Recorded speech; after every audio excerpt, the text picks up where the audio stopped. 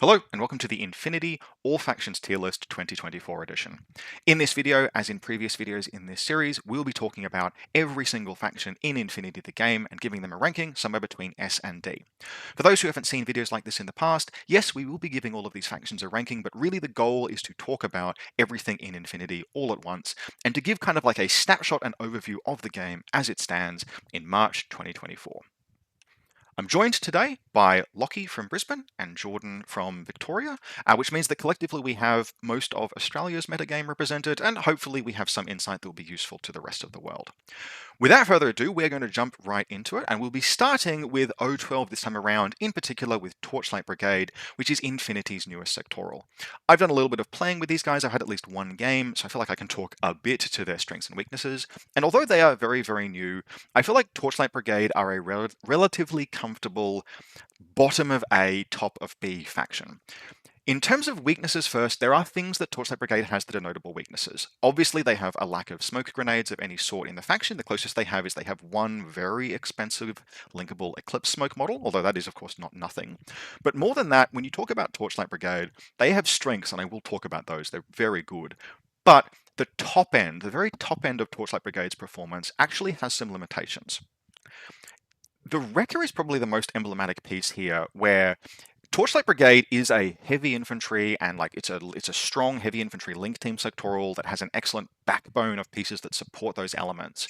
But the highest firepower you can get from Torchlight Brigade is something like a linked Silver Star Prime or a linked Silver Star Rover HMG, and those are just regular heavy machine guns. If you want strong armor-piercing firepower, you start going into pieces like the Wrecker, and the Wrecker is ballistic skill 13. And what that means is that if Torchlight Brigade is confronted with a heavily armored tag, they're dealing with it either asymmetrically, which they can do, or by trying to close combat, probably without smoke, or by trying to engage it with either regular heavy machine guns, which have a good chance of winning the face-to-face roll, but not a good chance of actually injuring the tag, or falling back on the Wrecker. And anyone who has ever played a ballistic skill 13 tag will tell you that using it is an exercise in patience or frustration. So Torchlight Brigade has these wonderful heavy infantry links, and it has an incredible backbone of like 15 to 17 point troopers that support the game plan of those links. One of the biggest problems with a faction like, say, Military Orders or Invincible Army is that your crumple zone with those armies is the wounds you have on your core link. And if those go down early in the game, it can be very challenging to try and recover. Whereas for Torchlight Brigade, your crumple zone is like, it's not just the wounds on your heavy infantry link, but you have this whole accessible field of midfield mine layers and pieces like that, which can keep you in the game and kind of guarantee a first turn.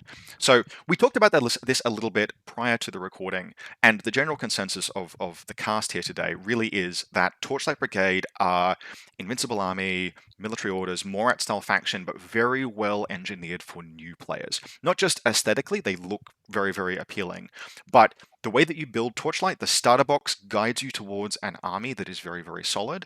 But there are options in the faction outside the starter box where if you have a game, you're just starting Infinity, you jump in with Torchlight Brigade, you win a game, you lose a game, you look at the game you lost and you go, I'm not sure yet if I know enough about Infinity to say how I misplayed, but I can look at the army list I have and see immediately there are all of these other troopers I could take that would change how the list played, and therefore I can change my list construction, if nothing else, to accommodate a loss that I just had. And those are really good attributes in a new player faction. I am not sure, because of that cap on the power level, like the Silver Star Prime is incredible, but if you are playing a game where the Silver Star Prime's prey is not like suitable for engaging with a damage 16 heavy machine gun, they are going to be stymied by their lack of smoke. Nevertheless, I think the whole package is complete enough and they have enough going on that even for like a very good player is not going to be restricted significantly by the weaknesses of the faction, and the strengths are very evident.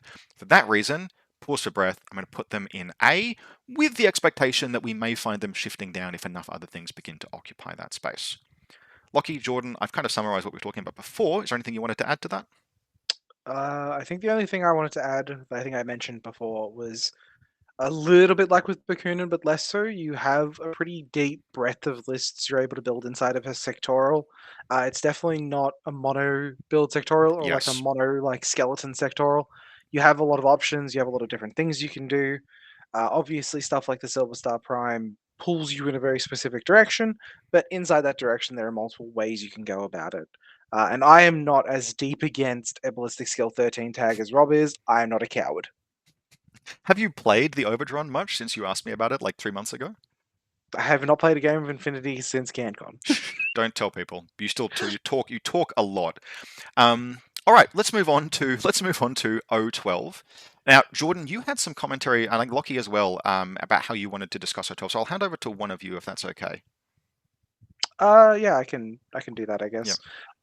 O12, barring whatever you get from Torchlight, the Torchlight stuff is definitely going to fill out some weaknesses O12 has with a lot of the midfield camo presence you're going to end up getting.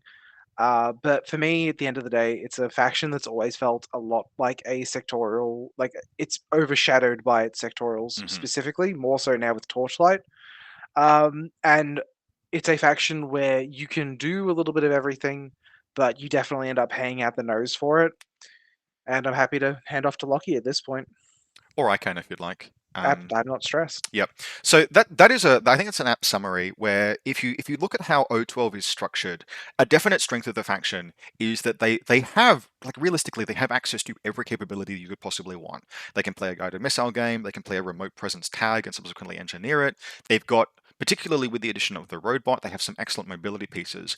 I would say and they even have smoke grenades.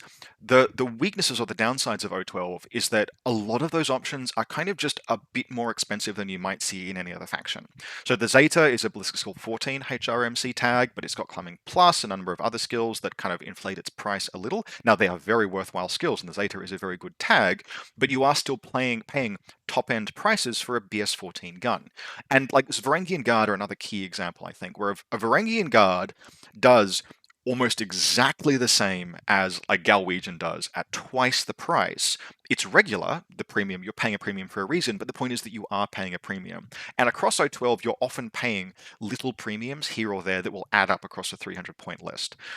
Also, Jordan did mention this, but obviously with the release of Torchlight Brigade, we will expect probably some models from Torchlight Brigade to flow into O12, but at time of recording, we don't know what those will be. Now, Corvus Belli, when they released Starmada, they were very reticent to put much into O12 from Starmada, and indeed, roadbots, there was a community outcry for roadbots to be added to O12. And in terms of Torchlight Brigade's release, the slides that they've shown, the profiles that they've shown, didn't offer any, like, didn't say they were restricted to individual, they didn't say they were restricted to Torchlight Brigade, but we don't really have any confirmation either way. And if O12 get, for example, AVA2 Moonrakers and maybe Samus Aran, for example, who's an excellent profile. Striders are a more elite but fantastic midfield. Those would, particularly those camouflage, just those generic camouflage midfield pieces, would add an element to O12 that I think it's probably currently weakest in. And if we see those go into O12, particularly the Moonraker is an exception to the usual O12 rule, where it is absolutely not paying a premium compared to any kind of competitor. The closest competitor it has, I guess, is a Dashat company Libertos, but Dashat company Libertos is literally best in class for what it does.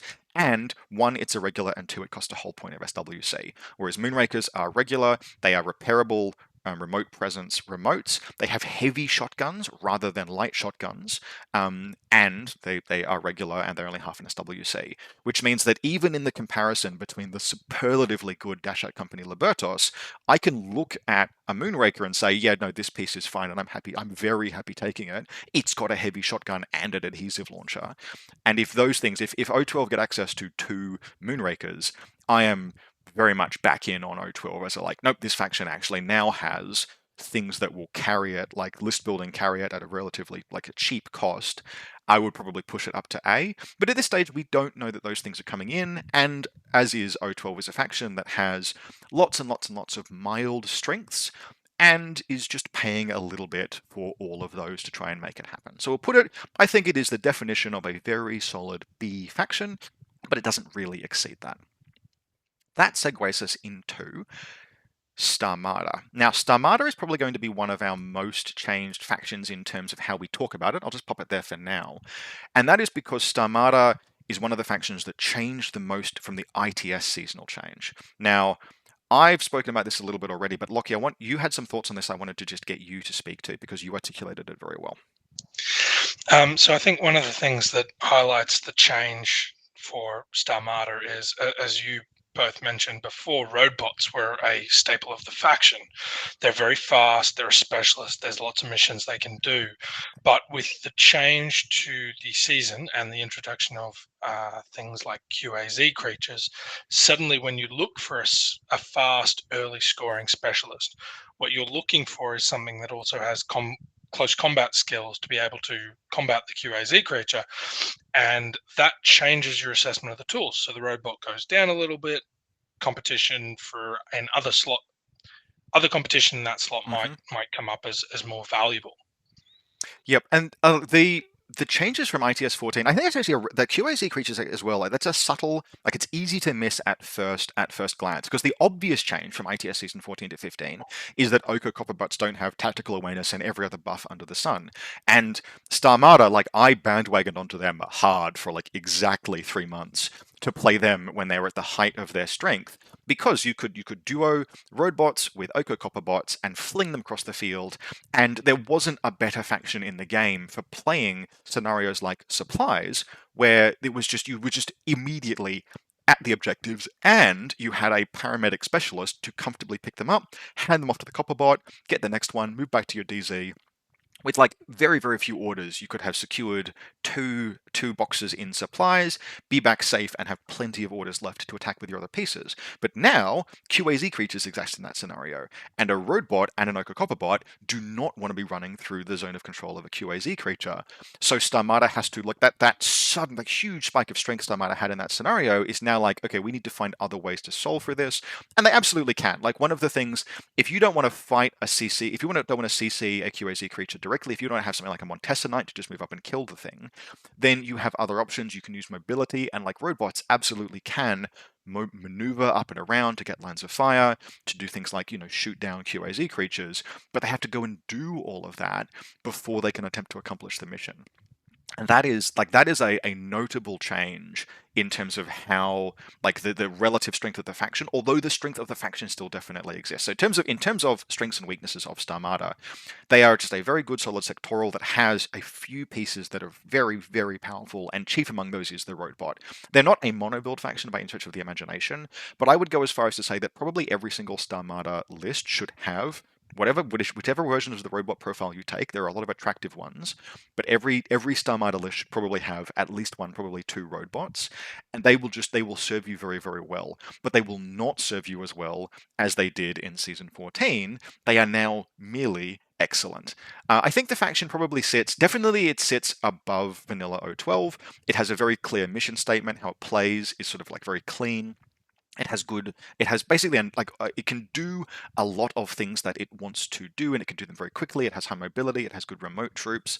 I don't think it sits at a position where it has such standout strengths that it jumps, say, any higher than. I think it maybe sits somewhere to the left or to the right of Torchlight Brigade, but in that same kind of locus of strength. Would anyone disagree with that? I would probably have them above O12 and B tier. I don't know if I'd go as high as A tier anymore. Okay, so we think something like that, for example, No, I'd probably leave Torchlight in in A. A Yep. personally. I just think that the seasonal change really hurt. Well, here's the thing: the when we were talking about Star Martel last season at the height of their strength, I think they were still only like a middling A tier faction, Yeah. Yep. and there's been a real cut down of that strength with the changing over of the seasons. Like we lost one of our few paramedic bonus missions as well in the seasonal changeover. Hmm. Yeah, okay, fair point. So in that instance, I think Starmada are probably sitting. They're probably sitting at the very top of B still, because pieces like the Zeta and the Roadbot and your support elements and your hacking, like Starmada, have a very like comfortable hacking game that they can play. I think that all still puts Starmada at the very top of B. And there are some players, like, for example, in IGL, there is at least one player. I want to say that it is Lobo, but I'm not completely sure, who plays, or at least last time I went and checked, was playing Starmada almost religiously and had a prodigious win rate with them off the back of a very core set of strengths. Jordan, correct me if I'm wrong there. Yeah, I think it was Lobo playing If it's Star for if a it's bit. not him, it's Kaviron. Like, it's like those two, right? Are just some of the best players in the absolute world. Yeah, Um, Caveron and Lobo are like the two players from IGL who I really, really rate highly. I yep. think Caveron's still Maybe monofaction Steel Phalanx. I could be wrong though. Okay, yep. So would have been Lobo then, I suspect, for a while that was playing, at least for a while, was playing Stamata. But just like the strengths are there to enable a player to get very, very good with them. But I would say in this particular case, the wins were a result of the player primarily, and that is worth noting, right? It's not factions that win events, it's players that win events. But all the tools are there in Stamata, but they're there a little bit less than they were last season. All right, jumping down now to where we began, I think, last year is PanOceania. If PanOceania was a spice, it would be flour. But Lockie, I'm gonna. That's The reason probably why we got Lockie Yeah. on the show. is neither Jordan nor myself are by any stretch of the means expert PanOceania players. I have played them more this year than I had for multiple years previously, but that pales in comparison to Lockie's experience. Lockie is easily the most experienced PanOceania player that I know, and we'll be relying on him quite heavily for this next section. Lockie, this is your time to shine. Tell us about vanilla PanOceania. All right, so I think I'm going to start some controversies. In some previous conversations, Rob, you mentioned that you couldn't really see yourself putting any faction sort of higher than A that didn't have access to smoke. Mhm. But I think I would argue that you have to really make an exception for Pano in there. Personally, I'd put them at A plus, Vanilla probably high A. PanOceania, really? And I think I'd like to actually reach on a point that you mentioned in your video last year when you were discussing Svalheim Winter Force. Mhm. And it's the access to good to okay, 10 to 30 point as a range band, unhackable close assault and specialists that are happy engaging close, operating under the guns of something like a BS-15 tag. And while you don't have smoke, so you cannot push ignore an ARO completely, I don't think there's any faction in the game that has the diversity of tools available to it to force people to keep their heads down. And as soon as you're forcing people to keep their heads down, you are at a spot where suddenly all those tools that generally would struggle to get up the board because they're not able to make continuous moves are viable because they can make those moves. Yep. So in vanilla PanOceania, you're looking at things like Liang Kai and Shona. You're looking at, while they're not unhackable diggers, you're also looking at Krakots, Vanilla Auxilia, Teuton Knights even. vanilla Teuton Knights, and they all sit around that range band. And when you combine those capabilities with a tag, they're very, very strong. I also think Pano still gets quite a lot out of mercenaries, particularly tools like the REM drivers, as we said, diggers, and so You've on been and so playing forth. quite a lot of vanilla recently, haven't you? Yeah, I have. I've Actually, on that note, quick plug for Lockie's channel. Lockie, that is DeBorder TTG. Yep. Yep. And so what Lockie does there are short form, like really crisp short form, like genuinely quick to watch YouTube short style Infinity battle reports. And recently, actually, Lockie has been doing a bunch of vanilla PanOceania games, particularly with a focus on like the Minds Corp models. That's like partially thematic, but because you've got a bunch of the stuff that you've picked up recently and been painting, haven't you? Yeah, I really liked it, and I wanted to test that angle. But the other thing I've found it lets me do is do hobby in any direction I want. Yep. But I want to jump back actually. I think you've made a good point that I want to capture because I think all of PanOceanian discussion takes place in the context of this, which is that yes, PanOceania, every PanOceania list that you write has to have a plan for engaging into the midfield against dug-in, head-down asymmetric defenses. But every PanOceanian list gives you the luxury of knowing that that will probably be the game state. Because there is no faction in PanOceania that does not have access to at least one incredibly powerful ballistic skill 15, super high quality, repairable REM presence tag. You always know that your opponent at least has to be thinking about that as a possibility. You probably have that piece or one of those pieces in your list. If you don't have that, you'll have good quality linked firepower, etc. Like every PanOceania list has that option. But what that means is that then you have to decide what the next step in the game plan is. And we talked about Svalheim last year in this context. I think there are other factions like how I play Varuna has matured in this, and we'll talk about Varuna when we get to this. But the broader context for PanOceania is, okay, you've solved step one of the game, which is you've probably made your opponent put their head down. the value of like every PanOceanian faction from there proceeds to now what are you going to do to capitalize on it? And so to jump back to you, Lockie, what you're saying is basically vanilla PanOceania is actually in one of the best positions to capitalize on the fact that you've probably passed step one of any game plan and gone to how do we assault a dug-in opponent? Yep. Yep. And I think one of the biggest keys to that is access to vertical mobility. And that's going to come up in a lot of this conversation. So tools like Super Jump or Climbing Plus on those close assault pieces are going to be what I really rate as a premium.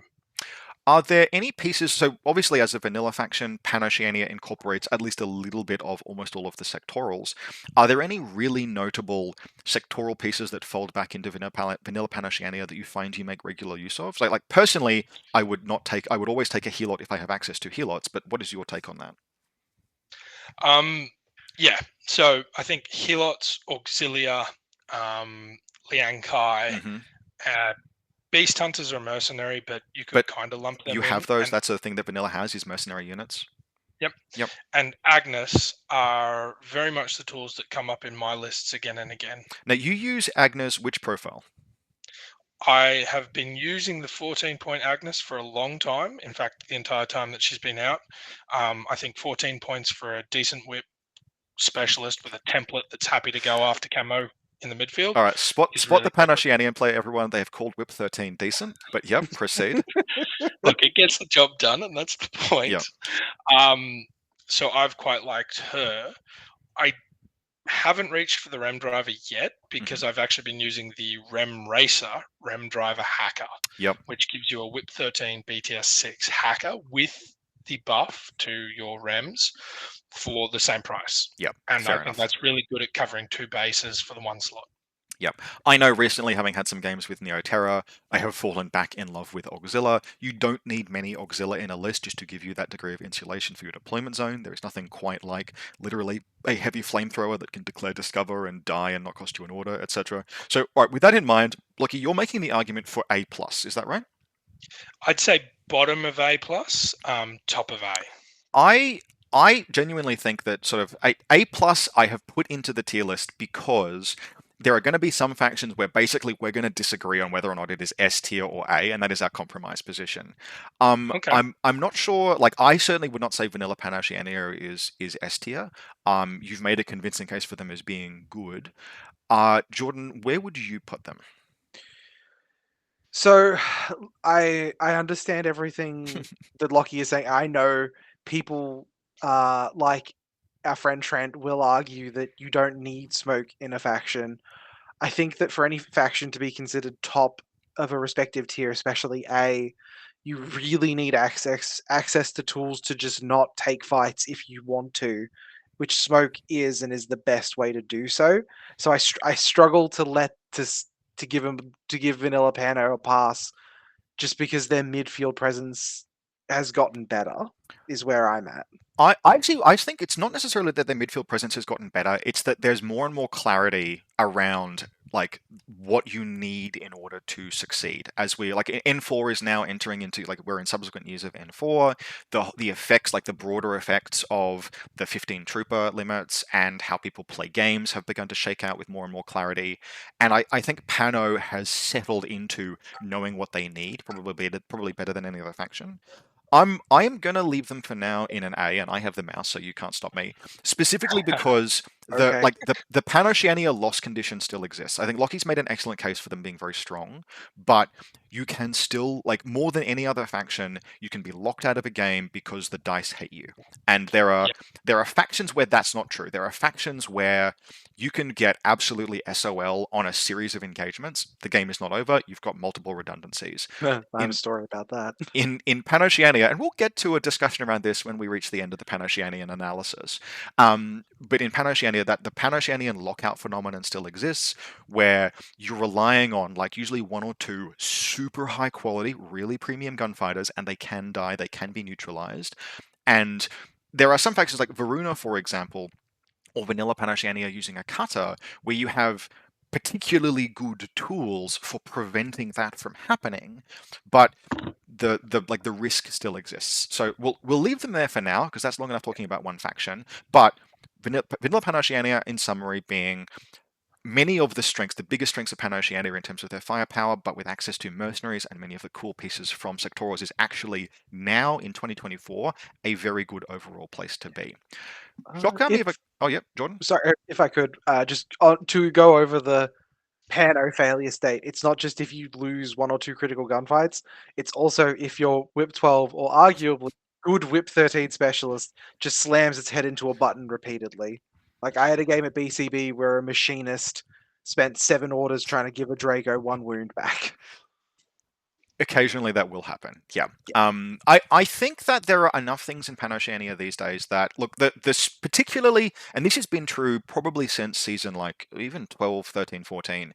The introduction whenever the paramedic and hacker bonuses to missions were introduced. Lockie, when was that? Sorry. Oh no, I was going to say the 2 rolls and the +3 makes a big Yes. difference. PanOceania is incentivized to engineer lists toward that, but they have some really good pieces for doing so. Now, I am not even a PanOceania expert, but the Knight of Montesa does exist in vanilla Pano, right?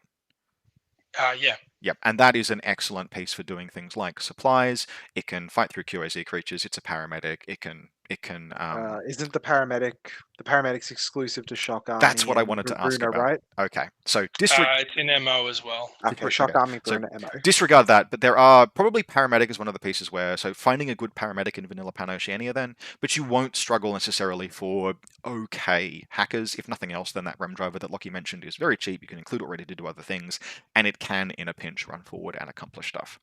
I Now think. we were I having. was also. Yep. Oh, Go. never mind. Just if people are keeping their heads down, you've got more orders to roll. Yep. Roll your whip. So we had an interesting discussion offline about this, Lockie, and I want your take on it.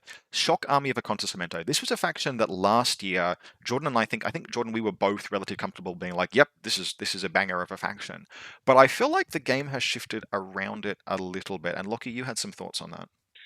Yeah, so traditionally, I think if you ask Pano players, certainly Pano players that I would rate highly, Acontecimento has historically always been what we put at the top of the strongest sectorial. It's got the most diversity. It can do AD, it can do camo, has good whip, it's got good asymmetry. It plays traditional Infinity. But with the changes in N4 and the way the game has changed, I think it is starting to show its age now. It still does the basics of Infinity very well, but it doesn't have very good smoke, even if it does technically have smoke, yeah. But it really lacks those unhackable close assault pieces. It's got Dart and she's pretty good, but she's on the pricier side for that range, and she's not a specialist. And it's got Scylla's Orc spots, it's got Peacemakers. It can do well, but it doesn't have the equivalent of Beast Hunters. It doesn't have the equivalent of Liang Kai, etc. If you put AVA1 Beast Hunters into Acontecimento, I'd completely change this.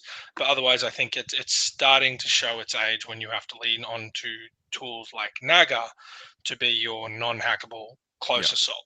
I have a lot of time for Naga, but they are an older profile now, and you can tell that. And basically, if we want to identify the arch nemesis of PanOceania, it is the Masai Moran on a rooftop, and a dogged, non-shock immune piece running through a crazy koala in an attempt to then solve this problem. Like, it's not a trade that you want to make, particularly given the price difference. The other thing I think that's worth noting about Acontecimento is they absolutely do have that high-end tag firepower between the Dragao and the admittedly non-Montesa Tikbalang. You have some best-in-class tag pieces there. But if we look at how the other factions have changed around them, Acontecimento really has remained very static for some time now. And in particular, when we get to Neoterra and Varuna especially, there are things that have changed with those factions, with the addition of reinforcements, profiles, and etc., that actually are very, very meaningful in terms of not necessarily resulting in increased power, but significantly increased list versatility, which then gives you more tools and more playstyles and more options, etc. Whereas Acontecimento have remained kind of unchanging, and they're still sitting there shackled to. I think in 2024, having a 5-person core that, like, I love Sapper Snipers, but that dedicates 5 troops to not moving.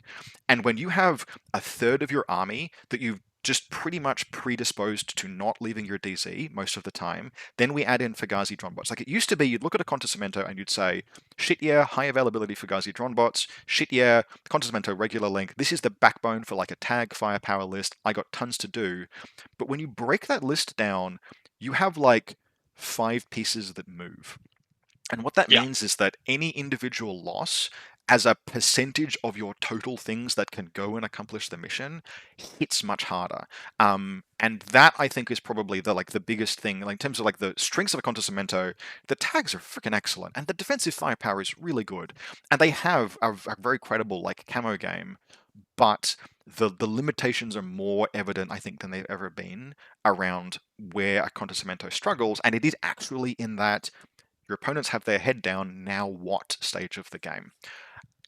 Lockie, give us a ranking for them. So I still would say they're A tier. No, I don't think and I don't think we can. well, Right? all right, well then pop them in B tier. But my argument for them is relative to other Pano sectorials, they are still strong in their diversity of choices. You can get proper AD, you can get proper camo, and so forth. But each of those choices is not necessarily as mechanically strong as it used to be able to be. All right. So where would you put them relative to Starmada and O12? Oh, I don't know enough about Starmada and O12, but I'd put them below Vanilla Pano. Okay. I'm going to pop them, I think, so O12 is a very good yardstick because O12 is a faction that does a great many things, but it perhaps does them. If you compare O12 and Vanilla PanOceania, what Vanilla PanOceania has, frankly, is it has a bunch, it doesn't have smoke, but it has a bunch of little edges that you get from just existing for a long time, where enough factions have been added to Vanilla Pano that, like, they've been given more access, for example, to mercenaries, I think, than O12 has. There are just enough extra things in Pano that you can find a thing that does its job best for like a couple of points cheaper or a bit more efficiently. And what that means basically is that your vanilla PanOceania list, yes, it lacks smoke and maybe the info war is a slightly lower top end, but you have all of these little edges that add up almost genuinely just in terms of extra points to spend. And comparing that to O12, like that's where we see the strength differential between Pano and O12, but O12 is still quite good. Where then do we put, like if I was going to say, or look, you say a Contosemento quite reasonably is less powerful than vanilla PanOceania is your argument. I think you've made a good one there. Let's step back down to how much less powerful are they than vanilla PanOceania, because those are the edges that we're talking here. And I think that particularly the things that I've identified as weaknesses for Contosemento, they're very close to. There's a lot of efficiency in a Contosemento, which O12 doesn't necessarily have, but the shackles that you are bound to, I still feel quite keenly. For now, let's pop them sort of in between Starmada. I think Starmada is a stronger. It's a purer of vision, has more capability. Even with the changes in season 14 to 15, I think Starmada is still very solid. B is very solid. I think Contosemento has probably dropped just slightly below them. Yeah, I think it's definitely dropped. Yeah. So do you mind? Sorry, do you mind if I just? The one thing I will say, because we mentioned the dreaded enemy of Pano, the Masai Moran on a rooftop. Dart is in your faction. Dart is absolutely designed to kill a Masai Moran on a rooftop. Even if it's only one of them, you've opened up a flank for like your Tick Belang to start doing sick cartwheels on a rooftop. Yeah, and that is that is one of the clear strength cases for like Dart plus Lucky Go. Well, I think that's a very easy thing to say, like Dart is the answer, and I will not disagree with you. But compare her to Liang Kai, who's forward deployment 1, so he's there almost just as quick. He jumps right up, and he's high whip and going to be throwing templates down, kill one Moran, and go for the next. And I think that's a good example of where I think ASA is showing its age. Yep. The Dart, like the Dart paradigm as well, is that, so there was a time where, and she's a good piece, there was a time where she was outstanding as part of a mix that included like Peacemakers. God, if there's any faction that has been hurting from the points nerf to Peacemakers, it's a Contosemento. Because a Contosemento used to have you had the trifecta of Naga hacking, Dart, and Peacemakers. And that was really, really good. And it turns out that like 4 extra points paying for a Peacemaker means that you can't really take 2 of them anymore. And frankly, even 1 is a challenge. And that leaves Dart to carry more weight by herself, which means it's harder to do things like disarm the Masai Moran's Mad Trap before going after the Moran herself. And that's actually that's a big difference between Lang Kai and Dart, is that Lang Kai, admittedly, if he fluffs the dodge roll, it's real freaking sad because he's not shock immune. But he dodges on 16s. He's got a very good chance of getting through the Mad Trap, clearing it, and then hitting the Moran with no wound cap intact, which means that most of the time, the expected outcome of Lang Kai going after Moran is that yes, he's wounded and targeted, but he's alive. Whereas Dart, she's got good armor and she is shock immune, but a non-zero amount of the time, she's going to end that trade. Yes, she'll have killed the Moran, she'll have cleared the path, but there's a good chance she dies doing it unless you get your lines exactly right. She's got mobility, climbing plus is excellent, you can combine that with the tick belang. Sometimes all a tick belang needs is just make the hole to run the tick belang through, and you can win the game off of that. But we probably do have to acknowledge that Dart is a good piece, but she's not. There are options that exist elsewhere in the game that probably outperform her. Yes. Okay, military orders. Now, I want to talk about this a little bit, and I'm almost certain Lockie will have some things to say. Last year, we talked about military orders, and we did not mention at any great length the tick belang of Montesa. We talked about it elsewhere in the video, but the people who jumped straight to military orders didn't seem to care about that. So, let's acknowledge military orders and that the tick belang of Montesa exists. It is an excellent tag. D-tier faction. No, let me break that down. It's probably not actually D-tier, but the military orders, if nothing else, they stand in really stark comparison, especially to the recently released Torchlight Brigade. And Torchlight has cast into stark relief for me what it is that I find that military orders is missing, where there are top-end pieces in military orders that they're genuinely enviable.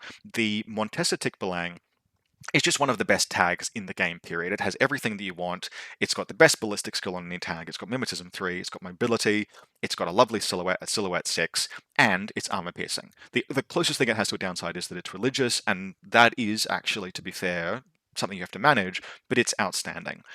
Then you have things like Teutonic Knights, which are excellent, and there are like choices inside military orders where things do like this individual piece is good, but you compare them to Torchlight Brigade, and Torchlight Brigade has that 15 to 17 point slot that is absolutely stacked with things that make sure the rest of your army works. And in military orders, that's like croziers or very expensive order sergeants, and it's like there are pieces there, but they don't hang together. They don't have that glue that lets those elite, expensive, cool hero units like guarantee performance.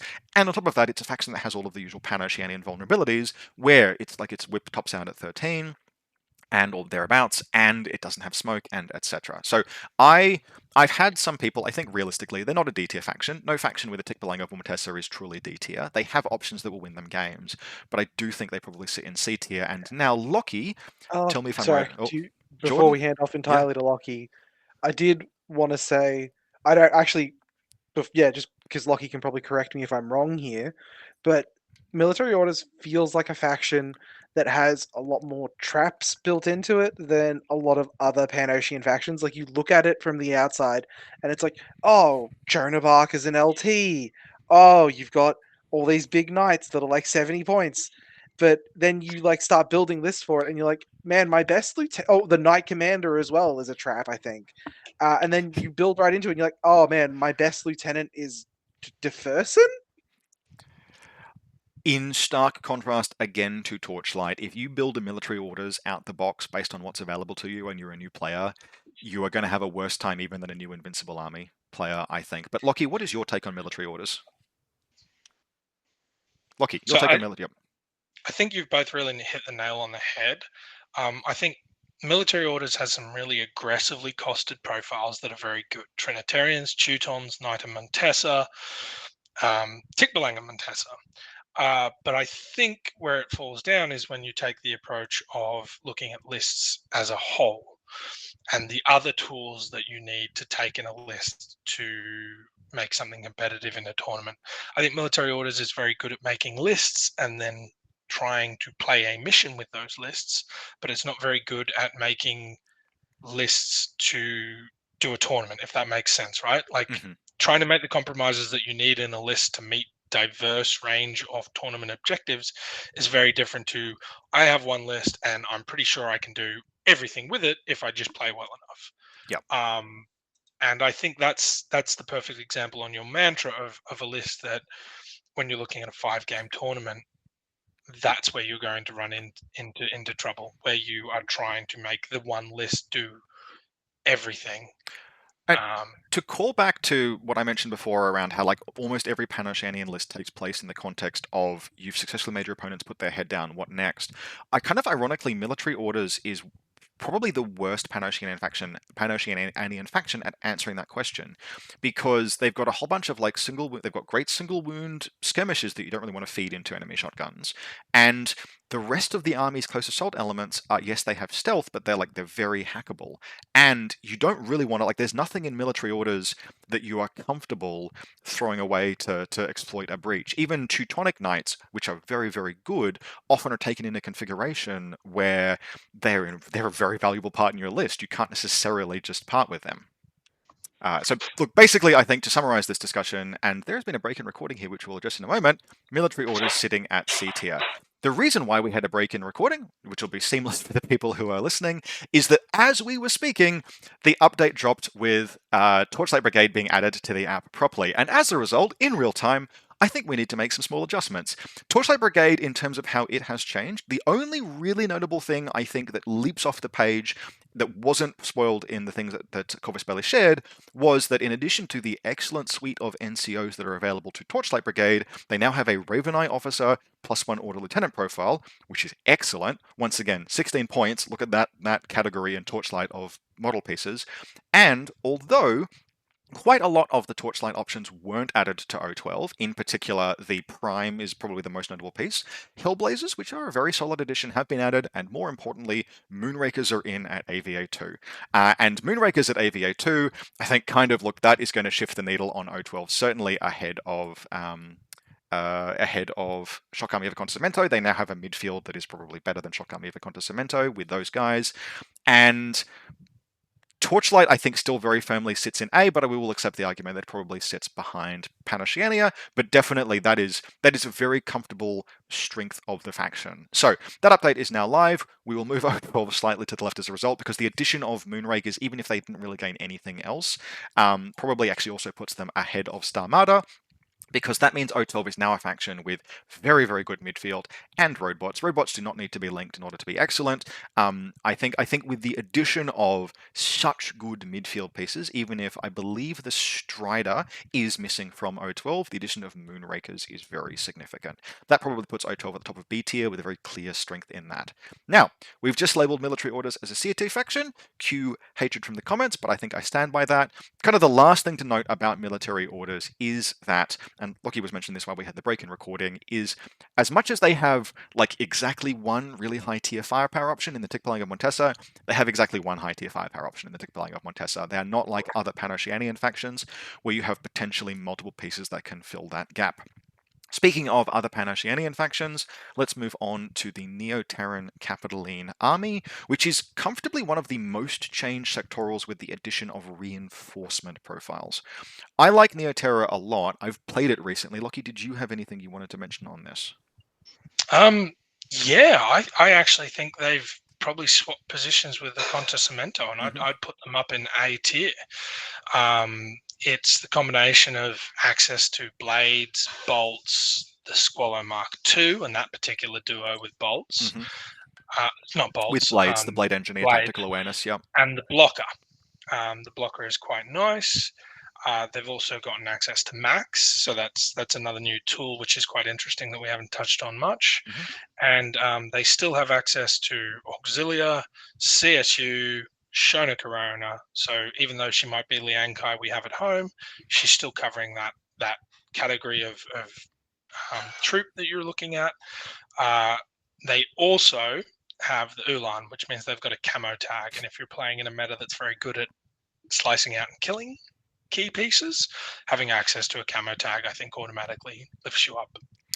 I am never going to get on a soapbox and extol the virtues of the Ulan. I think it is very, very expensive for what it does. But that is a good point. Is as a meta adaptation, in that like we will talk soon about the cutter and how the cutter is a piece where one of the biggest strengths of the cutter is that you can camouflage it and keep it resistant to attempts during your opponent's turn to solve it asymmetrically. Yes, the Ulahan can do that, but it does that at a huge premium. But apart from that, Neoterra, like it does sit in a very slightly awkward spot where its answer to your opponent's head is down, what do we do now, is it's certainly firmer than military orders, but it's sitting a little bit more in the sense of like, well, we have Shona Carano and even Auxilia of all things. The close assault of military orders is probably going to have to thread the needle between repeater networks, etc., and solve that problem creatively. But the tools that it broadly has and if nothing else, the changes with reinforcements have opened up Neoterra into that important category of sectoral where there are multiple ways to play it, where you have, if you want your big, very useful links, you can do things like take your bolt core. Usually core is still very solid. You can play your core link and tag as your option, but you can do things like run interesting duos and interesting Haris teams, which means that you can build two Neo-Terran lists that both very clearly have a game plan and tons of orders and mechanical strength, but they're very, very different. You do not see every Neo-Terran list be the same because of that. Like, do you want to commit to the Blade Engineer Attack Awareness plus tag duo? If so, what kind of tag? Or do you want to play in different directions? Now, the how do I approach the midfield is probably a little scuffed, but even just the fact that you have Auxilia are like at 14 or 15 points, they solve, like they are very easy to put in a list. Like you can put two Auxilia in a list and one of them can be your LT and you've put almost no impost on the list and you've added a ton with the Oxbots, etc.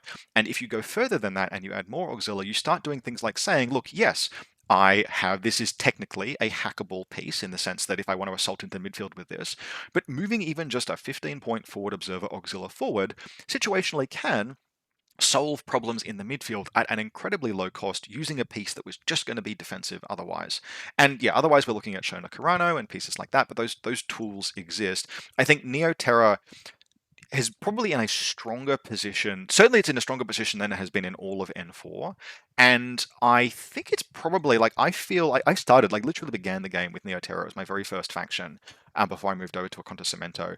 I feel like Neoterra now does what I want an army in Infinity to do in its own unique way. It does it probably better than it's ever done. I think it's at the very bottom of A tier. I think we'll push this to the right as more factions get added, but the changes to it have been really positive with the addition of reinforcement profiles. Yeah, I will say that it's probably the faction that got probably the third best changes with the introduction of the reinforcement profiles. Yeah. All right. Varuna, immediate reaction division. I have some thoughts on this, but who else would like to speak first? I think it's good to let you take this one off, unless Lockie wants to. Yep, Lockie, go. I'll throw some spice in the mix. I actually think they're probably about the same as ASA, but I think that's going to be very different to your take on them. It is. Mostly where I'm coming from is they still lack those assault pieces that I'm looking for. Zulu Cobras are very good in that position, and they're a very defensive faction, but I think they're still vulnerable to templates in the midfield. So I'm going to make the argument against that, and this is an important point to address. The opening moment for Varuna for me has happened in the last year. It's a combination of two things. Firstly, it's just realizing that Fusilier grenade launcher profiles exist and I can take them. But more than that, it's the addition of the Ballistic Skill 15 grenade launchers on the Light the Squallow Mark II. So Varuna, in terms of its strengths, we talk about strengths and weaknesses of the faction. Varuna is probably the best defensive faction in the game, or it's very, very close to it's in the competition. And that is purely off the back of helots. Helots, particularly if you play against someone who knows how to play helots well, and I have someone in Canberra who is very possibly the best helot player in the world, or at least in that conversation. playing against well-played helots, the game literally becomes like the mini game in that situation is how not to fight the freaking helots, because they will suck out your soul and all of your orders, and at some point during the game they will produce a catastrophic failure for you. Helots are for the cost very, very efficient defensive pieces. Use the camouflage markers, not the decoy ones. But then, okay, so cool. So we have in Varuna, we have, firstly, it's a PanOceanian faction with access to the Cutter and the Squalos Mark II, and quite serviceable linked firepower. We have the answer to how do we make them keep their head down. We have in Helots the answer to how do we survive long enough to make that come into play. How do we get turn 2 and turn 3 happening very comfortably without having to rely on other defensive measures.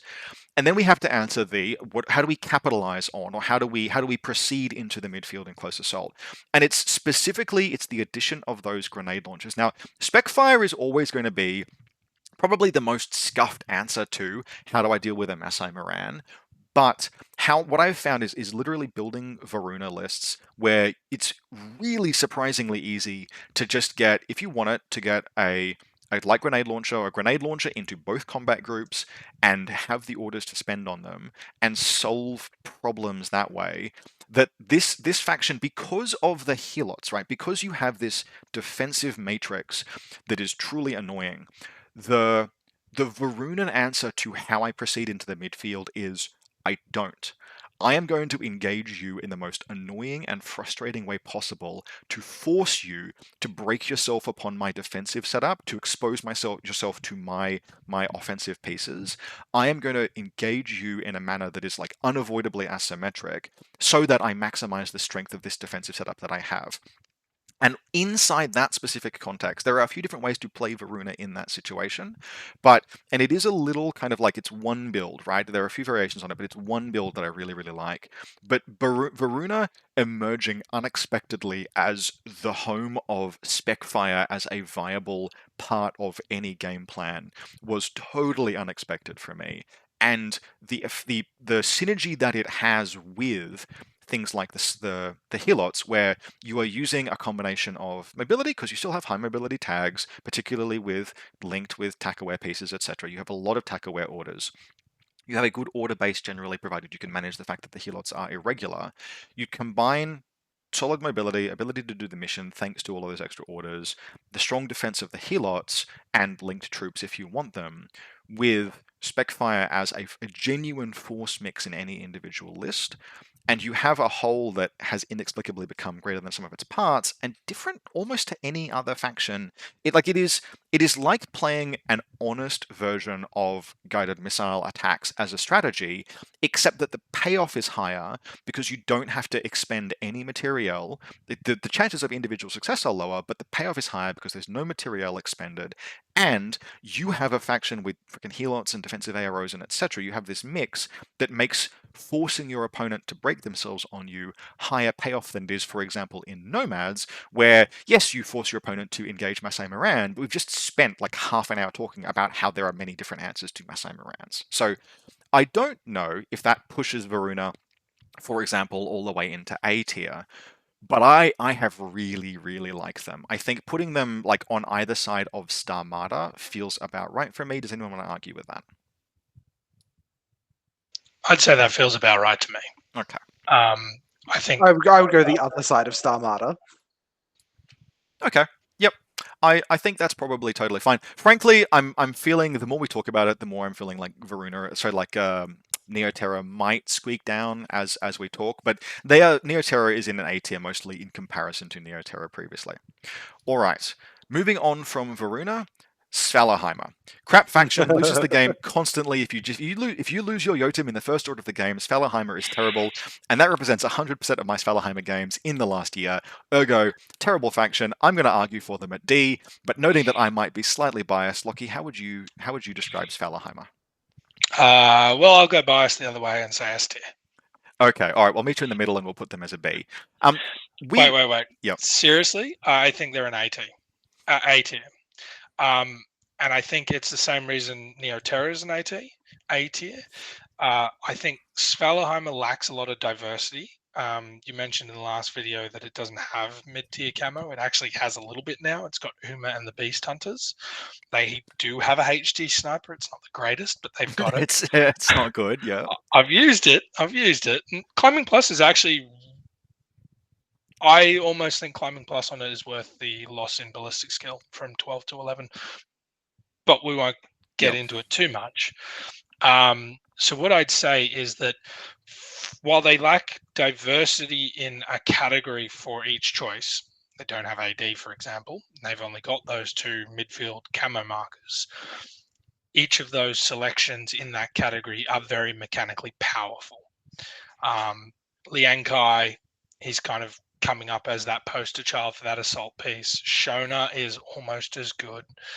The Yodam is an excellent heavy weather, and it's a gear check. It's one of the few gear checks in the game where it will actually gear check you, and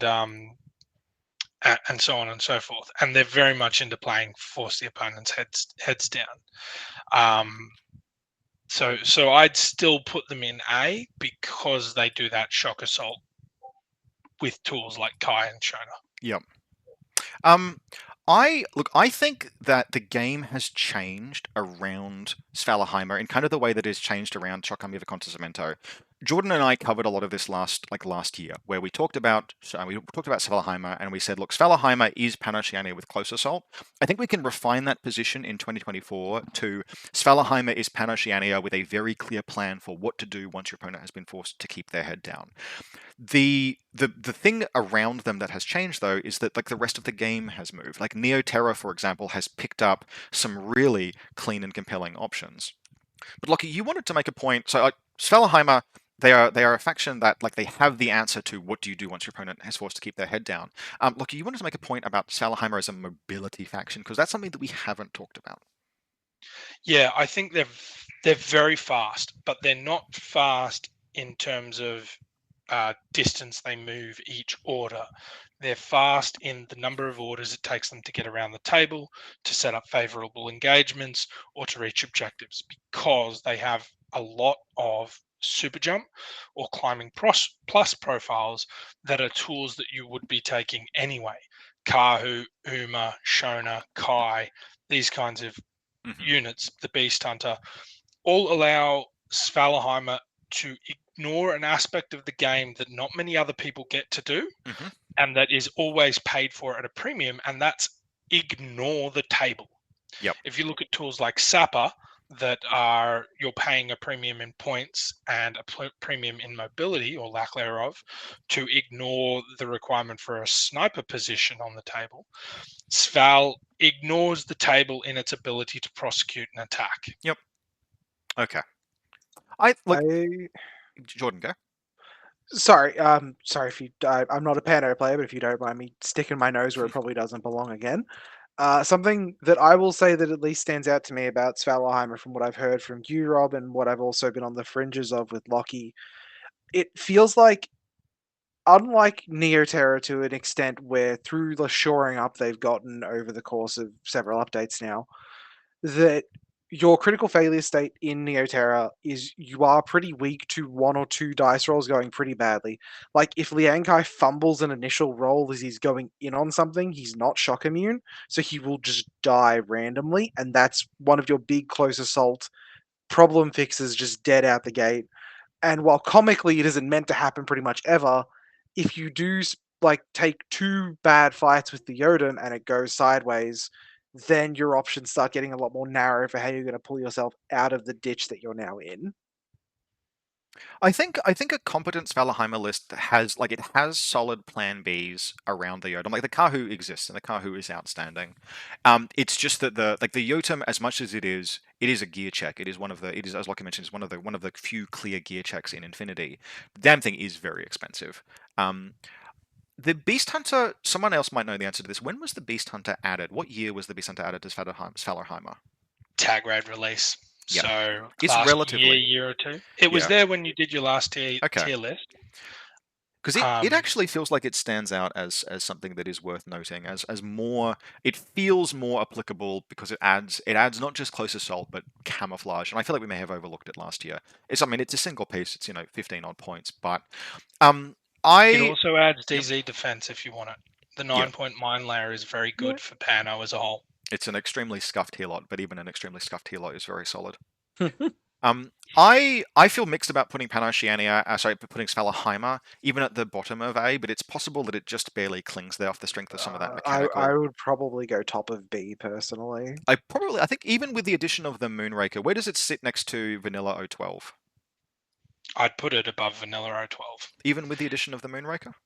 Even with the addition of the Moonraker. And I think the reason I do that is my reply to Jordan's comment about Liang Kai loses a fight and he's in trouble. The mobility of Svalaheimer Winterforce lets you not take those engagements. Yep. Sure. So you don't go into shock templates, you don't go into mines, you go around them and you hit the tool that you want to hit with him. Yeah, so like the worst case scenario for him is that he rolls a 17 to dodge, and then what would that be? 14 or less, 15 or less to save against a Crazy Koala, and Crazy Koala existing enough of a table presence to be difficult to get around. But even then, he needs to roll a 17 to fail that. It's not like a mine. A mine, he's mobile enough to potentially avoid triggering in the first place. Right, that is still the argument. Sorry. So I was just going to say, and you do have redundancy in your list. Losing Liang Kai is not the end of the world. So I do think I like them. Look, I'm biased, but I think the mobility and the ability to ignore the table is just something that's very hard to quantify, and it's very hard to impress upon people until you're doing it. You actually see it in play. Yep. If we had an It Depends category, that would be a very clear example of like where a faction might actually fall into that. It can really depend on not just the table, but how good as a player you are at identifying how the table is going to impede your play and moving around that. That concludes PanOceania. We are part of the way there. Lockie has to go now. He's joined us for the PanOceanian section of the section of the tier list. Lockie, thank you so much for your time. From here on out, it will be Jordan and myself making our way through the rest of the game as best we can. Lockie, thank you very much. Cheers for having me, and I look forward to the rest of the list. All right. So, Vanilla Yuching. Jordan, I'm going to fall back on you for this one because my opinions about Vanilla Yuching are just, they for whatever reason, to me, they feel inexplicably mediocre in 2024, and the inexplicable is the part that I am stumped on. How do you feel about Vanilla Yuching? So, I would agree with you, but then they came second at CanCon, but that probably says more about Ryan Kirby being a pretty exceptional Infinity player to get that kind of result with them in 2024. I think there's still a certain amount of player gets surprised by Hacktow existing that happens, where you end up winning games off the back of, oh man, I didn't quite think that was going to end up there. What the fuck do I do now? Yep. I feel like we last year probably gave them a lot more points with the existence of the forward observer bot. Because it covers a weakness that they otherwise have. Because it covers a weakness of the faction. Yep.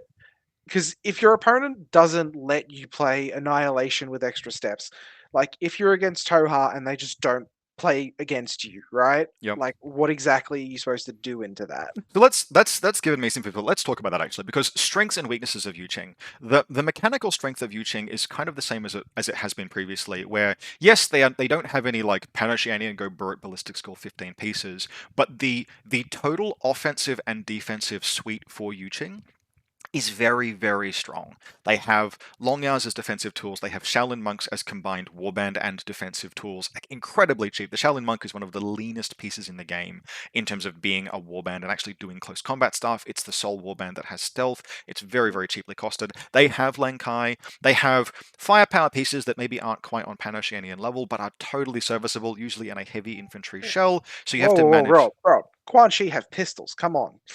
And I love the Yanhuo, even if the internet does not. Like the total offensive package, right? Quan Chi has 5-point water pool and warband pieces. The offensive package in Yuqing has always been very deep in terms of what it is you can do with a list. There are a lot of options. Maybe they top out, like you're using things like Moangs and Yanhuaos, and the Blue Wolf admittedly goes Burt in a very significant way. The Blue But Wolf is definitely the superior of the two tags you have on option in the uh, faction. and it is very, very good. And you have smoke, not just smoke, but excellent smoke and excellent close assault. Where vanilla Yuching in particular falls down is translating, not just putting your opponent's head down. Like PanOceania makes your opponents put their head down. Yuching fucking goes and kills you. Like we haven't even mentioned the Sujan yet. There is Yeah. no piece in the game that is better at crossing the table and fucking your opponent up in their DZ if it can get around a hacking network than the Sujan. But you do all of that, then you've got to press a button. And I feel like in Yuqing, you generally you devote literally an entire turn to the offense, right? Like the Sujan does not spend just 3 orders. The Sujan spends your entire order pool and borderline puts your opponent in retreat. But you go from that to I have to do the mission now. And at that point I look at how like I put all of the things I want into a Jing list, and I'm left with I really am going to rely on this Blue Wolf pilot to press every button because I don't have a single other specialist that I felt happy including. And So yep, go. something to potentially keep an eye out for, though, in this season in particular, is the existence of God's Abomination of a mission in Bpong and also Last Launch. Both of those missions, to engage with the primary objective of the mission, you don't necessarily need to make that many rolls. Yes, that's fair. Bpong does require specialist troops though. Yeah, to push the button. Yeah. But you don't have to roll for it. Yeah, if we are playing, what I would say is if you find yourself in a tournament where it is someone has, I don't think this is actually a good way to run an event, but they're running resilience ops for 3 rounds. Resilience ops is incredibly light in terms of, in fact, it's virtually nil in terms of your specialist requirements. And Yuqing has enough anti-material weapons, for example, that Yuqing salivates at the idea of playing resilience ops because in resilience ops you just play infinity, you murder your opponent. You go out, you do stuff, you accomplish missions incidentally. Yuqing is very happy in resilience ops. But as soon as if you have a 5-round event or a 3-round event, and there's like, the TO has thrown in countermeasures or highly classified, Yuqing starts really sweating and has to build a list that like stretches very far beyond their comfort zone. Because, yeah, the Sujan is sweet AF, and the Blue Wolf is sweet, like Guangxi, like there's all of these pieces that are very good, but then translating that into scenario points in any of these missions where it's like, nah, bro, you got to press a lot of buttons. Like Yep. probably the worst case scenario, not the worst case scenario. I would say Yuqing in evacuation are in a better spot, for example, than say Starmada is because the Sujan is not a remote; it's heavy infantry. But you look at like the sheer number of rolls that are required to complete evacuation as a scenario, and we translate that into another. Like if that ever emerges in another scenario, or you have some kind of a high overhead button pressing, like supplies. Like playing supplies as Yuqing is this nightmarish tension between doing literally anything to accomplish the mission and killing your opponent, which is what your list is driving you to do.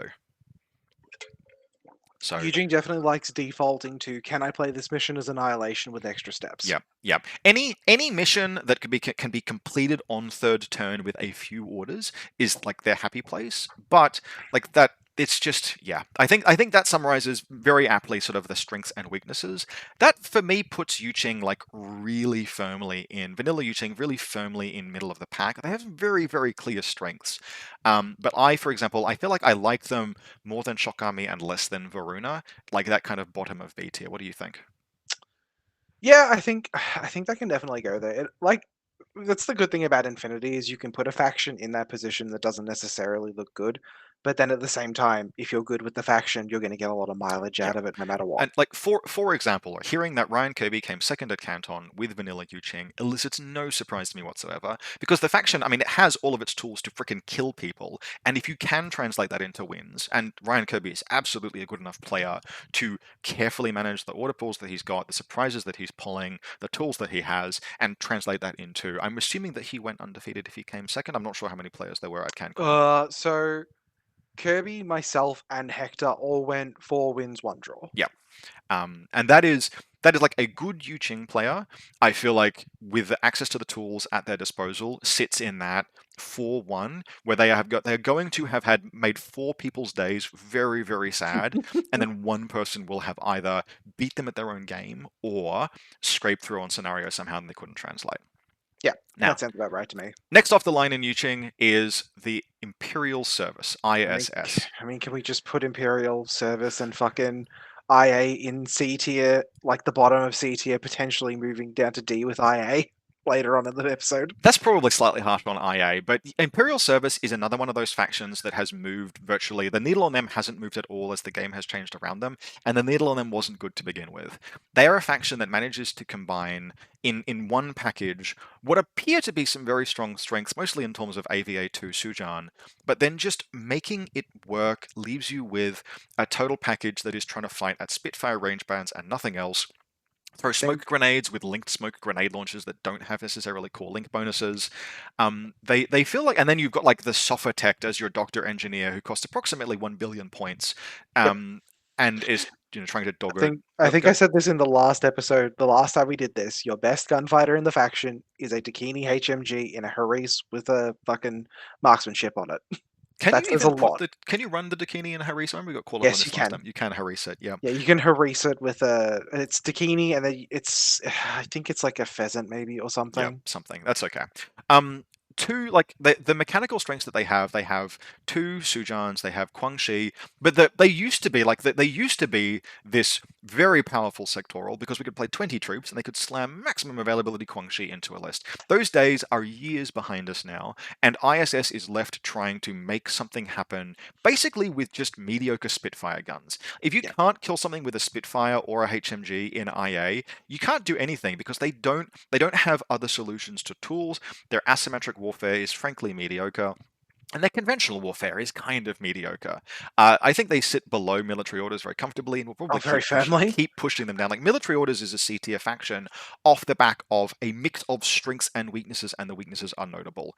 ISS is a faction that really, for me, all of the weaknesses stand out. And if you can't, like vanilla Yuching, you can attempt to annihilate someone with the Sujan, and if the Sujan is not the right tool for the job, you have a dozen other options. In ISS, if the Sujan is not the right tool for the job, linked Dakini, linked Crane rank, maybe. Like there's nothing happening there that is going to carry you to victory with any kind of consistency. And as much as you don't want to compare your kids to one another, the fact that one specific Eugene sectoral has gotten such an enormous boost recently has made the other two look a lot worse by comparison. Yeah, we will be subject over the course of this video to the anchoring fallacy on multiple occasions. I think the anchoring fallacy right now is why Neoterra is in A tier, because it got a glow up, not because it's necessarily objectively that strong. But ISS, I think it has had no changes, and it is objectively not strong. Bottom of C tier, fairly cleanly, sitting out there next to military orders, with really only maybe 1 or 2 factions in the entire game below them. Now, you're probably going to make the case that one of those factions is Invincible Army, so why don't you wax lyrical about them for me for a moment? So, one of the former Melbourne players, Lewis, has moved up to Brisbane recently, and he's taken Invincible Army. And while I haven't had extensive talks with him, a lot of the talks I've had with him have been, man, it's really, really hard to make this faction do anything that I wanted to do in particular. Because I think a lot like MO, it presents a very specific kind of idyllic list power fantasy of here's my limited insertion, 5-man core, and I'm going to run 14 orders through. It's going to be a great gut time. We have the best named character in the entire game. It's Crit Cockram. Yep. If you don't know why he's the best, you're too young to be watching this video. I'm sorry. But then when you actually try and play it like that, you walk into a repeater in the midfield and you're like, well, I got a 10 bot next 6, but there's like 3 hacks coming at me, and I have to walk through this repeater for like another order and a half. And if I fail one save, or like if one thing gets through and I fail one save, I'm going to start having a lot of problems. I mean, like the link obviously doesn't break because Zuyongs have all got number 2, but even if you're every model that you're forced to leave behind in the midfield has immediate and really quite painful consequences and delayed consequences as those models are isolated and killed in a subsequent turn. Yeah, and so I've heard from Lewis he's trying to play it a bunch of different ways, taking advantage of like hideout links, Rushi, pieces like that. But then when I hear of someone playing Invincible Army in that fashion, it reads a lot like trying to play White Banner style Jing Yes. when you could just be playing White Banner instead and be having a much easier time with it. I think that is probably a really clean way of putting it. So I have had people tell me, and they're not wrong, that you want to avoid with Invincible Army the trap of assuming that they're a mono build faction, where the fantasy of Invincible Army is very clearly communicated. It is that 5-person link with a bajillion orders going and just being absolute heroes through the midfield. And yes, Invincible Army do that probably better than many factions. In particular, like say compared to Torchlight Brigade, they have armor-piercing rounds in that link. They can have more tactical awareness, etc. But if you just stop and you break down Invincible Army and you look at every piece available and you filter by not hackable, the things you have in Invincible Army that are not hackable is a perishingly short list of pieces that cannot in any capacity carry you a game.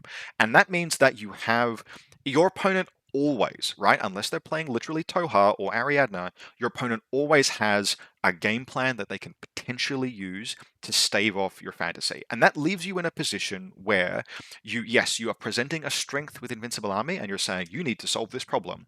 But your issue is, firstly, many people will say, okay, cool, I have. And then secondly, every attempt then to leverage that sort of like predictability in a way and like play Dark Horse leaves you in a situation where you are just kind of playing White Banner but worse. And not just White Banner but worse, White Banner but a lot worse. A lot fewer strengths, a lot more vulnerability, a lot less going on. I reckon they are definitely, look, frankly, they are better than Imperial Service because they have actual strengths. For me, they are somewhere over under versus military orders. I am in. Oh, it's really close. Under, I'm super Okay. inclined to say under, because military orders at the end of the day, you can go, stick playing a Montesa, do some sick cartwheels. Yep. Yeah. No, that's true. You can, in military orders, you can slap in just select the 5 best pieces in the faction and then desperately fill orders, and you'll have a list that will win some games. And in Invincible Army, not only do you have to work hard to make the entire package come together in a way that sort of is coherent, but the casualties, like that military orders list, any individual casualty sucks, but doesn't take everything down with it. Whereas in Invincible Army, unless you are specifically trying to split your forces up and run multiple Haris teams, etc., and step away from the power fantasy, even with number 2 and the Zooyon links, any individual loss really sucks. So Yep. from bad Yujing to good Yuching, Oh, white banner. oh, A tier. Oh man, I would almost say better than Torchlight, better than Vanilla Pano. I think White Banner have gotten an enormous glow up, and every White Banner player I've spoken to has just had nothing but great things to say. You don't have to take a Shang-Chi anymore. You're not obliged to look at those profiles if you don't want to. The glow up has been considerable. Like white banner. So White Banner factional strengths before the most recent update, well, second most recent update at time of recording. We had a faction that sort of had some very clear strengths. So what did it have access to? Well, it has access to Longyars and Shaolin monks, which means that your low end is very well sorted. No Guangxi, but that's fine. You've got all the pieces you need to run a defense and run an asymmetric offense. And then around that, you have a combination of pieces that prosecute high power and medium power offensive efforts quite well. The Blue Wolf was like, you had to use the Blue Wolf a lot, but that's totally fine. The Blue Wolf is outstanding, and then you get sort of like Lang Kai, and you have your sort of like your interesting mixed links where the Shang-Chi, like maybe Desperation Harry's links with Jing and a Shaolin monk. Jing Yep. is very expensive, but as a total package, that's a quite good Harry's team. Admittedly, it costs more than a tag, so it had better be quite good, but it's quite good. You get you get more you get options to take more expensive pieces as well because you have the Yujing version of the Hungry Harris with Liang Kai and 2 monks. Yep, you can Which make is some very, Shaolin. very cheap for good regular orders. Your irregular burden, you can accommodate. Like one of the nice things about making Shaolin monks regular is that it's not that you have more regular orders, it's that you can take more Shaolin monks. You can manage an irregular burden of like 4 irregulars very easily in White Banner because some of them at any given time will be linked and turned regular, and those are really high quality irregular troops. Yeah. Now that's all where White Banner stood. Like maybe the top end of their firepower was like really hoping it was trading on the Blue Wolf and like maybe a Harris linked Shang-Chi HMG, and then we had the addition of a bunch of stuff. We've got the like notable standouts are the Dokubai Cyber Combat Team, the Hayate. What else is it that stands out for you from the most recent profile editions? I think the Dokubai and the Haite were the two that stood out the most to me as being like, oh, this this fills a niche and this fixes some things. Because previously, with your like linked options inside of like a Yujing link, you had like a Tian Gao, and a Tian Gao looks a bit worse next to a Docker Boy. Because while you're not looking to set up a guided plan, the fact that it has pictures and is linkable makes it so if you want to, you can just commit like 2 or 3 orders to like Mhm. chuck a picture, try and spotlight something. BS20 guided, you're never gonna miss. That's one of the things. So I am not a person who will suggest that guided is a like first order strategy that you should use in every single list, because I mean, just for starters, it's not. And then secondly, you build a really toxic and boring meta that doesn't change if people just immediately assume that one thing is the best and go straight toward that. But if you can put, particularly at low cost, you can put guided into, like, guided becomes better and better as a tactic the easier it is to include in a list. And overnight, White Banner has become a faction that can do everything else that it wants to do, all of those strengths we just mentioned, and kind of randomly also just gets to have a cool little, like, it's not explosive, but it's just got guided stuff in the Yeah, list just for just free. reading the Docker Boy and being like, killer hacking device, upgrade spotlight. All right, cool, I'm sold. You don't need to tell me anything else. Yep, I'm there. yep. Um, Other than that, I can't remember if they had Bishi the last time we did they this. they did, Okay, cool. She's and still exceptional. Take yeah. Bishi. She's good. She's expensive enough now that you're going to have to struggle to fit, like, in the sense of you're trying to include things like Hayate, but even the heavy rocket launcher Hayate is only 37 points. Like, that thing, it's only 2 wounds. It's not a full like super heavy infantry, but it's an absolute bargain. It's comfortably linkable, and Burst 4, BS14, HRL, like, that's the source. Even before we get to the other stuff that the Hayate brings, Well, the just compare him to the Shang-Chi Invincible. He's 9 points, I think, cheaper than the APHMG. and probably more dangerous to a tag under a lot of circumstances. Oh, You he's no, sorry, he's more than 9 points cheaper. He's 37, and the Shang-Chi Invincible about is 6,000. 49. Yeah. So 12 full points. The Shang-Chi is a wild card, and I believe I think the Hayate is not. It has to go into like a Jujak-esque link. So there is some argument for. I'm moderately sympathetic to the idea of running a Shang-Chi plus Jinquo plus Shaolin Monk link, but even setting that Yeah, aside, look, it has to go into the White Banner fire team. yeah. The position that, particularly, like, we have, even we talked about how vanilla Yuching struggled to do missions once it had finished playing Annihilation, because in White Banner you have link teams that slap a Docker by cyber combat unit or some kind of a specialist. You're doing the classic thing where your assault team is escorting a specialist into the midfield, so the mission is solved for as well. And that totally well-rounded, like, you can do everything that you need to do. You can attack, you can defend, you can do the mission. You've got warbands, you've got hacking now, and it's pretty freaking good hacking as well. And Yeah. you even get to slip guided in there kind of for free. Yeah, well, I played against Ivory on White Banner in round 5 at CanCon, and looking at their list, and then going like, oh, okay, so like with the changes now, you can like swap the Guija to a Blue Wolf. That gives you some points to play with. Move this heavy infantry into this, and you just see like improvements to lists that you can make with these new options you have available. Which is And why I think they got the second best glow up out of the reinforcements they editions. they weren't starting from a bad place either. Nope, not at all. All right, I think firm A of all of the factions we've discussed so far, I think they're the closest to leaning into the A plus territory. They're very firm A. I think so too. Yeah. Yep. So Vanilla Ariadna is up next. So Vanilla Ariadna is a faction that I feel like, look, their strengths have not changed, but their strengths remain good. They're a vanilla faction, and more than anything, Vanilla Ariadna are a vanilla faction that is really good at making use of the strengths of a vanilla faction. So what are Vanilla Ariadna's strengths? They are really the only faction with what I would describe as a main battle warband. That is to say, a warband-like troop that has super heavy characteristics, whether that's dog warriors or bear pods. You can find those in some other places, but it's really only Ariadna and Ariadna sub-factions that can saturate them as a threat. On top of So you're that, just talking about multiple wound warbands, essentially. multiple wound, fast, high armor warbands, yes. Sure. So something that can like not like blow through. It can blow through a mine defense. It can blow through a template defense, right? You need more than just a dude with a chain rifle on a corner to stop these pieces. You need considerably more than that. Yeah. And they often will have main battle tag style mobility as well. So you see a lot of 6-4 movement on these pieces. Yes. Those Okay. are a thing that Ariadna has that basically no other faction does.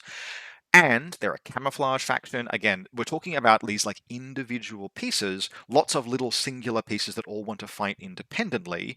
They're a vanilla faction, which means that they make excellent use of that. Where vanilla Ariadna, the closest they come to falling down is that, so firstly, they have absolutely zero info war. Secondly, I think their long-range firepower is in a position where it is the most taxed it has ever been. So You there are you pieces. have the Chernobyl, basically, You have right? the Chernobyl. Maybe in desperation, you have elements like, I don't know if Nauf is playable in vanilla Ariadna. He's playable everywhere, so probably. But like you have the Spets, yeah, Nauf, you have the Spetsnaz. But what there is, we mentioned this offline, and I will repeat this here. A red flag for any faction is the sentence, "Oh, I need to clear AROs. I'd better take Nauf," because Nauf is not bad. But when he's one of the first pieces you're looking for, you're reaching for to do ARO clearing duties, that's a bad sign because he is not nearly reliable enough or dangerous enough or powerful enough for him to be your first choice. He's good, but he's not the first choice you would reach for. And there are a few factions in the game where Nauf is kind of like top of list for ARO clearing. And once you get past the Chernobyl, which is a serviceable but mediocre tag, where it's BS14 and has armor-piercing rounds, but it falls off quickly and it's just BS14, and you have no way to repair it, and it's really only good for 2 wounds. You mean you have The Remendijos? Yeah, but you're not going to attempt to repair a Chernobyl, particularly given the consequences of you can't repair it out of battle ravaged, and you're not going to risk a repair roll that might weaken the tag, not just by dropping a wound off of it, by literally dropping all of its stats. Does the Um, Chernobyl go battle ravaged? I believe the Chernobyl has a battle ravaged profile, yes. The first 2 wounds on the Chernobyl are Um, good, and then it drops down to ballistic skill 13, armor 6. Like, it's a materially. The battle ravaged Chernobyl profile, the last wound, is genuinely kind of crap. yes. Like, BS13 tags are not where you want to be for clearance. And so Ariadna must make use of its strengths, and its strengths are good, but its firepower is at best serviceable. It's hoping to use smoke and camouflage to get past things that its firepower can't, and sometimes those things fail. Sometimes smoke is no good, sometimes camouflage your opponent is able to deploy effectively against it. And I think that collectively puts Ariadna in. It is a good B tier faction, but it's just a good B tier faction. Wow, Bears are that outstanding. dropped down a whole tier from last year. Honestly, I think yes, and that's really just we're recognizing, like, we're talking about strengths and weaknesses, Yeah. and the look, if nothing else, people have gotten better at playing against bears. You will still find communities where the existence of a bear pod is an existential threat that cannot be circumnavigated, and in those situations, Ariadne is an A tier faction. You're going to win your Absolutely. games. Some would say S tier. Some would Some say broken, in fact. There have been unironic claims that Ariadna is broken by people who don't know how to play against bear pods. And like, yes, bear pods are difficult to play against. Bear pods are very powerful. Main battle warbands are an Ariadnan strength, but Ariadnan strengths are balanced by Ariadnan weaknesses. There's also, like I mentioned, I barely touched on this, but the fact that Ariadna effectively has no info war coverage means that it is relying on an asymmetric and warband defense. Although I think Ariadna makes that work almost as well as any faction, because you can build a list that is so difficult to unpick. You can build a list where the attack path into your deployment zone just terminates at bear pods, and you're like, oh well, I guess I'm going to do that, but I'm spending all of my turn crossing the field to kill one of the 2 bear pods and one of the 2 main battle warbands. So the defense package for Ariadna is an excellent combination of like a mix of null deployment and just presenting, like, failing. It's not necessarily null deployment exactly, although it is often that. It's a failure to present super high value targets that are easy to kill. But yeah, look, I think vanilla Ariadna they sit around the Starmada kind of package. I feel like, particularly with the addition of Moonrakers, we look at O12. O12 is a complete faction. Ariadna is an incomplete faction with some very powerful strengths. Its strengths are stronger than O12, but it has comparable weaknesses. Yep, makes sense to me. All right. Next up is Caledonian Highlander Army. Bottom of B tier. Yeah, I was going to say bottom of B, top of C. and it's very hard to make that particular call. Get out of the way, military orders. It's somewhere like that. Probably bottom of B. They're What are you? Ariadna with Infowar. Fucking what's her Oh name? Isabel McGregor. no, let's not go that far. They are not Ariadna with Infowar. Yeah, but you means you can do hacking classifieds and not have to reach for a war call. I mean, Isabel McGregor exists in a vanilla Ariadna. It's just that you won't take her because she doesn't have a clean place in like a link, and that is what distinguishes. So Caledonian Highlander Army for me, I actually really enjoy playing them and I really enjoy list building them. But that is because they do things that I personally really enjoy in Infinity. And they are probably the best faction in the game in terms of just being like, I'm going to add an absolute ton of 20 to 25 point piece models in this list, and they're going to do some work. I have 7 HMGs. Like, Fuck you. it's you can start a Caledonian list with multiple Cameronians, multiple SAS, Usha McNeil, multiple say Haris linked HMGs, grey HMGs, and that is where things begin to fall down because a grey HMG is a very efficient profile at 28 points for Ballistic Skill 13. It's trivially linked to get to Burst 5, Armor 3, but it is dogged. And the failure, like you take a wound and you're like, well, this model is dead at the end of this turn, probably. And I'm beginning to run out of resources. There's a lot of effectively single wound once you get past the Cameronians. You look like you're trying to talk. You do still have the smudge option, which is always Yeah. just like Oh no, I love Cameronians, but I think you have to acknowledge their limitations. Like, I sorry, meant on the Highlander Greys, Grey. right? Sorry. Yeah. I love Highlander. I love Highlander Grey. I love the fact that you can have Highlander Grey as an ARO piece, and the second it looks like they are hugely outmatched, they can just throw 2 dice on like 17s or 16s or something Yeah. as a smudge and be like, haha, I've wasted your time, idiot. Pocket Um, sand, baby. but the top end, like the game plan. God, I'm talking myself into this. I think, look, the game plan for them is it's a clean game plan. Like they've got, I would not go there. I think that is yeah, you don't have a BS 15 fuck you option. yeah, no, okay, no, that's fair. The game plan for them is clean. The things that hold them back are ultimately you're throwing a whole lot of ballistic skill 13 rounds down range and hoping that it succeeds, or you are using close assault pieces, which are good, but there is a degree of fragility. Even on Cameronians, they're only going to take you so far. SAS are excellent, but single wound. It's very easy to begin trading away your high quality 20-21 point piece models and finding yourself falling down. And I think, if nothing else, the thing that ultimately puts Caledonians down the bottom of B tier is that they are like Isabel McGregor is expensive by the standards of the Highlander army.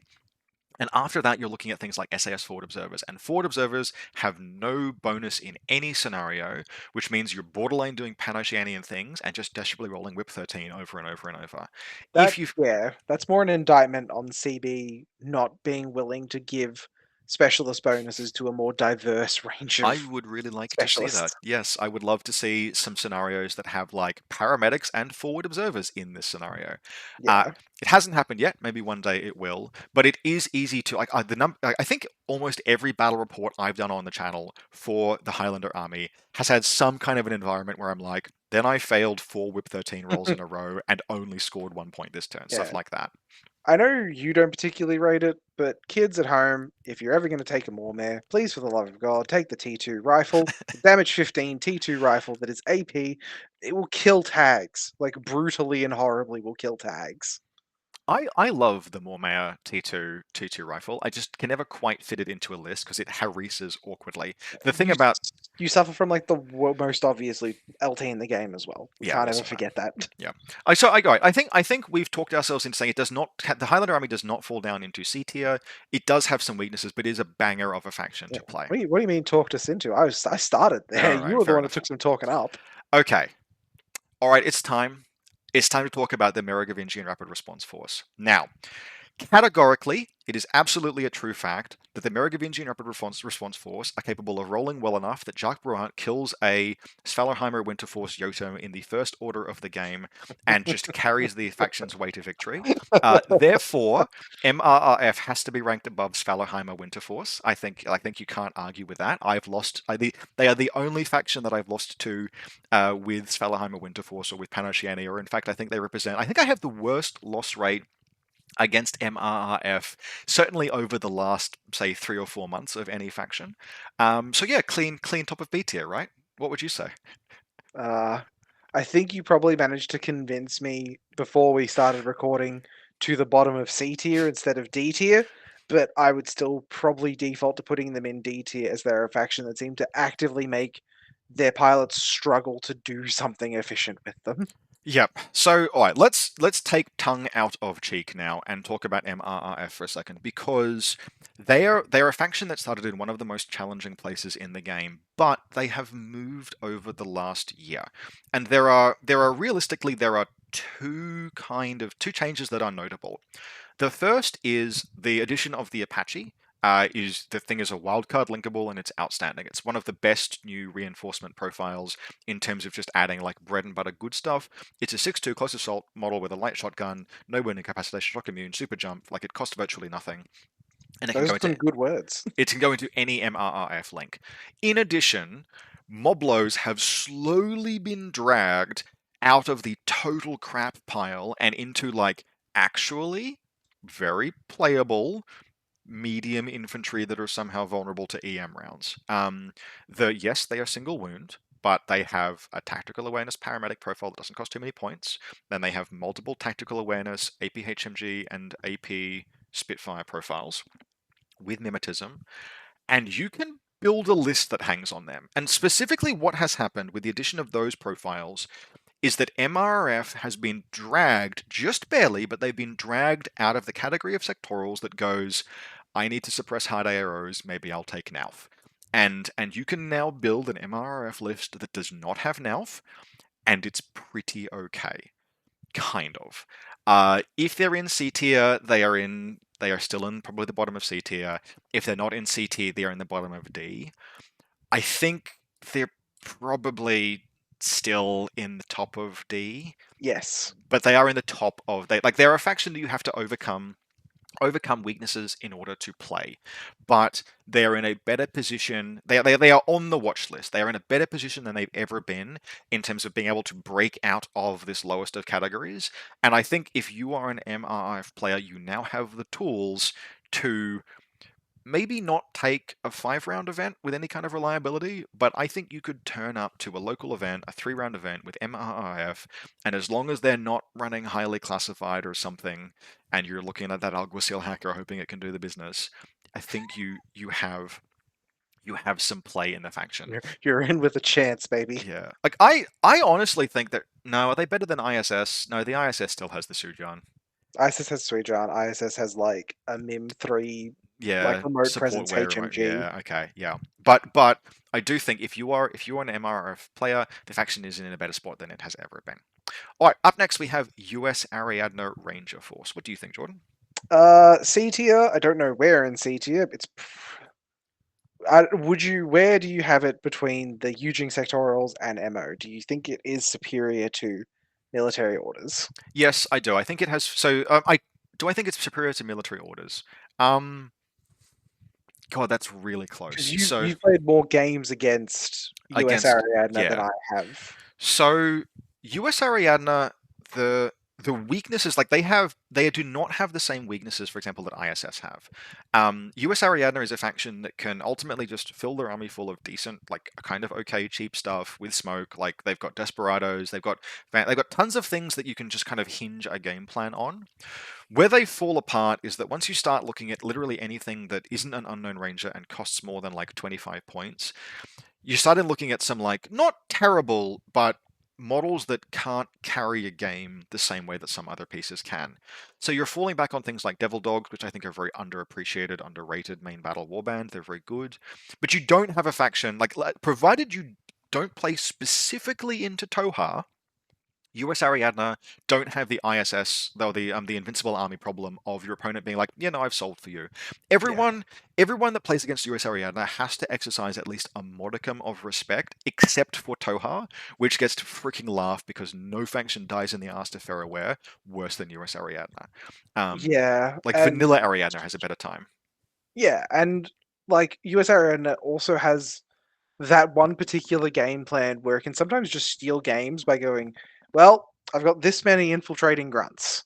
Let's see if I can land That one of is these. that is a meme, and it is genuinely not that good. But the Desperado is such a high quality piece. Like in terms of models that cost less than 10 points that can just randomly win you an entire game by themselves Yeah. occasionally is Also, it's a very like this it's ultimately a small category because you talk about pieces like Shaolin monks, and a Shaolin monk is a performer, but there's a performance cap on it. It can only go so far with only so many orders. A Desperado will freaking motor, and a Desperado can theoretically just blow through an entire force if it just passes a bunch of yeah, saves against things like chain rifles. yeah, It's a you're it's on a the high money. it's a high quality piece. Games have been, Yeah. and so like you have Devil Dogs. I don't think I don't think they exceed. They sit right next to military orders. Like it's they're on Yeah. either side here. I refuse to call a faction that has access to a linkable unknown ranger bad. I'm going to move them above military orders, and I Okay. think that's because ultimately I can look at a military orders list and be very happy with like 5 things I put in a list. I can look at a US Ariadna list and be happy with like all 15 of the things I put in a list. It's just that I'm aware that there's a top end to my performance that I might struggle to hit.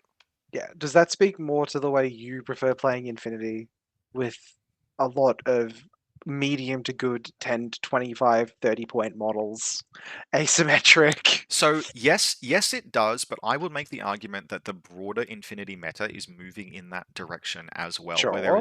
there's a recognition that having a crumple zone in your list, wherever that might be, and even if this is an incredibly slow meta adaptation to like the IGL monkey brain guided missile meta, right? Where there you have an entire community of people who are very loud online and think guided missiles are the only way to play Infinity. There is this slow, like torturously slow adaptation to that by making lists that are not cripplingly vulnerable to guided missiles by splitting your forces up. And it's a thing that I have liked to do for a very long time for my own reasons, completely Mm. incidental of the fact that it means you're less vulnerable to getting missile off the table. But it is a good way to play Infinity. And yes, also it's a thing that I like, and I'm making this tier list Yes, with that's what your and Lockie's expert help. expert's a very strong word. Where do we want to put Tartary Army Corps? Well, look, I remember last time I made a very impassioned argument that they belonged in the Tohaa zone. I've come down, I think, a bit on Tartary Armor Corps since then. I think I've played more games against against very different Tartary Army Corps players and Tartary Army Corps armies than almost probably anyone else in Australia.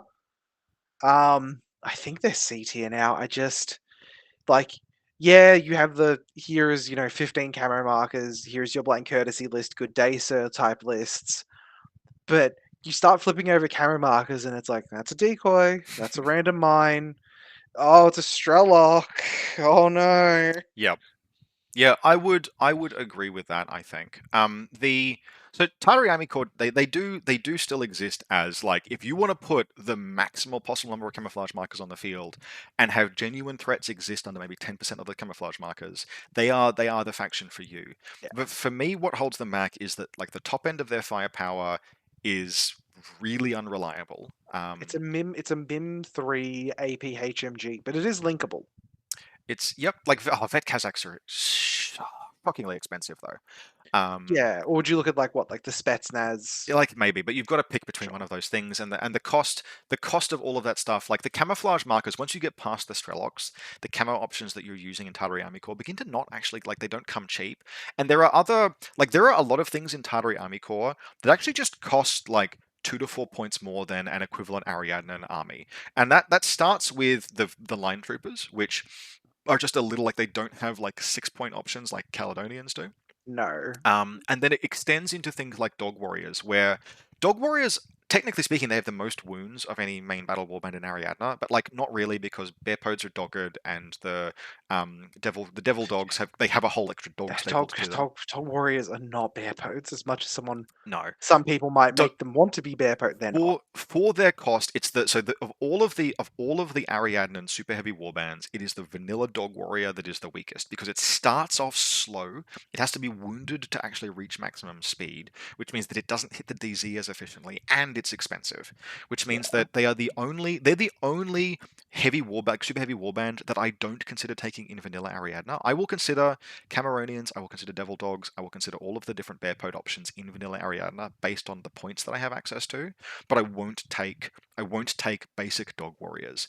And that's the story of Tartary Army Corps, is that like just kinda inexplicably everything in the faction costs a little bit more and you end up with a little bit less.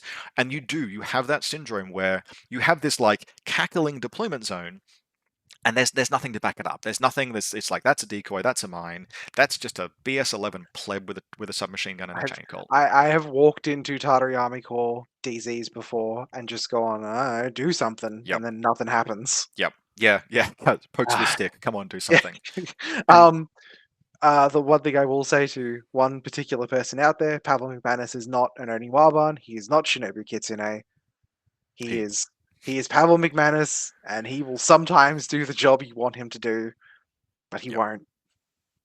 I think the mechanical strength is right next to US Ariadna because there are still very cool things that they can do, and there are there are solid and strong pieces, but they are another faction where the game has moved around them and they haven't changed. And more than anything, really, like particularly with the change to link teams, obviously some distance in the past now. Back when Tartary Army Corps could put they could staple 4 line Kazakhs to a veteran Kazakh HMG, that was top shelf business, but that doesn't exist anymore. Now you are really struggling to make the firepower be fully efficient, and the particularly if you are dealing with opponents that realize that they can face check half of your camouflage markers and just like you reveal, I'm just going to run at you. You reveal and show me what's what. And with a piece like when Invincible Army can run at you and you can't do anything about it, the faction's in a potentially rough spot. And I feel like that is the story of Tartary Army Corps. If someone just has the courage, like the only time they really, really excel is against someone who sees the 20 camouflage markers or however many it is and doesn't know what to do. Yeah. All right. Cosmoflot, you have more thoughts on these than I do. Oh, talk about a fucking absolute night and day difference. I think they're bottom of A tier probably. Yep. I might even put them further up in A tier potentially. Like, I think they're below Torchlight Brigade, but I put them above Neoterra. Yeah, Neoterra needs to come down a couple of factions because I gave it too much praise in the in response to its glow up. You were talked into the sweet nothings that Lockie was whispering about Pano in your ear. So tell me why you think that they are solid middle of A tier. Part of it does come down to the fact that I think that a faction that can link an Unknown Ranger is very, very good. But then even outside of that, the things you're linking that Unknown Ranger with are a force multiplier of his strengths. So you're like, all right, I have an Unknown Ranger, MSV1, Natural Born Warrior, AP Spitfire, Tactical Awareness, sweet. We'll stick a Varangian Guard with him so I can template through smoke if I need to, and I can get that link around the table without much effort whatsoever. And then, okay, we need something that's going to close assault to deal with potential problems that the Unknown Ranger is going to struggle with, particularly something like a tag, because an AP Spitfire is a good weapon, but it's probably not a tag killer at the end of the day. Well, okay, what if we stick him with a Patcher, who has a Vulcan shotgun +1 burst, who's immune to continuous damage, who can then poke around the corner and look at that tag and go, the fuck are you going to do? Oh, fuck, I love Patches. Patches are amazing. And even then outside of that, you still have the 2 bears as well. So you still have these main battle warbands going up the other side of the table. So you're able to do this like multiple pronged attack with a whole bunch of different pieces. And then on top of that, you have what's the T2 sniper? The Catarans? Yes. Yeah, you have Catarans as well that you can just sort of vibe check someone with. You still have at the end of the day that sort of rock solid, cheap investment ARO core with like 4 rockets and the Missile Volkolak. Yeah, Volkolak Big Boy, who that takes real investment to deal with. Like, if you can't obviously smoke that thing out, you're going to have to fight it at some point, and it's a miserable experience fighting a model that's TI. Yep. Like, even the IGL favorite strat, right, of just guided the thing, okay. That Like, takes a long time. that takes a long time at minimum, right? If everything goes your way, one order to throw the pitcher, one order to spotlight it, one missile, two missile. That's 4 orders to kill one model in And the it's absolute best case yeah, scenario. it's a model that's dodging with Sixth Sense and has solid enough armor and etc. You can spend an entire turn failing to kill that thing with missiles. Yep. Practically speaking, what you do is you missile the link around it so that you can engage it with an actual gun. But even then, you're still being forced to engage it with an actual gun. Yeah, and and then with that link as well, you're able to, if you want, you can hide your lieutenant in there, or two, if you have balls of steel, you take Wallace, which means any of your irregulars that would usually be attacks on the list are no longer attacks on the list, which is fantastic. Wallace is an absolute chad. Like there's Wallace is no so like, you don't have easy, like the chain of command in Cosmoflot is eye-wateringly expensive, but fuck it, just run Wallace anyway. Like just don't get him killed. Yep. And the payoff is colossal. Yeah, and I'm not even a particularly experienced Cosmophile. Like, I haven't even talked about Uxia McNeil neck. What the fuck is that model? Yeah, they have SAS. Like, Like, the yep. fuck is Uxia? Who said that was okay?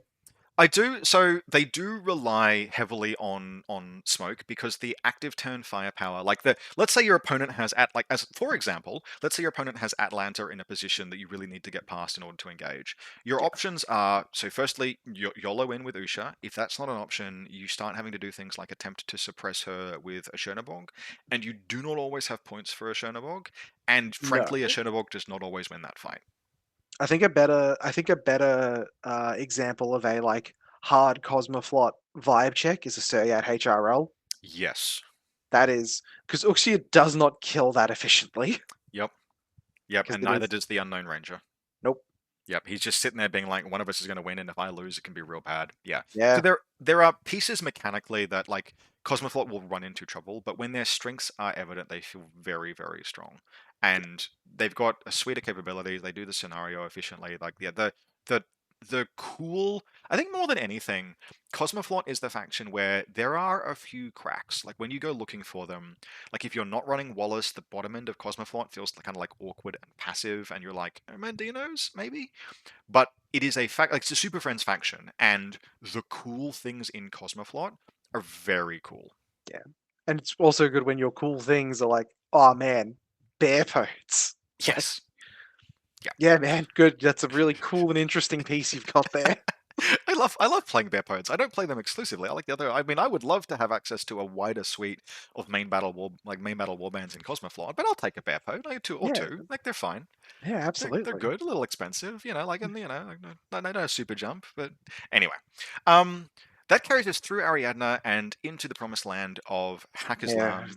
Into what I'm assuming is going to end up being the first A+ faction. I think probably yes. Like as we've added A+ for a reason, and I think Haqqislam can be our first entrant in the A+ category. Now, what separates them in this case from A is a very sorry again. Say again.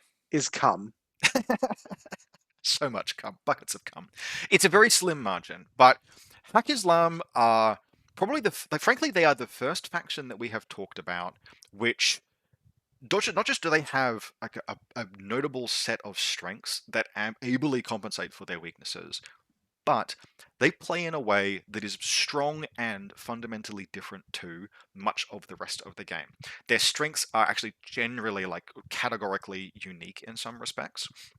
And that means that a lot of the time, your opponent, all of the mental prep they have for dealing with lots of the game, doesn't necessarily apply to dealing with Haqqislam. And that is enough of an edge to push the faction, not into S tier, but into that A+, because it's the kind of thing that will carry you through some games where they otherwise wouldn't. So to talk about Haqqislam, because it does deserve a piece.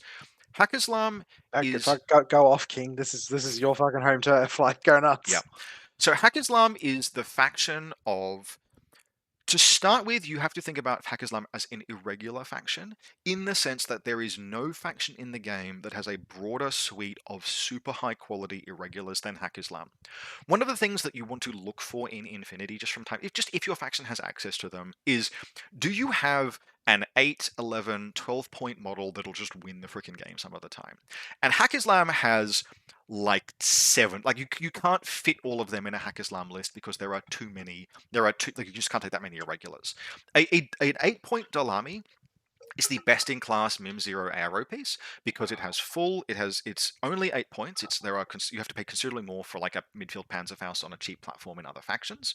And it's got a light shotgun in addition to the Panzerfaust, meaning it can translate to close assault, and it's ballistic skill 11, unlike things like Metros or Rokots, which means that just from time to time, if you take Dalami, someone will make a video about how Dalami need to be nerfed because they moved them a route through the midfield out of cover and the Dalami crit and killed the thing. And Yep. so that can just break open, just for example, that can break open a game by itself. Then you have everything on a bike, including Zulakia and Zamira, both of whom in different capabilities, different roles, are able to just be like, oh yeah, no, I've solved for like your whole army. Everything we said about Desperados, where a Desperado can sometimes randomly win you a game. Sure, let's staple flamethrowers, way better CC and shock immunity, and dog it onto that piece. Think how often it's going to win you the game now. Now, Exactly. that's your starting point for Haqqislam. Do you mind if I actually? So we talked about it previously with Starmada suffering from the seasonal changes. Do you think the addition of O12 Prestige has put more pressure on your command tokens than what was previously in Haqqislam, and has that like struck a weakness with them almost? No, I don't think Okay. it moves the needle on Haqqislam, but it does.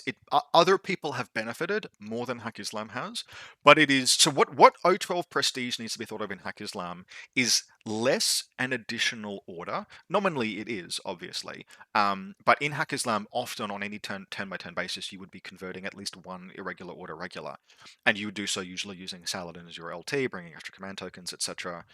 What the O12 Prestige order needs to be thought of as in Haqqislam is an extra order in a combat group you needed. And so when you take the combination of the ability to convert irregular orders regular and the ability to generate O12 Prestige orders and Saladin's ability to just like shuffle your combat groups, move a trooper every single turn for free, what you end up with is lists like Haqqislam lists. I show them to people and they're like, why is that model in combat group 2? And the answer is it's not going to be real soon, but I'm not going to know what moves where until the game has begun. And when we combine that existing combat group flexibility with I can add an extra order into either of these two combat groups when I need it, as I need it, you now have the ability to run in Haqqislam two credible threat combat groups, because if I've got Zamira in one and Zulekia in another, and it turns out that on turn 2, one of those two pieces needs the extra order, they've got it. That's what O12 Prestige does for Haqqislam, rather than being a whole extra order that it is for some other factions. Okay. Yep. On top of all of that, Haqqislam have got the mid-range of Haqqislam is outstanding. They've got pieces like, so Bereads remain the best in class for cost hacking option in the game at like perishingly few points. 2 Hassassin Bereads will set you back like 31 points, I think 32 points for 2 Hassassin Bereads. You get a really well upgraded killer hacker, you get a perfectly serviceable regular hacker. They both got ballistic skill 12 pitches, 2 combat group slots. Like those things are outstanding.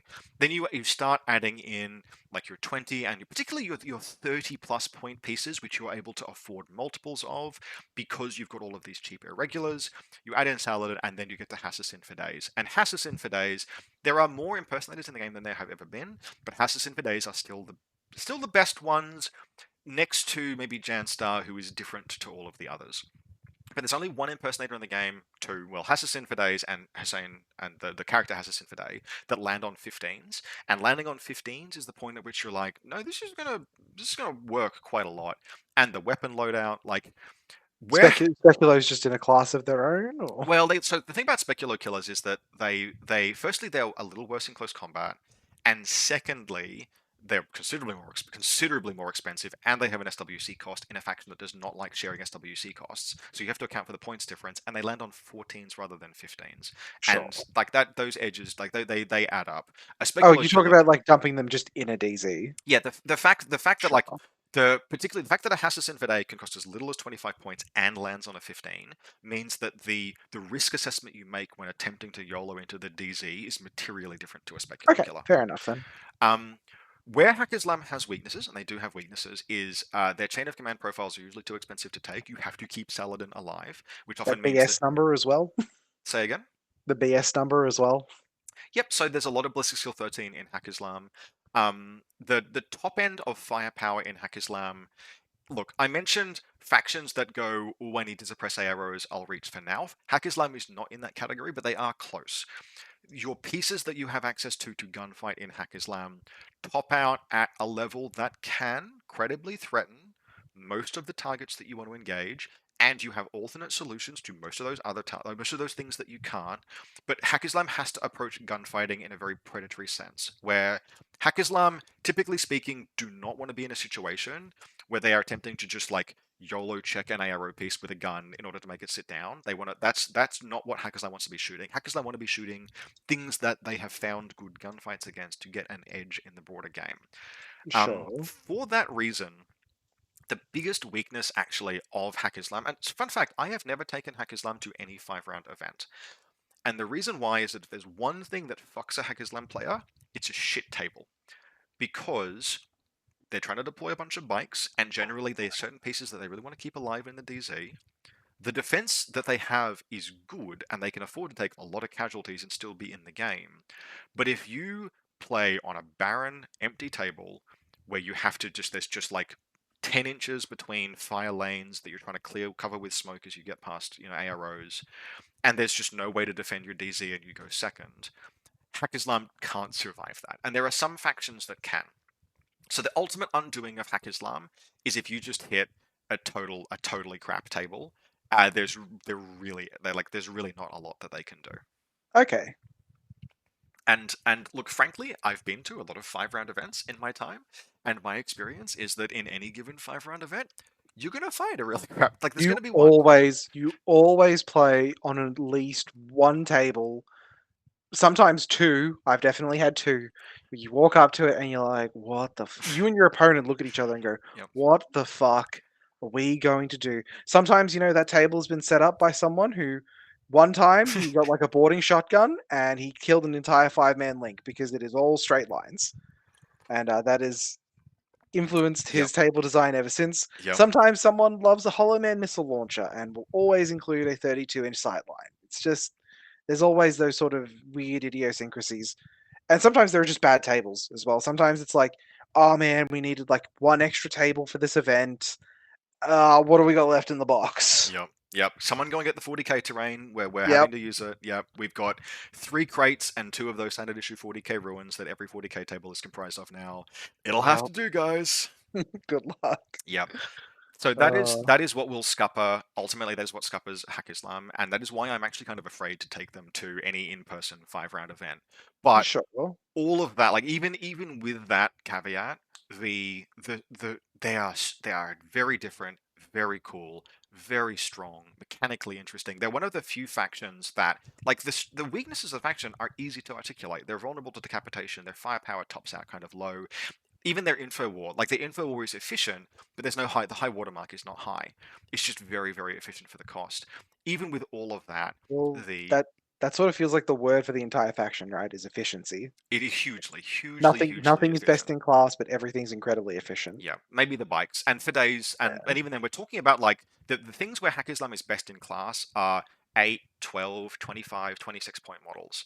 And when you have Sure. best in class in that category, you have a lot of best in class you can put into a list. And yeah, I think that makes Haqqislam our first A+ faction. Sounds good to me. Haqqislam Baram, what do you think? I can't remember where we put it last time, but It I would have been A remember tier. watching the video back and feeling like with everything we said about it, it probably should have ended up shuffled down the A tier a lot more than what it ended up. I 'Cause feel like it's very close to Cosmoflot. okay, I would probably go on the other side of Cosmoflot potentially, but if I'm very open to arguments as to the other way. I think it falls just above Cosmoflot. You look at there are a couple of things that are worth noting. Firstly, Hassassin Baram is home to one of the greatest meme lists in all of Infinity, which is the double Shakush total reaction neurocynetics AP Spitfire plus every dilemma you can fit into a list. You mean Sundukbot? Sundugbot, sorry, what did I say? Shakush. Double You said Sundugbot, yeah. Shikush. No Sorry, one the takes double the Shikush. the double I don't want to take the Shakush either. Yeah, the double Sundugbot Dalami, maximum Dalami list is one of the greatest memes in Infinity that is actually totally like you can play that in an event and it will kinda unironically win you some games, which is truly beautiful. But otherwise, if you take everything that we said about Vanilla Haqqislam and you remove 90% of the best irregulars, which really is realistically is the bikers, right?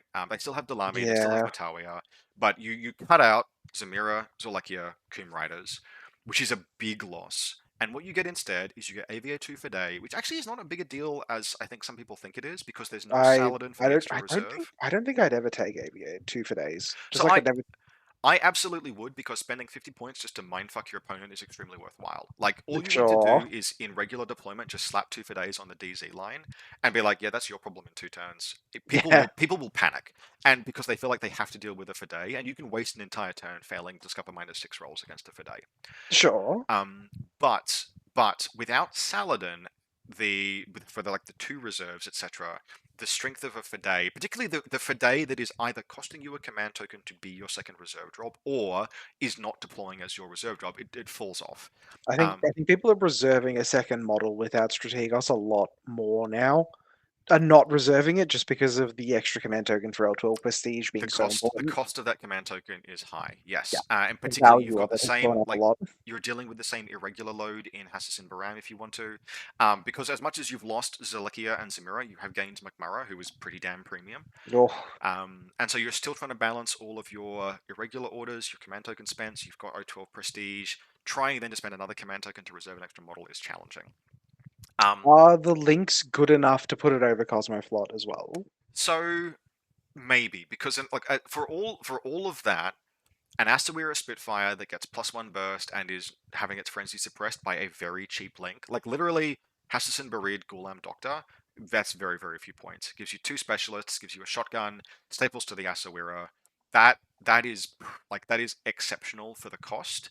Yep. You compare that to like the Unknown Ranger Patcher package, and in that comparison, it's genuinely the Patcher that is carrying the comparison. Oh, and the Varangian Guard, to be fair. Yeah. What you're getting from the Haqqislam side is the firepower is actually a little lower because you Mimetism MSV1 on the Unknown Ranger, but it's much cheaper. Like, it's much cheaper. That whole fire team is much cheaper in Hassassin Baram. And you're getting a Link to Blister 2, Link to BS12 pitcher that can do its own info war, and you're getting whatever the third thing you put in that link is. It can be an NCO smoke grenade launcher, it can be a Ghulam Doctor, like, it just has to be something to make that link label. It can be an 11-point pleb Ghulam if you want. Yeah. The package is very lean, and you can easily run like 2 of those in addition to all of your irregulars. You don't have the Volkolak, that's like doing that ARO duty, but you have You don't have like the big pure core link, right? but you don't need it either, because you're taking as Sure. many Dalami as it is that you think you want. I don't seriously think the Sundugbut is true. Like, it's a meme. It's not true par excellence, but you can even accommodate a Sundugbut as a defensive piece. I think the Sundukbot's very good. I like to hear that, because I love playing it, even if every profile disappoints me constantly because of how they roll I've dice. played against it a bunch of times. I think it's good. No, I no, think it's for me, it is the worst bad luck magnet in the entire game. oh, I sure. have never had any heavy infantry die more to chain rifle arrows than the Sundukbut. Yeah, well, that's But just that sort is of a me. that's That's a life, skill issue. unfortunately. Yep. Yeah, bit of a skill.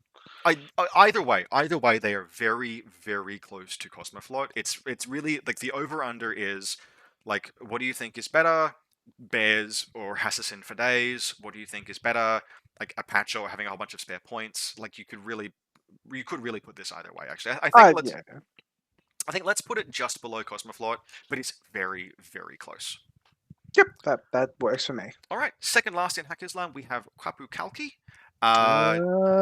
D D, tier. yeah, D tier, It's and very firmly bottom of D tier. yeah. I have very little good to say about Kapu Kalki, which is a little, like, if probably a little A little unfair, sad, honestly. because they like, no, there's just nothing. They're just a sea of mediocrity. You can link an Azrael, yay. The thing to note, so they were a faction that were recipient of reinforcement profiles when reinforcement profiles were added to vanilla, and with one exception, those reinforcement profiles all suck, and that exception is the Burtuk. The Burtuk engineer is genuinely kind of interesting and is genuinely kind of good. But the thing about the Brotok is it was really good as a reinforcement profile because it landed an incredible close assault package right on your opponent's face. When a Brotok deploys in the deployment zone, it is significantly more restricted. You start doing things like looking at the light rocket launcher profile as the basis for a Lank, and while that is not bad, it's not great either. And so you're left with this faction where their tag is the second worst tag in the entire game, and their heavy infantry firepower is like, and I like Azrael's, but an Azrael is not a piece you want to rely on. An Azrael is a piece that you want to have there as a threat to supplement the rest of your force mix.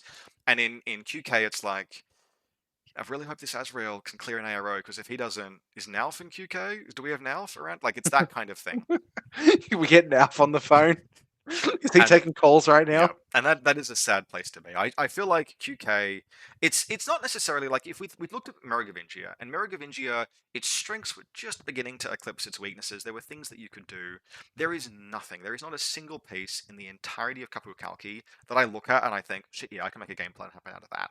Like Yeah. in Merovingia, there's things I can be like, I can use this.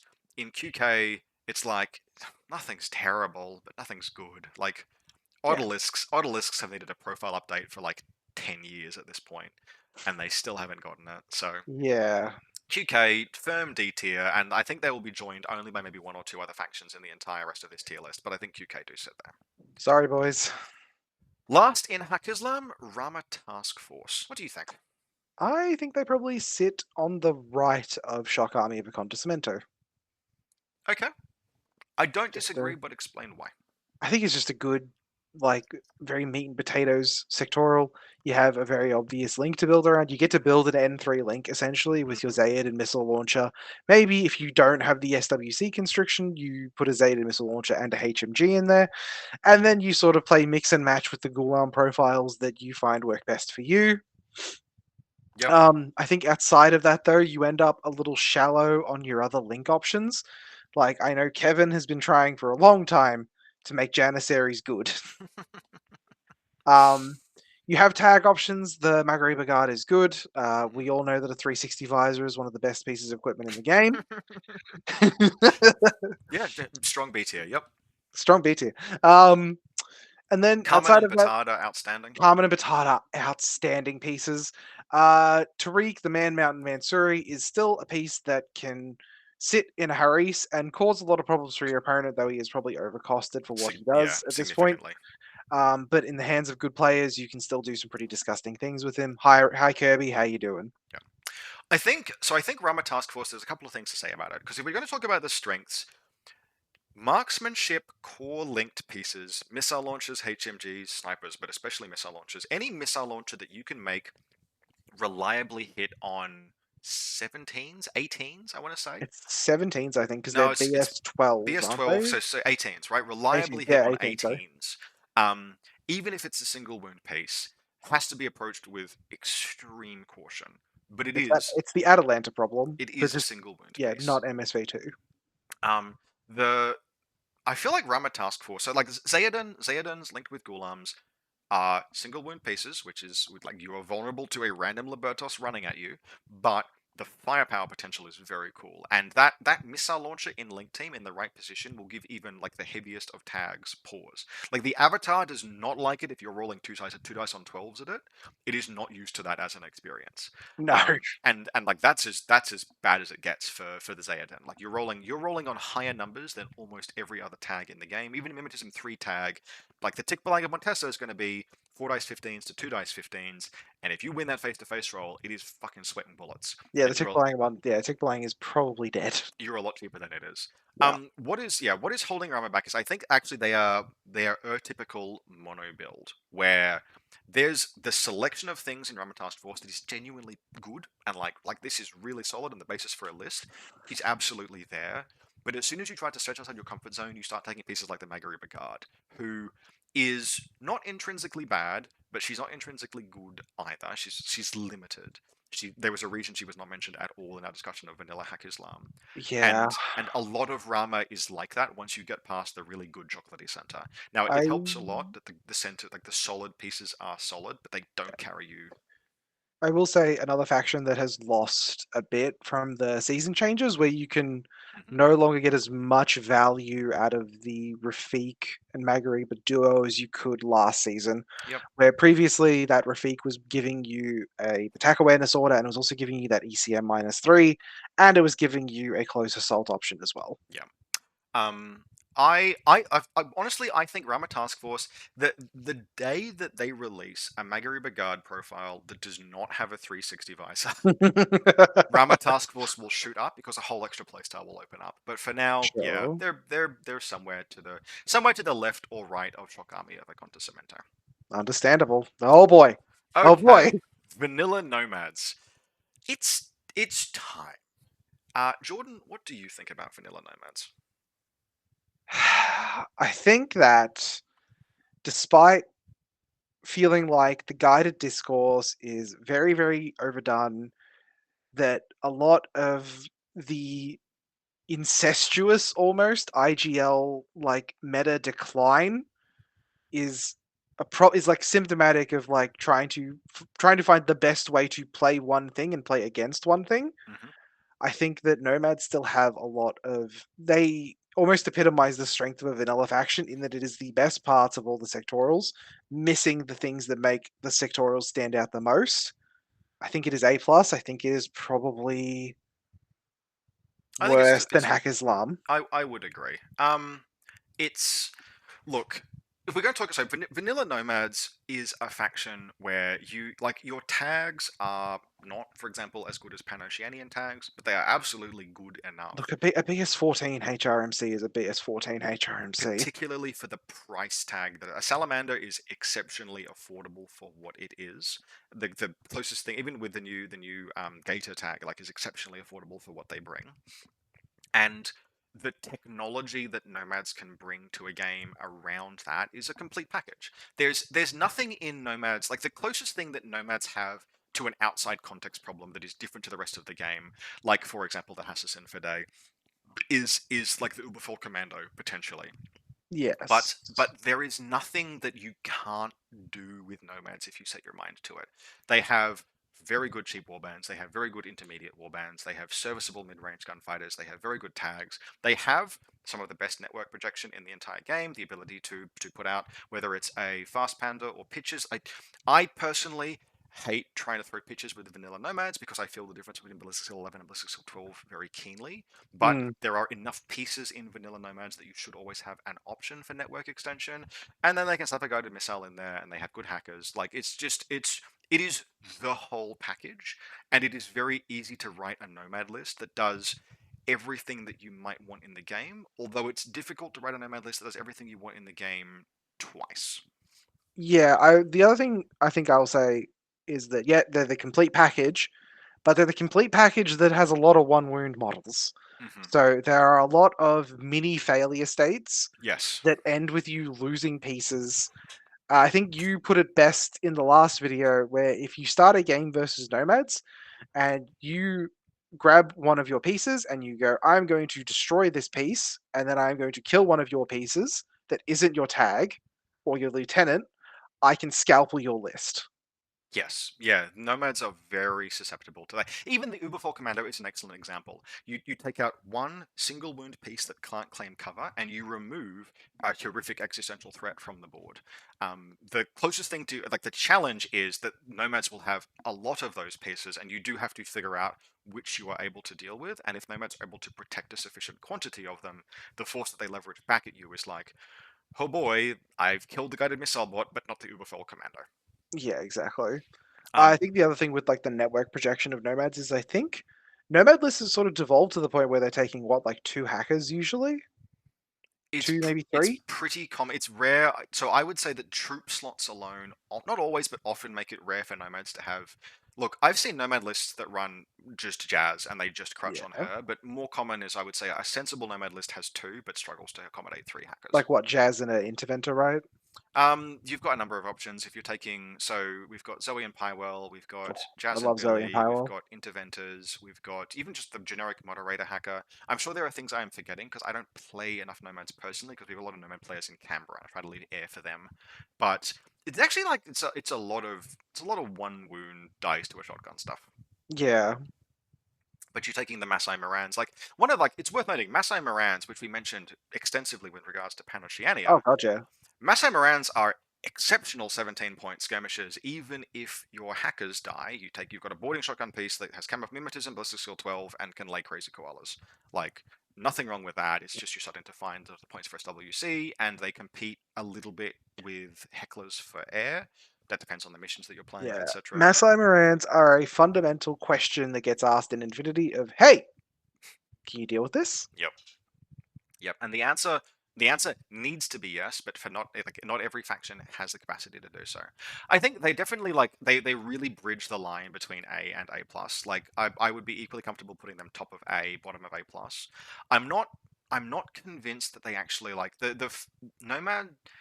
Nomad lists are susceptible to failure states, not in the same way that PanOceania is, It's but a different kind of failure state. yeah. It's not a failure state of bad luck on your part necessarily. It's if your opponent identifies where the Jenga piece that can be withdrawn is and executes on that. If your opponent is clever and gets lucky in the right way, Nomads can come falling down much more than say Haqqislam can, Yeah. where like Haqqislam player isn't maybe engaged in a contest to defend Saladin, but they have the resources to do so. And otherwise, it's very difficult to remove one piece from a Haqqislam list that makes the House of Cards come tumbling down. Whereas Nomads, like we're gonna have an argument back and forth over where they fit between those two places. I think they probably are still top of A compared to bottom of A plus personally.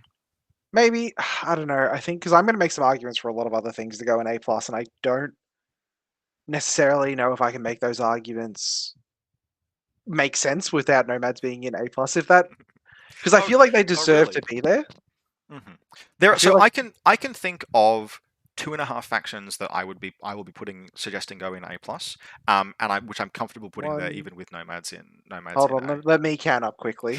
I've got 1, 2, 3, 4.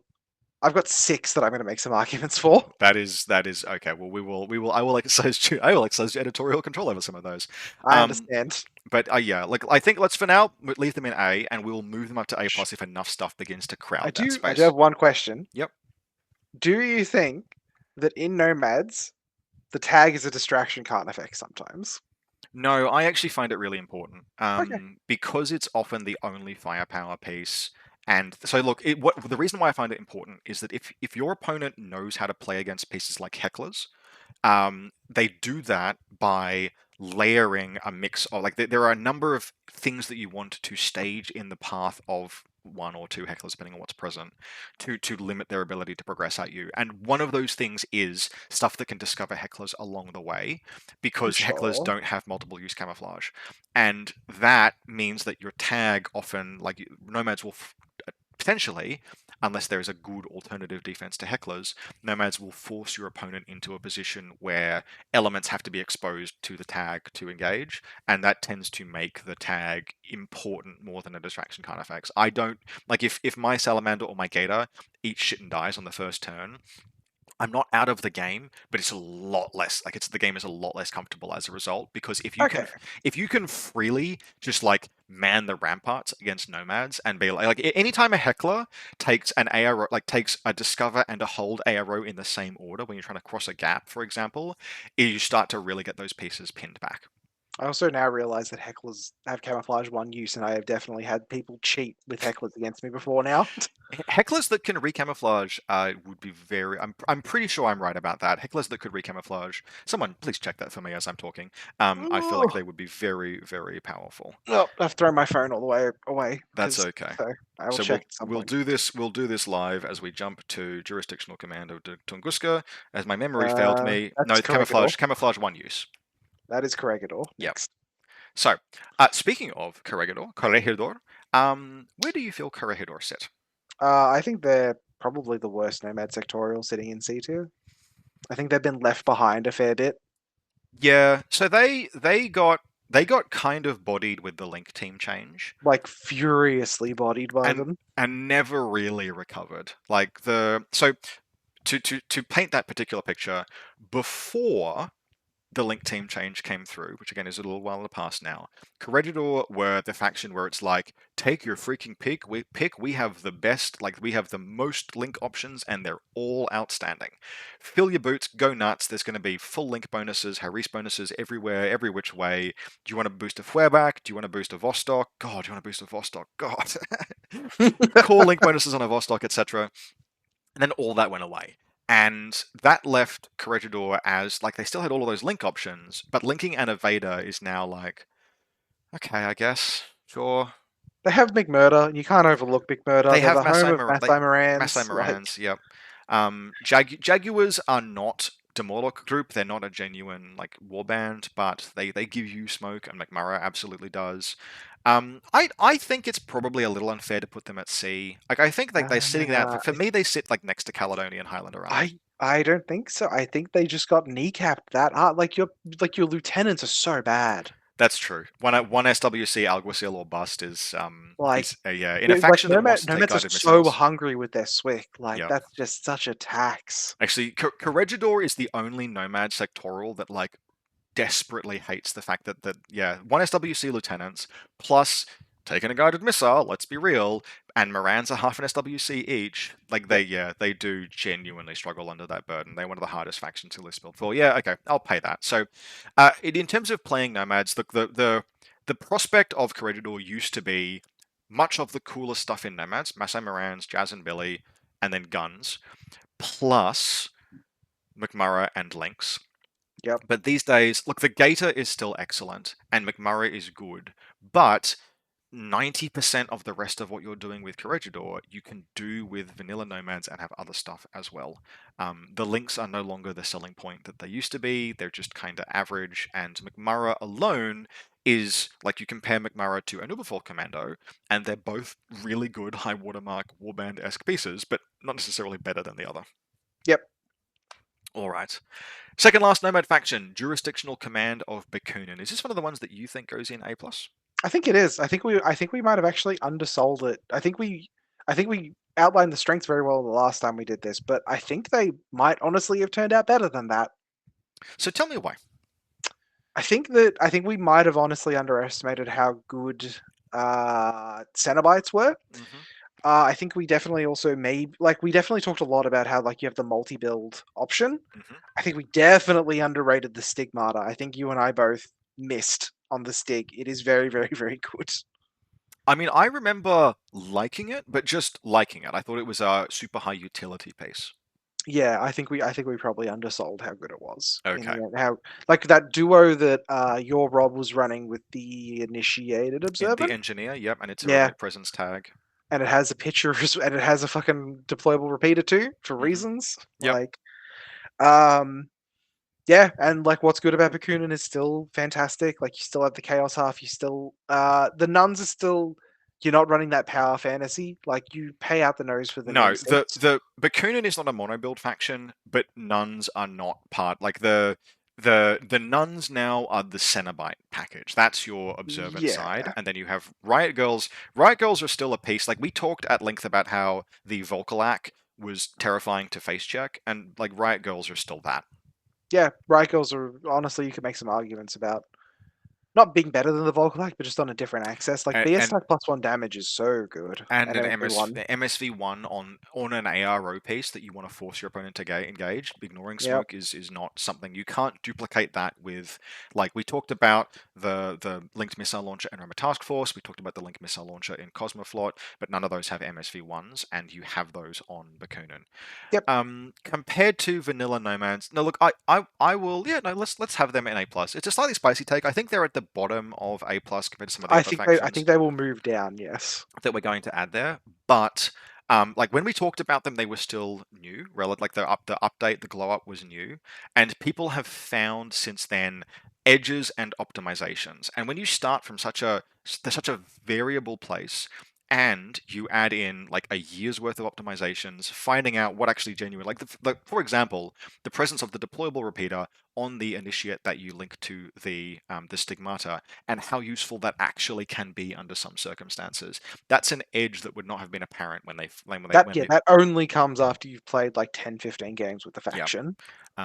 And yeah, the sheer like as players, like I have managed to check and dismantle Cenobite link teams on multiple occasions, but it's a freaking challenge. The fact that those things can fight in CC, are aggressively costed, and have Mimetism 6, you just randomly can't, like some lists can't deal with Mimetism 6. Like yes, they're only ballistic skill 11 base or 12? 11. They are 11. Yep. They're only ballistic skill 11 base, which means they only go up to 14, but Mimetism 6 on an ARO piece just checks some things out of the game. So, Yeah. on top of that, like they have a good tag suite. I will The say as well, the Nun package does also include what's the Wabara or Cassandra? Rabara and Cassandra. I think it includes both of them. Wabara is, I don't think so. Cassandra Kusanagi remains kind of an overcosted piece, but the Cenobite team, right? We'll call it that. Yeah. Should include Wabara. She is excellent. Yeah, and then outside of that, if your other like really strong like 3-man Haris team option remains that Riot Girl, Spitfire, Fiddler, and Abyssiana. Yeah, it's a banger. Okay. It is. All right, I will accept them as bottom of A+ tier. I think that's a reasonable take. Tunguska. Now, Tunguska, I have not had a great deal of experience with them since the reinforcement updates dropped. Have you had any conversations about them? No, not really, but I was sort of sitting at bottom of B tier with them coming into this without having talked much about the reinforcement changes. So Did the reinforcement changes give them much? Did it fix any of the weaknesses of being Nomads, like Nomad Pano fusion that pays a little bit more for its like good gunfighting? So technically speaking, this isn't a reinforcement update, but at basically the same time, like since last time we did this recording, Den McConnelly, Extreme Zellenkriegers, and Zellenkriegers have been added to Tunguska. Oh, yeah, bottom of B tier then. And that is a so big change. Where do we want to put? Yeah, yep, probably next to Caledonian Highlander Army, I think. Would you put them ahead of Rama Task Force with those premium warband options? Yes, I would, but below Shock Army of Cemento. That works for me. So where do Tunguska sit? Noting that this is probably one of the factions I have definitely had the least experience with since they were last updated. The basic conceptual space for Tunguska is kind of Nomads but elite. They have a lot of they have the really, before the existence of Cenobites, Hollow Men were the only sort of like premier heavy infantry link that you could actually core link and make good use out of since the Fireteam update change. They have the Salamander, which is excellent. Now they are sitting as more of a mid-range sectoral, and this is, by the way, this is something that will change if Corvus Belli does the right thing by the Kriza Borak and returns it to its spot as a ballistic skill attack -3 attack profile. Things will change for Tunguska, but until that day, Tunguska actually are a faction that post-reinforcement update I think is more of a kind of weirdly mid-range option, where you have a baseline of slightly too expensive, like Zellenkriegers and Den McConnelly are cheap, but they're not that cheap. Like 8 points is I think what you're paying for a Zellenkrieger. I want to say 9. Yeah, 8 points for a Zellenkrieger, for example, is right at the top of what a warband costs. And yes, we're talking about like 2 or 3 points of difference compared to some of its competitors, but you take that enough times and it adds up. Zellenkrieger, Extreme Zellenkrieger, Den McConnelly thrown into a link gives you a sort of like a list, rather, gives you a basis of capability in terms of like your attack, your warbands, like that kind of irregular trading stuff. And then you start coming into your own in Tunguska in the like 23 point plus section, where you have hecklers, admittedly available in vanilla, and you have all of these like troops that were added in reinforcements that don't look bad, but which I don't have a firm read on yet. There's at least one marksman trooper in there. I think it's the Kulak. Is it? No, it's not the Kulak payback unit. It's there are so many and they have random names. But there's at least one unit in there. Maybe it's the Casino Security Rounder. There we go. So there's at least one linkable NCO like Red Fury / marksman rifle profile at frankly affordable prices. And there are like those are the things, like 24, 26 points for a rounder. Yeah, you got like a 22 point hacker with upgrade Trinity as well. Yep. Like And so you have like these pieces that have been added in, which is pushing the sectoral toward interesting mid-range options. But even with the addition of the Zellenkriegers, supporting those mid-range options is harder than it looks because you have expensive line troops that you can't really take in any kind of great numbers. And transductor zones are of AVA2, you will be heavily relying on 2 transductor zones and the Zellenkriegers as the like basis of your lists to Yeah, afford you those you interesting. still have challenges, but like at the end of the day, you can still fall back on like Hollow Men and Perseus.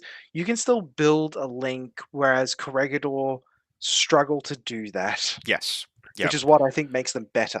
My guess, and this is of all of the things kind of a guess, but I would say Tunguska have the advantage of more than ever now. They do have multiple viable playstyles. The Hollow Man Link is still viable. You now have other ways of playing the faction. You can do like multiple little interesting units, but the power level of all of that falls well short, for example, of Bakunin. Yep, Yep. absolutely. But if you are a Tunguska player, they are probably more interesting to play than they have ever been. Although it really is, it's the fact that you can do things like link the casino security rounders, which you can't do in vanilla. And there's a big difference between like something like a casino piece, which is NCO marksmanship, but really does not want to lose a face-to-face roll. Having link bonuses and moving a link through the midfield goes a lot further. And NCO is a very premium skill in Nomads. Mhm. Like, yeah, you don't see a lot of NCO in Nomads, and whenever you see it on a piece, you should take a look at it and see if you can do something with it. Because getting to use that otherwise kind of useless lieutenant order is really important. Well, so Tunguska have always been one of the factions that uses their lieutenant order the best if you just have the balls to take an interventor lieutenant, but that comes with its own risks and challenges. Yep.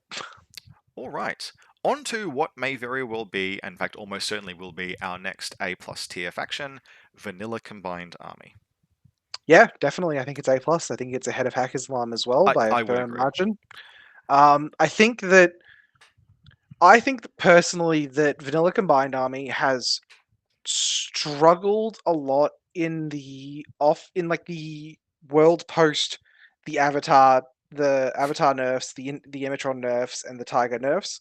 I think that people have struggled to adapt, and I also think Vanilla Combined Army to an extent has been, I don't want to say trapped, but trapped in like the guided mindset of people thinking that the best way to Mhm. play the faction is for Bit and Kiss to throw a pitcher 24 inches to 32 inches every game and to just kill the most important piece no matter how many orders it takes. I think that has stymied sort of list building in the faction a fair bit and Yep. has led to people playing probably worse lists. Which is a terrible shame because if I wanted to talk about the strengths of Vanilla Combined Army, and I do, it's the purpose of this video, Vanilla Combined Army is a faction where they have not just an option, like they have a mix of elite to semi-elite troops that are potentially applicable to like any tactical situation you could dream of, including weird things that other factions don't get. They're the only faction that can land a Spitfire in an opponent's deployment zone using parachutist DC. They have a monofilament, like the Speculo is considerably more expensive than a Fade, but has a monofilament CCW and regeneration, etc. And Um, smoke grenades. well, Fades have that as well, but Oh, yes, do they? Oh, yes, Fades are so good. They have all of the aspect troopers like particularly the anathematics and the Chirontids. Just the things that having a Whip 16 lieutenant that will jump to another trooper well, as pseudo. Horus is whip 16 too. Yeah, I have a soft spot for the Skiavorus, but the profile does not quite hold up. One day it will get a glow up and it will join its brethren. But even it's not by any means bad. It's still No, yeah, good. Josh took it to CanCon and did quite well with it. Yeah. With his Gear Force The list. challenge with the Skiavorus from memory is that it is paying for Strategos on a model that does not want to be paying for Strategos because it is an excellent thing to go and spend orders on itself. You don't want to be spending it's like 50 odd points for a Skiavorus from memory. Yeah. To then just have it generate 2 orders each round. But so putting that aside, Vanilla Combined Army plays the top end and the bottom end of the game exceptionally. Even with the nerfs to Tigers, the nerfs to Imatrons, which were very warranted, it still builds a pool of 4-point, like literally 4-point to 14-point pieces very, very well. Chucks in a couple of high quality 21-point, like it's like Haqqislam but expensive, where the 21-point hacking pieces are better than Hassassin Barids in total, but they're obviously like 7 points more expensive. Yeah, I think if you compare the pair, Dartox are better than Assassin Barids, but you don't get the two of them. Yep, you get in vanilla combined, you get like one Dartok and one Bitten Kiss, and what the two Hassassin Bereeds can do, generally speaking, as much work for considerably less points and less SWC, but the power involved with the combined army pieces is still higher. There are more pitches. There is more, like, you get multiple Yeah. different. You don't have in Haqqislam they have one killer hacker and one hacker, whereas Yeah. the Dartok bit pairing is you have Oblivion on bit and you have Trinity on the Dartok and etc.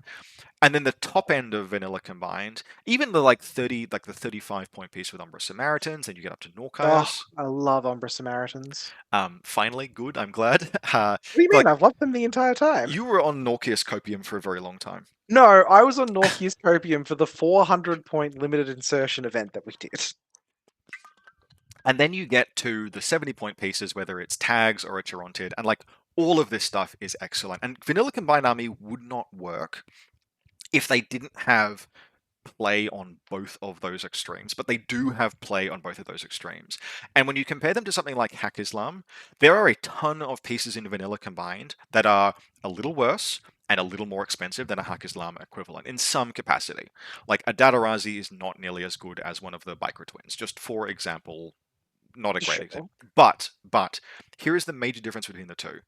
The top end of combined army, that like pieces, the power pieces at the top end, Haqqislam has nothing that comes even close to rivaling. Ooh. And what that means is that vanilla combined army does not get fucked by tables in 5-round events, because No, worst God, case scenario, you spool up your big fucking gun and you're gonna have a good time. You will always have a decent big gun in a vanilla combined list. I've stuck my Lieutenant Carontid out with its dick in the wind on ARO more times than I can count, and I don't think I've ever been punished for it. Same. I mean, I've lost it, but the cost doing that, but the cost it Yeah. put on my opponent lost them the game. Yeah. And that I've had that exact experience too. yeah, that is the difference between the two. Is that the Haqqislam enjoys minor edges over vanilla combined in a whole selection of like individual troops, but vanilla combined at the end of the day can like flop their HMG out on the table and be like, I Yep. fucking got this. We're playing the TO has set up a fucking 2-fort map. No worries, I've got this. Yeah. Do you care if I start some fires for a little bit? Go ahead. Okay. So I think even through all that we just discussed, we didn't talk about Sheskin at all. Sheskin is fantastic. You should be taking Sheskin in more lists than you think. I don't know if she is the lieutenant profile you want, because Probably I think not. I think you want your Caliban more times than not to be an engineer personally, and I think Calibans are very close to an auto include in the faction. I think that the anathematic has always been comparable to the Carontid, but I think currently it is worse than the Carontid. You mean the Carontid hacker in this particular case? Carontid hack, or just the Carontid in general, 'Cause, right? like, Because there are multiple profiles. The of both. HMG Carontid sits on its own as doing its own thing and solving its own Yeah, the problems. HMG Carontid I think is just the best lieutenant in the faction currently. I really like the hacker, but it sort of depends what you're attempting to do. All of like there are many good Chirontid profiles. Okay, there are like 2.5, but the hacker lieutenant and the hacker lieutenant and the hacker HMG, whereas the anathematic, it's just the hacker that you're interested in. It's just I think the anathematic. It's how do I explain this properly? So I mean, 70-something fucking points. It's 78 points now because they made that weird little change to it to change its template weapon, so it had to go up a point. And it's ballistic skill 13. Ballistic skill 13, like yeah, you're Mim 6, 4-4. you hit in deployment. It's a very hard lieutenant to crack, but like you're a 4/4 hacker. You have to have like your anathematic can't project attacking on its own. It's requiring you to use bit and kiss Dartok pieces around it to make it do anything really. You're never going to shoot something with it. And it could also just die. Like if you decide to sort of big dick it and like walk into a repeater net, things can go badly for you. Like and at 78 points or whatever it was, it can't afford not to be doing things. Although it does have the fact that pitches can extend its threat range means that it can do things without necessarily having to walk forward, or it can walk forward as it is doing things. But look, regardless, despite like this particular section of the video is pretty much just you talking through the video at Ivory, telling them not to let one specific anathematic live rent-free in their head. But Forever, yes. I think But- there's some other stuff. I think there's some other like unexplored parts of the faction as well. I think Yeah. mentor lieutenants don't get enough air when in any other faction they'd be one of like the best lieutenants in the faction. I think the Sphinx deserves a bit more exploration as well as a piece, which I've potentially paid someone in this video to do at some point. do I have to do that? Is that a thing? I mean, I asked you to. Oh shit, I need to get on that. Yeah, I play asked you to, and I paid you for Play a it. Sphinx. Fuck, that must have fallen off the list. I'm glad you reminded me that, because I'm gonna. I'll send you that list again. Yep. I'd love to and play a. yeah, more Sheskin as well. I think that's something that needs more exploration. And also take your guided missile launcher out of a list and play a Q drone. Q drones are so good. Look, it's a TR bot that has mimetism. I don't know how many people have had the miserable experience of I spent 7 orders trying to kill this TR bot and it's still there.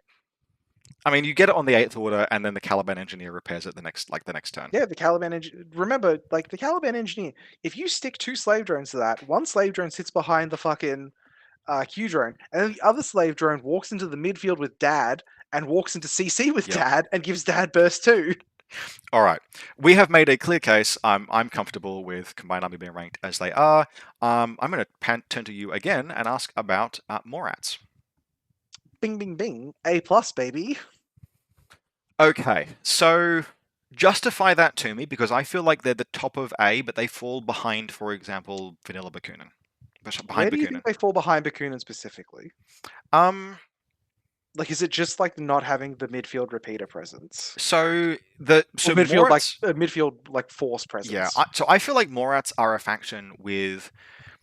If we look at, I'm going to describe their strengths. I would say there is no faction in the game that is better at, on frankly kind of a budget, cobbling together not just one but like 4 separate link options in a list and having them all be good, to the point that you will swap links between links, like swap the creation of links in a Morat list over the course of a game. Yeah. The bottom end of a Morat list as well, with linkable made regular Garkis, is something that no other faction has in the same level of strength. Yeah, the fact that you get 3 regular orders, so the best version of the Hungry Harris, you get 3 regular orders for 29 points. And I would argue best, but I think there are a number of ways to configure that. But there is. And then you have firepower that an individual Morat piece is not necessarily fantastic. Like there's a lot of it's BS13, but apes together strong. The fact that every Morat links perfectly with every other Morat, you end up with like this Suryat is not that expensive, and the damn thing is ballistic skill 16 with an MSV 1. Yeah. Where Morats, where they don't quite edge out past Bakunin for me, is that the independence of the Morlock group. I mean, the Morlock group are linkable, but not in any way similar to the Hungries. The cost is way, way higher. But where I think Bakunin edge out slightly is it is harder for many lists to check a Mimetism 6 heavy infantry ARO or a Riot Girl. Like Riot Girls for cost compared to Suryats are very, very comparable. And then you have the whole extra option of having to potentially also check a Cenobite. And many factions can potentially answer one, but not both. Morats present just one threat, admittedly a very, very good one. And I would argue, however, that Morats pick apart a Bakunin link with more efficiency than almost any other faction. Not even just relying on the Yagat either, but the fact that your Dartok in either Haris or a core link can throw a pitcher and just blow apart the brains of a Custodia hacker that's hiding in that link. So here is my take. I think Morats beat Bakunin like as well as any faction. I don't know if Morats are a better overall faction than Bakunin.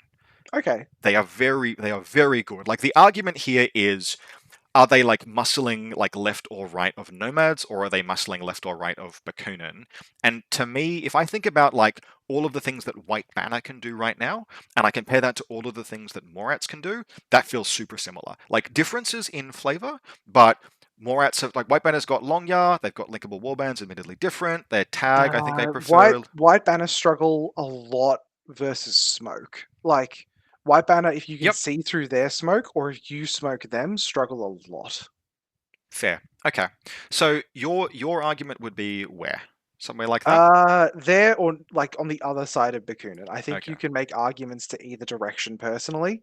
I just think that there's such a depth of strength in the faction. The fact that, like, even though you're doing it less now, you're not spending the command token, but more times than not, if I'm going first with Morats, I'm holding 4.5 Swick in reserve, and Kornak is probably the best lieutenant in the entire game. there are just opponents that don't know how to deal with that because they're trying to remember what your pieces do.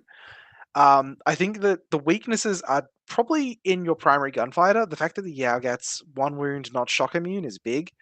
But it's also BS15. You shouldn't be taking fights with it that you're afraid of losing, if that makes sense. And if you don't like the Yaogat, you are by no means restricted. There are a number of other options that you can primary gunfight with in Yeah, there's like Morats a if you want. Kaitak Furibak. You've also got the Syriat Syriat HMG, which fits in a Haris more than Yep. the core link, I The think, Syriat personally. HRL in a core link can absolutely gunfight if it has to. Yep, And then for you have sure. tons and tons of smoke. One of the things that is worth mentioning in Morat Aggression Force is it is very possible to build a list where there is like a Vanguard Paramedic is the only model in the entire list that you don't trust to take a fight under some kind of a circumstance. Yep. You also have some of the best Haris options in the game. That 22-point Kaitok, like some of the best lists, some of the best links in that army. It's stuff like 22-point Kaitok, Dartok, Rindak. Like, Rindak maybe, but you've played that more than I have, so fair enough. yeah, Rindak. You can also fit like Anyat in there instead of the Rindak if you want. So that's another specialist operative I think type deal. it's pieces like that. Like once you get past the Dartok, the specialist choices in Morats begin to be like less and less appealing to me. Whereas there are factions Yeah, where well, you're sort of like looking like that Vanguard paramedic. Like I will give it that sometimes you can struggle with non-hacking non-hacking classifieds, but at the same time, you can do all the other classifieds with the other guys in the link usually. Yep. Like supplies, you are almost sort of taxed 1 Rindak, but Rindak doesn't feel bad to take. I never loved it, but fair enough. I am mixed about Morats in this position, but I think you've made a good case for them. And if we're putting Bakunin there, like I feel like the difference between Bakunin and Morats is that Bakunin have More game against everything else. a little more going on. The individual, like there are pieces in Morats that are best in class. Yes. Like Kornak in particular. Like if Kornak did not exist, Morat Aggression Force would be like, I don't know, down here somewhere probably. Yeah, probably. But it doesn't matter. Kornak exists, and he is slapping Strategos and 2 lieutenant orders off of Strategos. The big thing as well with that is that you're not incentivized to go after Kornak despite everything he includes. Because it's like, oh, I killed Kornak. It's like, yeah, cool. Yeah, the Garkis are irregular. Yeah, the Garkis are irregular now. I'm not in loss. Like, neat. Yeah. And then, like, I've had people go after Kornak, and it's like, oh, okay, cool. I'm going to shoot him. I'm like, yeah, BS 17. Yep. And they're like, what? I'm like, yeah. They're like, oh, okay, I'm going to walk up and punch him. I'm like, Yeah. 2 heavy flamethrower templates. They're like, okay, I'm in CC. I'm going to punch him. I'm like, CC 21 or 22. I'm MBW as well. Yep. I'm not. Is he natural born warrior? I mean, it doesn't matter. He is still. Yeah, he's a natural born warrior. Yep. I mean, of course they gave him that. They couldn't give him martial. It's like Berserk natural born warrior. All right. So second last of the combined army sectorals, we have Shazvastii Expeditionary Force. Well, we had them in the Tohaa zone last time. We have to commit to a ranking. I think we have to commit to a rank. I think they have gotten. I can't remember if we did that last one after the last update, where you can no longer put a mine on a link team because that's a big downgrade for them. Yeah, it's a colossal downgrade actually. I think that I think there are definitely still link options in the faction. The Sphinx is really good. Sheskin can still drag 2 assholes around, though I know we caught a bit of flack for that take last time. So look, I will suggest that Shazvastii Expeditionary Force are probably at the very top of C. And this is off the back of the Taiga creature nerf, right? The Taiga creatures are expensive enough now that running them just as a horde is too challenging. Yes. And a lot, in fact, look, frankly, every single strength of the Shazvastii Expeditionary Force can be replicated almost without exception in vanilla combined army. There are a couple of exceptions. The Speculo Mine Layer is obviously one of those. And it is much less powerful now because you can't just flat slap a mine on top of an enemy link. Yep. That's a huge downgrade. It's a huge... I'm glad that fix happened because that was a very, very poor experience for like a new player, even an experienced player as well. It's like I can't do anything about this. There's no way I can deploy where they don't get to try and fuck me with Yeah. this. But what that means is that like that was the most notable, unique profile that really sold Shazvast. Like it was what set Shazvastii apart, and it now is no longer necessarily that appealing compared to all of the other options. Frankly, I think a boarding shotgun speculo I would be comfortable taking over the main layer much of the time because a shotgun template on that kind of a piece is really useful. And that leaves you basically just trying to make things happen with the links, which are not like giving Sheshkin +1 burst and carrying some weebs around into the midfield. Even some of the links, including things like T-drones, like there are some surprisingly interesting linked options. You have the unique Nox profile with the cheap hacker, Yeah. but collectively that does not add up to enough to sell the faction as in any way materially different from its vanilla counterpart. It's just like apart from unless you're really holding out for AVA2 Caliban, and like they're pretty good, but you don't need two of them. Yeah, There's I would just take like one Caliban is generally more than yeah. enough Caliban. Now, Shazvastii can absolutely win games. Like they absolutely can. Absolutely. But like I don't feel like if I'm going into a game against Shazvastii and I'm playing against, for example, like competent Caledonian Highlander army player, I don't necessarily feel more scared. Like yes, the Sphinx. There are a lot of individually somewhat scary pieces in Shazvastii, but a lot of those pieces are Tagers, and I can deal with them. The faction has no smoke. And comparing that to, for example, two Cameronian Highlanders, multiple Galwegians, Yeah. 4 SES, and Usha McNeil bearing down on me, it's not more scary than that. Yeah. All right. One thing, if I could go back to Morats for a sec, because I forgot to say this, Raichos are good. You should like try and build lists with them. It's definitely a piece that's potentially worth investing in. We didn't talk about Raziats at all. Raziats are very good, though I there is a mentioned a real list. Raziat. I Yeah, but didn't there, use the word Raziat, but I did say, I said combined army are the only faction, one of the only yeah, factions that can land there a is a real Spitfire. list building cost to including a Raziat in your list. So bear that in mind when you're trying to force one in. But it is I don't want to go so far as to call it a coin flip piece, but it is a piece that can absolutely win you the game on its own. But it is also a BS12 guy at the end of the day, and sometimes we'll just die. Mhm. I'm done now. All right, Onyx Contact Force. The redheaded stepchild of Now, the combined army technically sectorals. speaking, they've received a ton of new profiles thanks to the arrival of reinforcements. But all I the combined army reinforcements were pretty bad. Yeah, I don't think it particularly. I mean, it didn't hurt, and there will be some cool lists that you can explore with Onyx Contact Force. But like, I'm looking at this sea of unintelligible hot pink icons that have been added to the faction, and I don't give a fuck about any of them. Like, I love the Cascuda in concept, and anyone that plays one has balls of absolute steel because risking that combat jump 14 roll Well, on a 64-point trooper, fucking go for it, son. I can hear her now. We're gonna listen to. There's gonna be just fucking Jim from Iowa, who's been playing Onyx Task Force since they came into the game, and it's like these guys didn't mention this facet of my faction. Yep. Look, Look, you mentioned it with Torchlight. All of their tags are like BS13 or worse. God, there is so much BS13 in this faction. Yes. I will make the claim that anyone who wins with Onyx Contact Force, you're not playing, or even plays Onyx Contact Force, you're not playing a bad faction, but you're playing a faction that is buried under the weight of needless technical complexity for very little payoff. And that's So like, there's so much just mishmash to it. yeah, Like your links are like well, you're building links, and it's like I've got like a Surgat, like an Umbra, and like some of like the what's their link filler guy? well they've got the Unidron Nexus link. Yeah, they've got the Nexus. I think is the one I'm thinking of because the Yep. Nexus operative is like good. It's okay. Right? It's all I'm not right. crazy here, right? I'm not. There's an engineer profile. Like so the Unidrons as the basis for a team. This is another faction that you can mention kind of in the same breath as ISS, although I think that Onyx Contact Force have translated Way into better than N4 ISS. so much better. But there were lists in N3 that pushed the fact that you had linkable Unidrons to the extreme, where you just keep running those things forward, wave after wave of killbots, and as long as they're burst 3 with the plasma, you can potentially make horrible things happen. But that doesn't work anymore. You need every model in a list to justify its existence. Like And I'm looking at their fire teams chart, and it's like, why is Norkius a wild card? What? When are you ever going to put Norkius in a link? he's an NCO. You could link him with a tag, and like, Well, God, that's so expensive so fast. Yeah, but he's got to kill a hacking device, put him in a marker state. Yeah. Yep. The whole Unidron link as well. I've never so there's a certain baseline of performance and defense that the Unidrons give you, where your opponent hits you exactly once with 1 damage 13 gun, puts you dogged, and then stops engaging you for the turn. And you're like, yeah, I kind of held them off, sort of. They went and did some other stuff, like the mission, or killed some other things. Well, Then your they have the Sphinx at least. your That's remote something. presence tag die. Your remote presence remote that's part of the link dies. You can't repair it, and you're back to square one.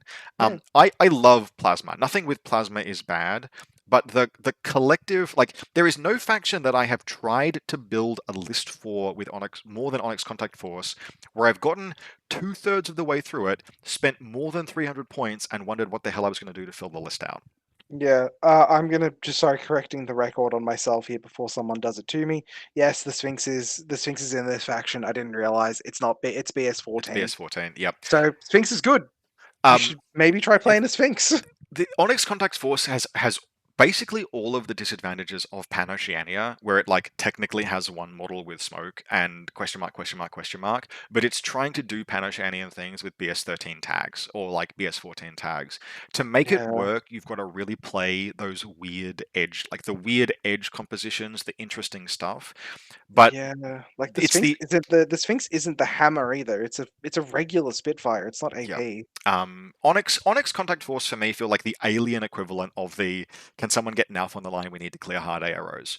Yeah, it's a little bit like that. And like as a result, I definitely think like they have a ton more going on than Invincible Army, than ISS. I was about to ask if that's where you think they Yeah, go. but they're Oh, sitting in this kind of a space to the left, or probably honestly I would say to the left of military orders, because okay. but it's in that kind of a space. They are more functional, right? You can build an Onyx Contact Force that gets like 12 troopers deep and is happy with every choice, whereas with military orders you get 5 troopers deep and then you're like, I don't want to include anything else in this list, everything else sucks. Onyx Contact Force get like 10 troopers deep and then you're like, I'm out of points. And Yep. this is not a viable limited insertion list, please. Uh, Please God. Yeah. Obviously, like, you can't, not every faction can be like, oh, we'll just put some Datarazi and Garkis in this list and it will be fine. Yes, of course, Onyx Contact Force, it's a sectoral, it should not have those Look, things. sometimes CB make you reach very hard to make something work, where it feels like there's definitely like I feel like you could give like if you lock the balance team in a room for like a week and say fix these factions, like give them like a facelift and make them feel better to play. They could very easily do that. Onyx would be on the list as a prime candidate because it won't Yeah. it won't take much to add some of the weird and interesting in to give the faction things to, like, if you imagine if Onyx Contact Force was released in the like Bakunin model or the Torchlight Brigade model today, it would be a fucking killer sectoral. It would be so interesting. It would have so much going on, but it's years and years and years old and has been touched up only sort of like by degrees over the time, and as a result, it's not that. Yep. All right, this is another one for you, Vanilla Aleph. Man, it's just been a string for me, hasn't it? I mean, I know what I think about Vanilla Aleph, but where are you gonna put them? Yes, yes, yes. so when I originally contemplated like these rankings, the A plus zone was potentially going to be called the AI zone because Yeah. I feel like the only factions that there is a really like I can dispute almost every faction. If I wanted to make the case, like Haqqislam, Nothing for is S example, tier. Haqqislam have some notable downsides, but Vanilla Aleph, Vanilla Combined, and then like maybe to an extent Steel Phalanx were the factions that I was like, yeah, these are the ones that belong. The sheer mechanical strength and versatility of factions run by artificial intelligences it puts them in this category that is it's just above A. Look, I'm gonna have a forever soft spot for Vanilla. I think it is so good still. I think that it plays on an axis that people aren't super used to, where it's like, oh man, these are like 40-point warbands, and they all have 2 wounds, and they all have Mim 6. Why are they running at me? Oh god, I'm in trouble. Yeah. The whole Aleph playstyle, I mean, ultimately it has emerged really since the Steel Phalanx glow up, but it is taking all of those Steel Phalanx pieces that in Steel Phalanx fight as like link teams and use that as their strength, and just slapping them all in a vanilla sector and a vanilla army where you've got access to all of the freaking mercenaries and everything else. And So specifically for everyone who doesn't want to listen to my coked out rambling, the pieces specifically I'm talking about are Uteros, Hippolyta. I think Penthesilea is extremely good as well, though I've definitely had some pushback on her in the past. Those are the three, like the core of that sort of angry fucking Greeks running forward, and then you supplement that with stuff like Achilles Lieutenant if you feel like doing that. I think Atalanta is really, really good, though I understand that some people don't always want to risk a BS18 coin flip. And like this worth noting as well that this would not work. Like the idea of 40-point pin everything on like multiple 40 to 30-point pieces is a challenging playstyle to make work, except for the fact that there are just like random specialist profiles on these things. Uteros is a whip 14 specialist. Uteros whip specialist. We've got Penthesilea is a whip, I want to say 13 specialist 13, operative. yep. And so the fact that you get like the whole like vanilla Yuching problem where you're playing Annihilation and then what? In vanilla Aleph, you get Uteros, you get Penthesilea, and coincidentally, you get fucking post-humans, which I could do a whole rant on as being like any person who ever genuinely looks at me and says, I don't think post-humans are very good because you have to take two of them, and like once you start taking two of them, they're going to get a little bit expensive, is just consigned to the fucking dustbin of history. I've used the phrase white dog shit where their brain should be before, and that applies to anyone who says that. Like the fact that you just randomly get whip 13, whip 14, whip 15 specialists comfortably at the canter in a vanilla Aleph list without really making any sacrifices to your core game plan, it's like Uteros is a link in a can. The man gunfights, warbands, smokes, and does mission stuff all comfortably at yeah. All your lieutenants are great as well. So Machion is, I think, probably the standout lieutenant in the faction. Yep. And then you have like list pivots as well. So if you want to build a Marut list, the Marut is really good. If you want to build a list around Achilles, Achilles is still fantastic. Like, you know, Achilles is really good even against something like vanilla Nomads, because it's like he's got stealth. He's just going to walk through that repeated net and not get affected by it. He's silhouette 2 and 6-4 movement, which means that unlike some pieces that are like, it's going to take me a couple of orders not doing anything to get through here, he's just like, yeah, one and done. We're past them around. He's a tag. Look at him go. Yep. Crazy Koala hit me. Don't give a fuck. He's an S2 tag. Let's go, go, go, go, go. Run, run, run, I run. think I would be leaning away from Achilles in like most lists, but he's still viable to include in some as a flourish. He's definitely viable to include in some. I would like to go back and start building Aleph lists now compared to where I was at the previous CanCon, because I think I've gotten better as a player. I think that I am probably building better lists now than I was then. But even at that CanCon where I feel like, you know, I was a lot, like everything I was building was a lot rougher, I still ended up managing to go 4-1 with it. And it's like a fair bit of that was the army kind of playing itself to an extent and being, it's so forgiving.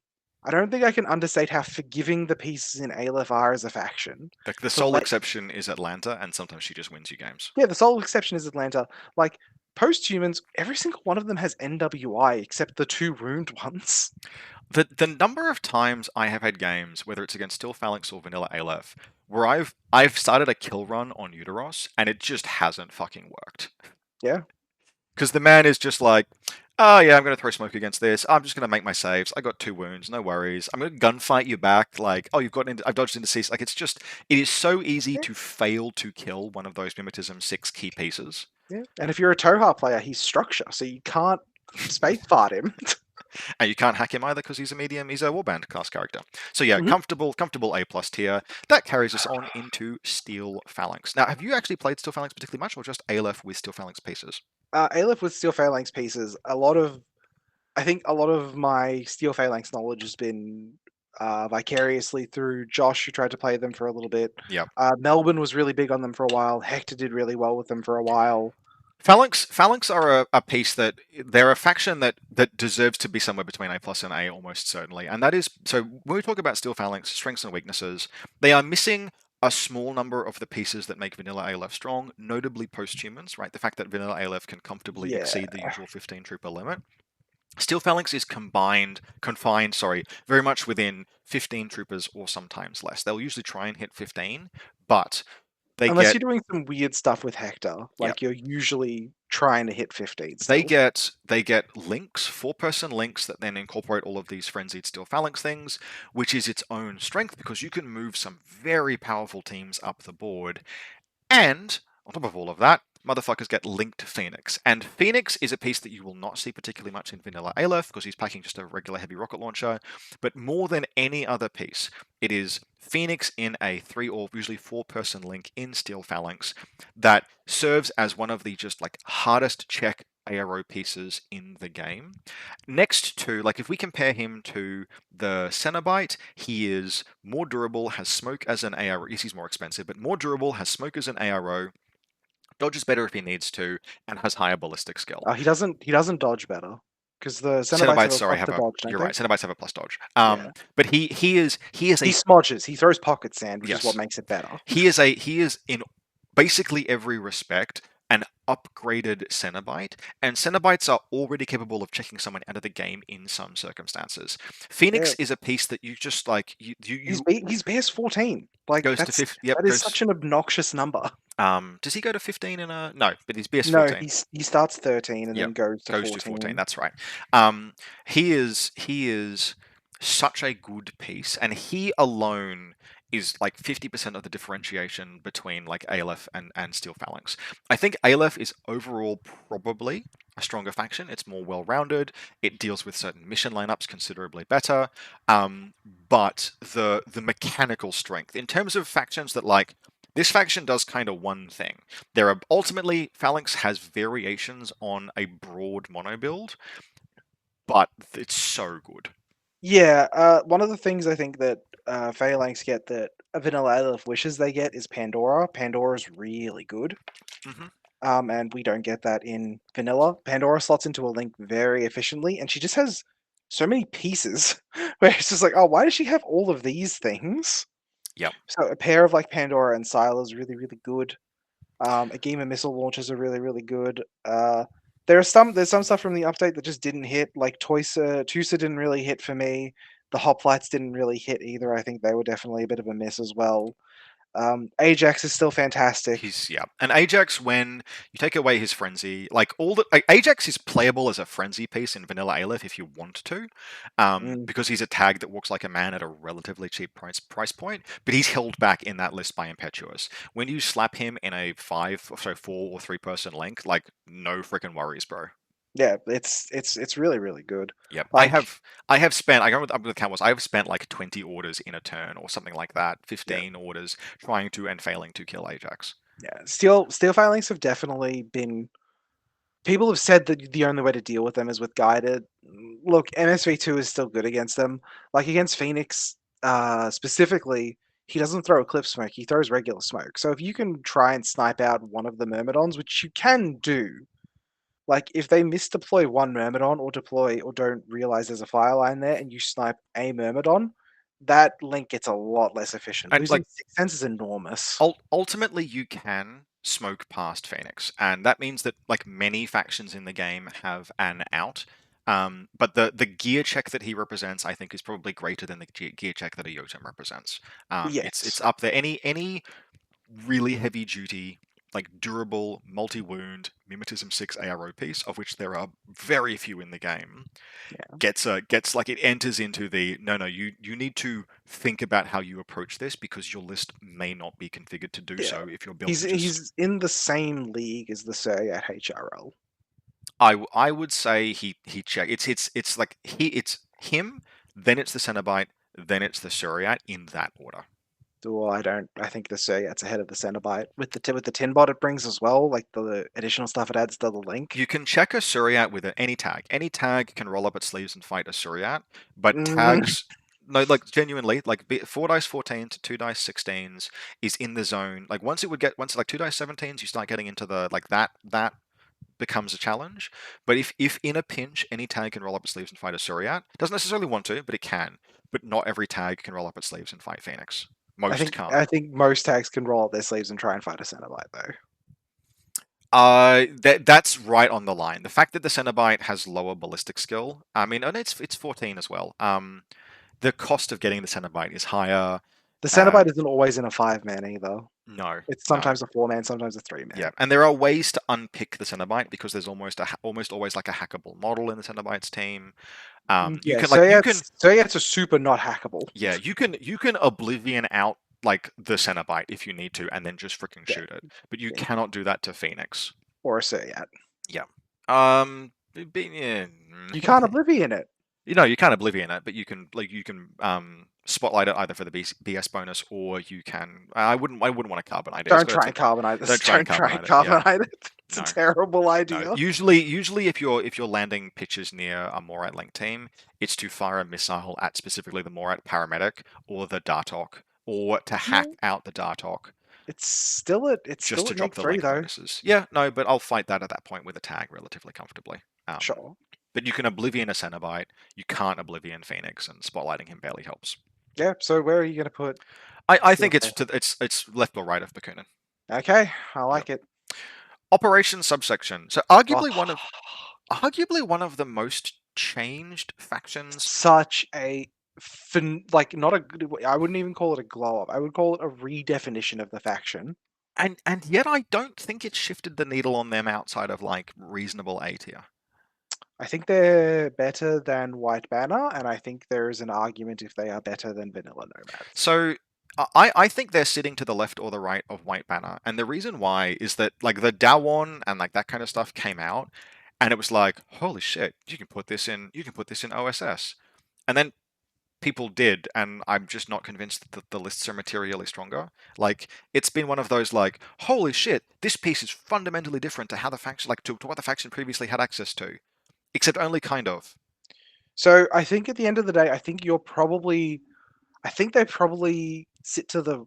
Look, I want to make arguments about sending them to the moon, but I know I can't. No. I think fundamentally they sit to the right of White Banner because they don't have access to smoke, and a faction not having access to smoke is pretty enormous still. Yep. And the gunfighting potential that they have is like, if you multiply it sufficiently, it's very cool, but it is ultimately all single wound pieces. I'm not going to put that. So the Dakini Link team is the core of not all but most OSS lists. And it's very good. It's a pure link team. It's very effective. And because it's all got remote presence, you can have a Whip 15 engineer that costs you almost no points sitting behind it, which gives you this like center of force that's very, very good. But it is still all literally armor 0, which means that even if your opponent doesn't kill anything, it can be surprisingly easy to bypass a Dakini link for a turn by running a template model at it. Smoke as well is good against it. The other thing as well, with people trying to build new OSS lists, is that once you start removing pieces from that Dakini link, you introduce impurity to it. The efficiency of that link goes down dramatically. Yeah, no, you can't. So what you have to remember at the end of the day is that the link starts with a BS11 MIM 3 model. If you are going second, you don't have marksmanship on it. So if you can't think of that model as like BS17 as much as you might want to. You have to think of it as it's a BS11 model that I then get to add extras onto. If you don't build that full core link around it, then you're at best your BS12, going up to 15 with marksmanship. If they can ignore your mimetism, or you're not going first and you don't get to put marksmanship on it, it's a lot shallower. Sure, it's probably not going to die outright, so you're probably going to get to bring it back with the Mark 1 that's sitting behind it. But it's hard to really make people understand that it has limitations. It has limitations, and the base you're building off of isn't fantastic. It's just very efficient. Another thing about OSS is that I feel like OSS lists are divided down the middle between lists that have the Asura Lieutenant and who pay for the Asura Lieutenant hacker and leverage her fully for info war dominance, and lists that don't and take other stuff instead. Because OSS is a hugely hackable force. It's like Invincible Army, except everything is remotes instead of heavy infantry. Like there are very few forward pieces in OSS that aren't in some way hackable. I've built OSS lists after the update and been like, there are 4 models in this list that aren't hackable. Yep. That's a problem. And sorry, go. I think one of the other things that people haven't really looked at either that happened before the reinforcement updates was we got Max. I think Max might there's something there with him, where you pair him with something like Dart, maybe, to where you can kill the Masai Moran on a rooftop. Like almost 100% of the time, Dart can kill the Masai Moran on the rooftop and clear a path for Max to go forward. And Max Yep. presents a way to punch into a DZ that wasn't reliant on being specifically Andromeda dropping on that roll. That I think is very, very good. I think Max has got a lot of potential. I think people should build with him more. Yep. Ultimately, the strengths of OSS are very strong as they come on. Like they still have posthumans. Posthumans are outstanding. The Dakini link is good. The Dawon is proving to be challenging to use because it can't really break up the Dakini core link, so it's to go in Haris teams. Yeah, you And want to build a Haris with it. the Haris teams that had like OSS had access to actually were surprisingly complete already. Like there's this. Well, they were complete. They just weren't good. I mean, I wouldn't even say they were bad. I'm very comfortable doing things like putting a Danavis in a link team. But regardless, so the Dawon in particular adds a little less than it looked like it did at first glance, and it's a hackable close assault piece without stealth or any kind of E-war defense.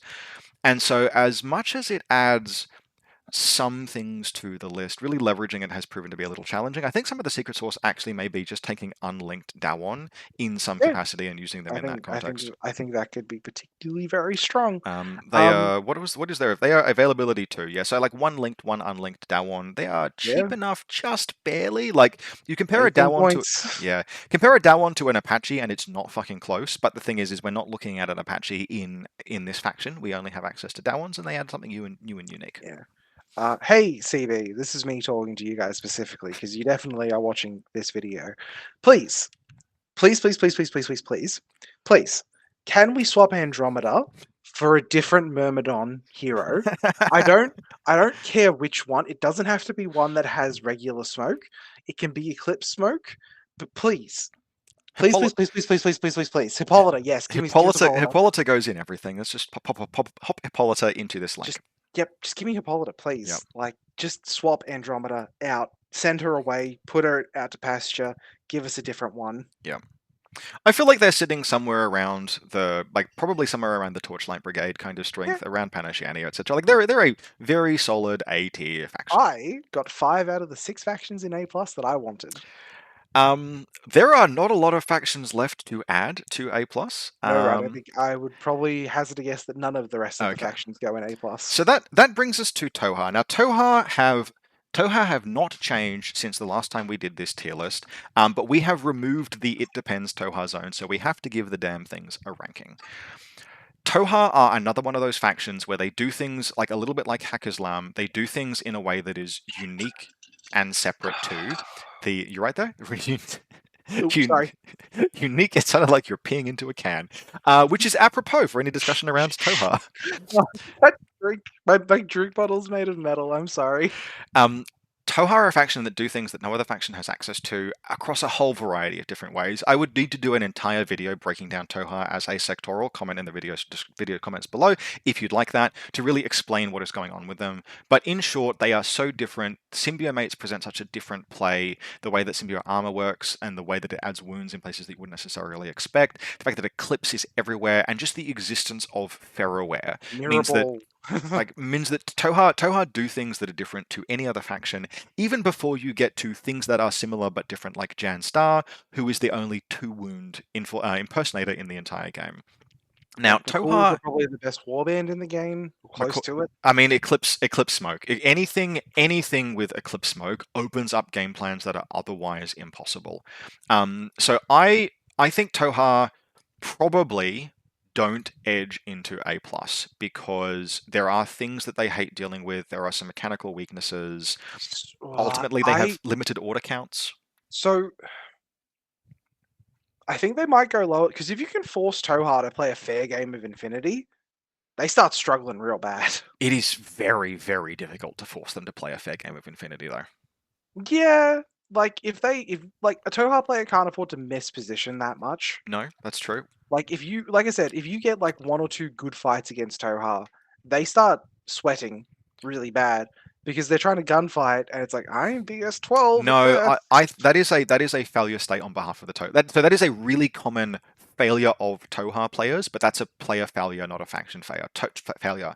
So one of the things, like if you have built your Tohaa list correctly, you should need to lose anything up to 6 models before you lose the ability to place Eclipse Smoke, and 2 of those pieces will be able to place Eclipse Smoke through walls. Tohaa have such absolute vision control that they should, like, it's easy as Tohaa, and I do this, like every time I go back to Tohaa after being away from them for a long time, I have some point in turn 2, I will start taking a gunfight that I don't need to take and really don't want to, but I'm doing it off of reflex because I've forgotten how powerful Eclipse Smoke is. And I'll sit there like, there'll be a D-Symbio armored, no mimetism Sucrael that I'm trying to shoot a linked model with, and I'll be halfway through resolving the order before I'm like, why the hell am I doing this? This is not how you're supposed to play Tohaa. Tohaa should never be playing like that. Tohaa have outs all the way to the end of the game. The fact that they are so difficult, you can hit Tohaa like 10 times. You can inflict 10 hits on Tohaa and not reduce their order count. Just Symbiomate, Symbiomate, Symbiomate, Symbioarmor, Symbioarmor, Symbioarmor, Symbioarmor, Yeah, look, Symbiobeast. state-issued friends are fucked. And the fact that like even when I am playing, like I should know how to play against Tohaa, and I should understand the faction well. Even when I'm playing against someone who is just like borrowing a Tohaa list from me, the damn things still go into turn 2 with like 14 orders, and I'm like, yeah, no, that's about normal. That's about the that's the Tohaa experience. We're having fun. There is a wide valley of Tohaa players, though. Yes, there is, and like Tohaa players these days they're split pretty much exactly between people who've played the faction at least a little bit forever, and people who are like, oh, I've just thought I'm gonna message Rob and ask him how the hell to do a conversion for how to convert Fracta into Suquales. And it is that latter category who, like, until you learn, the whole muscle memory has to change, where it's like, don't take a gunfight unless it is unfair for your opponent. You have no reason to eclipse your way to hell and back. You have to be a bit of a cunt to play Tohaa. I mean, I would say yes. You need optimal Tohaa play involves genuinely looking at the table and being like, what is the least fun possible experience my opponent could have, and then working backwards from there, because they will give you a way to reach that point. Yeah, they have to. Eclipse is a fundamentally we're not playing Infinity mechanic. Yeah. So doing a sharp right turn from...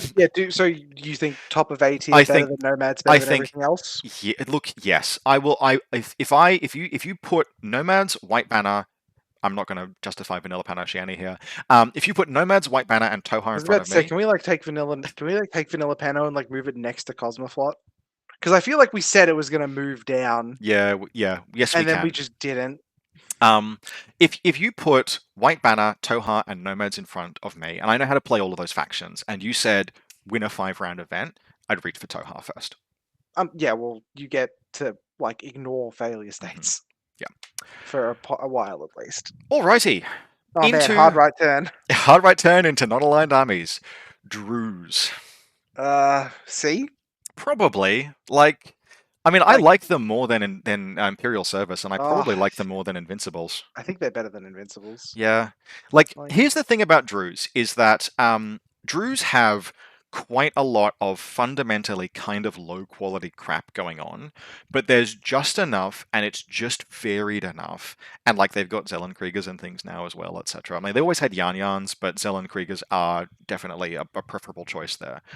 There's just enough going on. They get fucking Denver Cumgutters Connolly? People think he's better than he is, but he's certainly good. Okay. Yes, Cumgutters Connolly, yes. Yeah, you can blame Josh for that one. No, that's fair. Yep. That's there forever now. That's not going away. I'll be on my deathbed. The life support will be like beep, beep, and I'll just be sitting there thinking about Denver Cumgutters Connolly. I'm proud of myself. Man. Yeah, no, that's haunting. There is a lot of things going on in Druze that are like a little bit mediocre, but the thing is there are a lot of things going on in Druze.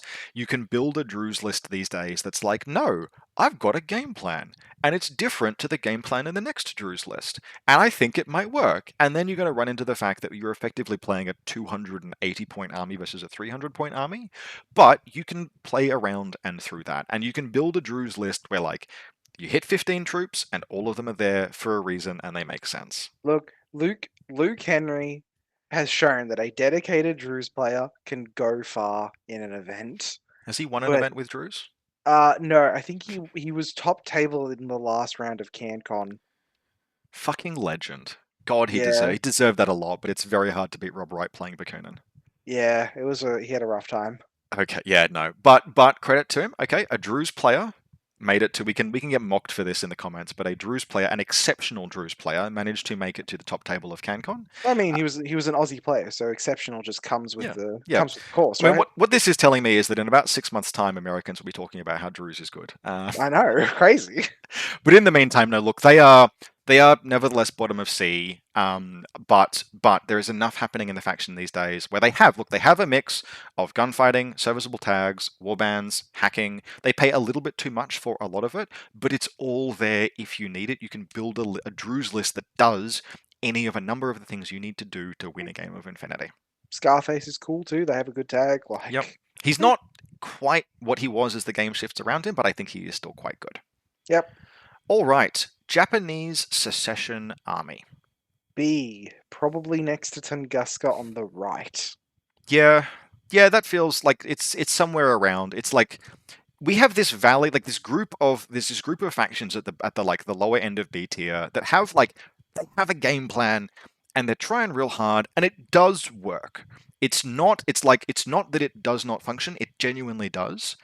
But there are just enough mechanical hurdles to overcome that every now and again they will let you down. BS10 Keisatsu, baby.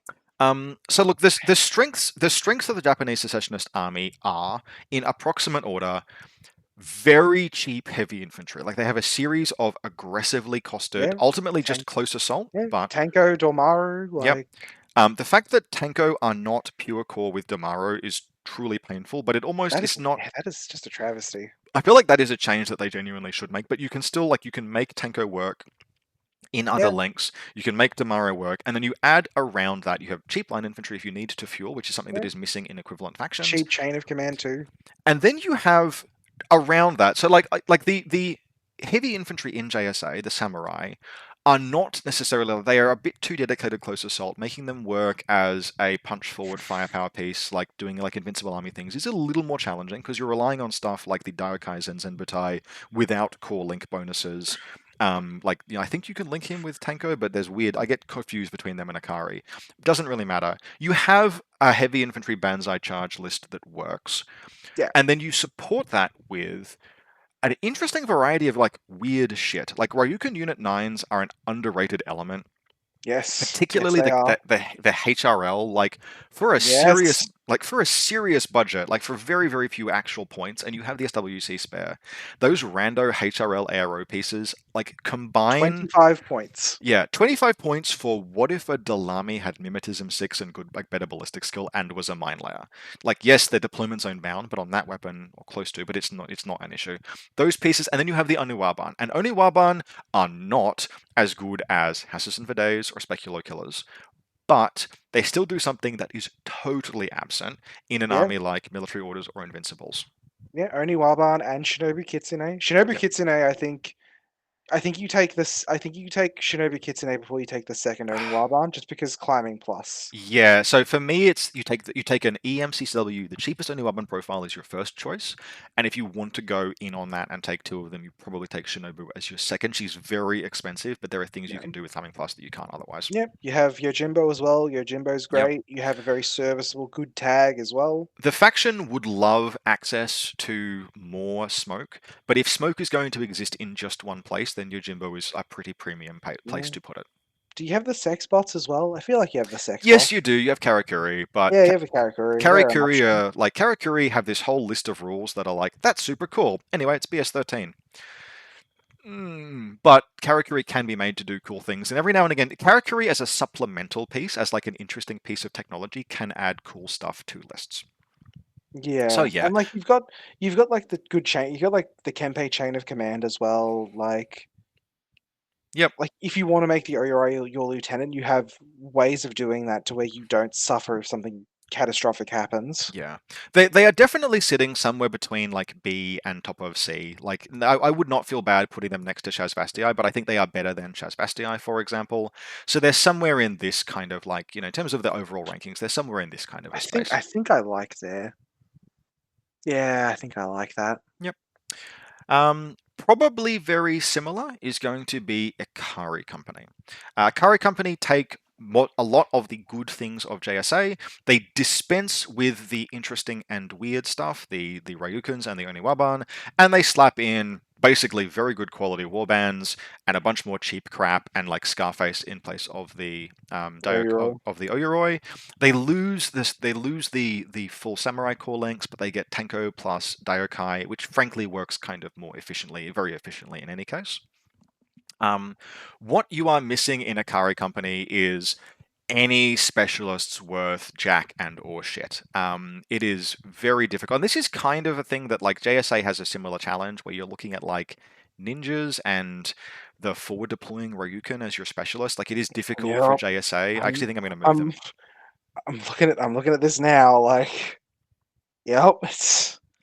It's a It's her. very it's a very short like the list of things. If you took like if you said, look, the whole Yuching game plan, I love it, but the army's not redneck enough. What if I want to really burp and fart while I'm committing war crimes? Akari is the faction that does that. Like lose the discipline. Let's do some war crimes. Akari Company, and obviously much more Yeah, like limited. what are your specialists even? Like It it's rough. Like yeah, you've Pathfinder. like doctor, yeah, you've got like two doctor options and one of them is a brawler. Like, Yep, Scarface.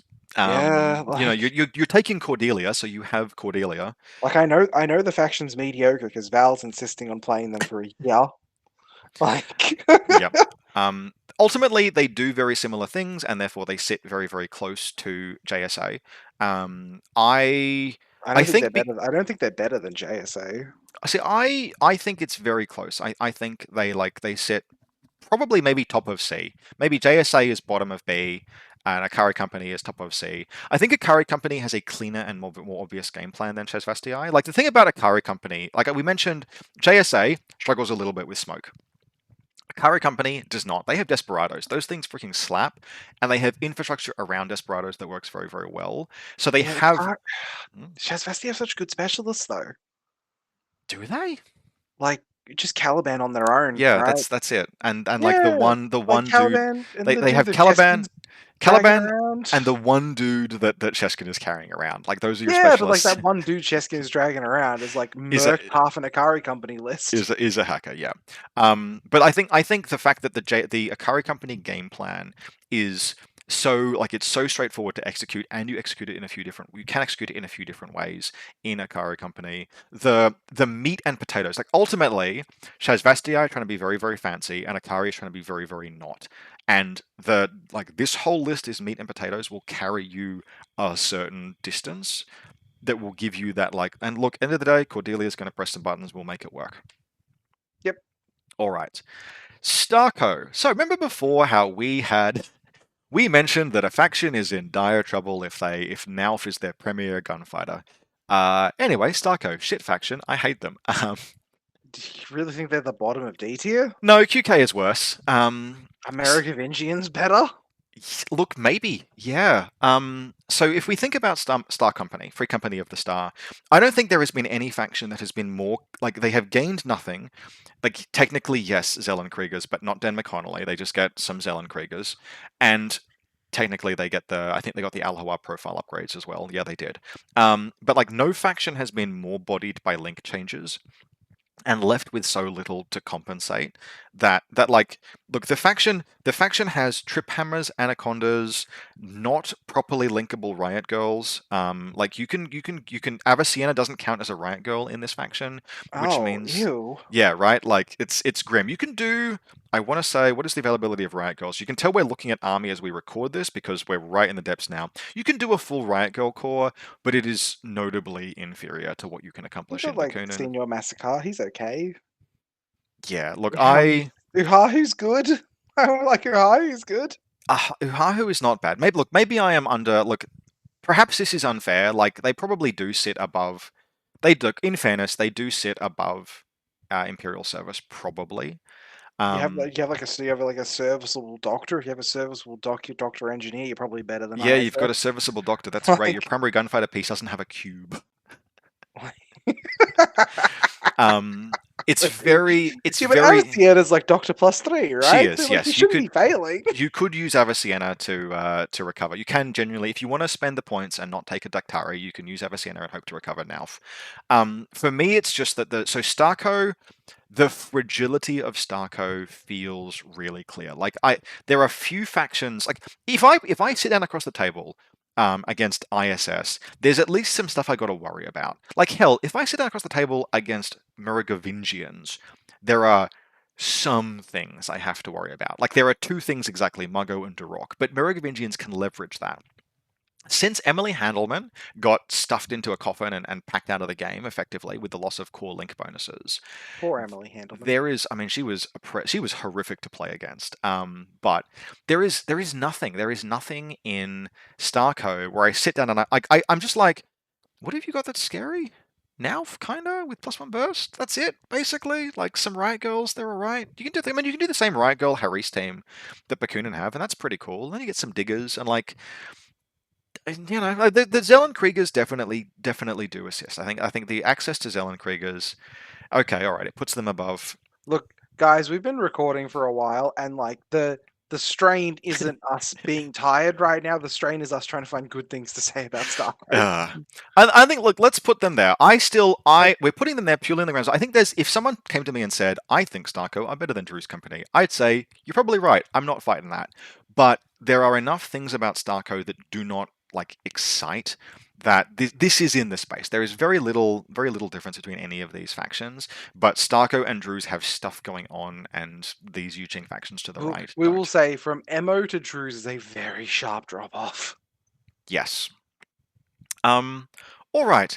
Getting to the end here, I'm actually going to move this one because we have to talk about that very last. Okay, sure. Foreign company. This is it's probably the best NA2, right? No, it's Dashad Company are the best NA2. Really? It's Dash It? It is Dashad Company. We'll get to that. Foreign Okay. Company. So Foreign Company are a faction that have been completely unchanged by any. Like they are mired in the depths of history. Wait, did they get like blades and stuff with the Nope. with the reinforcement? Nope, update? nothing got added to them. They're still trying to run the worst version of the Bolt Link imaginable. Oh, well, okay, yeah. I actually look. I think Mm. these days I would rather build a Merovingian list than a Foreign Company list. Trying to make Foreign Company work and actually just like fit everything you want into a list. Fucking hell, they got obliterated. Wait, whoa, we had them like way higher. I think we did, and I think we overrated them. Is that, it's because they won Adepticon, and like we liked the list that won Adepticon. I think. Yep, and it was like one good list, and there are things you can do with them. This is probably slightly unfair, but I'll be honest. Yeah, I think they should be in C above Druze. No, I actually don't. That's part of where I'm coming from with this is that the building lists with Foreign Company is you have so many pieces that are very expensive and which don't quite hang together effectively. That making the overall list work. Look, sure, yes, fair enough. You do still have bolts. It's very hard to link them. You have a few Super Friends pieces. You have availability 2 Bakunin Uberfell Commando from memory. No, availability 1. What am I thinking of? Like Zeros and Crocman go. They don't. The whole faction has like one of every single thing that can do kind of something and has gaping holes in the roster. You compare these guys to like Torchlight with access to the Silver Star Prime and Moonrakers, and it's just like there is such a gulf. And building interesting lists, like I don't think I've seen an interesting Foreign Company list since the list that won Adepticon, and I can't quite remember it if I'm being perfectly honest. It says something. Um, All right, but your baby next. yeah, okay. Dash Out Company. So I think Dash Out Company are probably the strongest non-aligned army, but they do not break out of seat. Oh, sorry. Okay, all right, we've put thing. Well, then they have to go and B then, right? Yeah, they probably do. I think they are the Like, strongest. do you think they're better than JSA?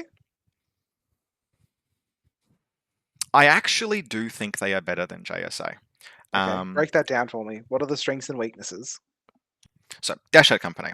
The Dash Out Company, they are handicapped very, very slightly by the fact that their top end is very light. Like the best things in Dash Out Company are a totally serviceable Zuyong Invincibles fire team or a Magariba Guard. And then there is basically nothing to spend your points on, and then you have some of the best low end in the game. So the faction is an absolute home brand sectoral from start to finish. But the thing is that when you cram 300 points of home brand stuff into 15 troopers, you end up with a list where it's like if you can manage the SWC constraint of the Libertos, and frankly the fact that the Libertos have a totally serviceable profile that is 0 SWC, you end up with just weight from start to finish, and it's full of pieces that can just randomly overperform, particularly on the low end. You get, so like you have 2 Dash Out Company Libertos, and there is no piece in the game except from maybe a Haqqislam biker that can outperform in any random game more than a Dash Out Company Libertos. Then you have the full suite of regular Tomb Raider profiles, and they are totally serviceable. They have come. They don't have buckets of it, but And there's then you come there. have, I mean, you can take as many Tomb Raiders as you want. It's just that you're limited really to the 7 to 10.1. 7.1s are the best, but that gives you a, in some cases, as high quality as Haqqislam irregular setup. I would say definitely the Haqqislam bikers are better, but the Dashat Libertos are best in class. But you don't have Saladin to manage the command token and irregular load, so it's a little more difficult. But then you have basically like an Invincibles quality fire team that is surrounded by things that let you fully afford a 15 trooper list around the Invincibles fire team or the tag. And you can still do things after that. Like the faction has linkable diggers. Some of the little like Haris teams you can build in Dash Out Company are things like a attack-aware HMD dude, Valyria Gromors, and a digger. And as a 3-person team, that's got 5 wounds, credible close assault, reasonably credible opportunistic gunfighting in a faction that has plenty of smoke, and hacking projection. Dash Out Company are missing things. They are missing, for example, killer hackers. They would love a higher quality tag than the Magariba Guard. But it's very difficult. It's very difficult to build a Dash Out Company list that isn't like, you compare it to like Caledonia, right? It's very similar to that, where I had this Caledonian list and it's just 20-point superheroes, like end to freaking end. Dash Out Company is more bifurcated than that, but you can put a lot of pieces that they are straightforward. They are not like flashy in the Aleph or Steel Phalanx kind of way, but they will randomly win you games, even if you just not trying to do anything. It's just, you just have the Libertos. The Libertos got into an objective room and then just never died. And that happens often enough, particularly with 2 Libertos. Yeah.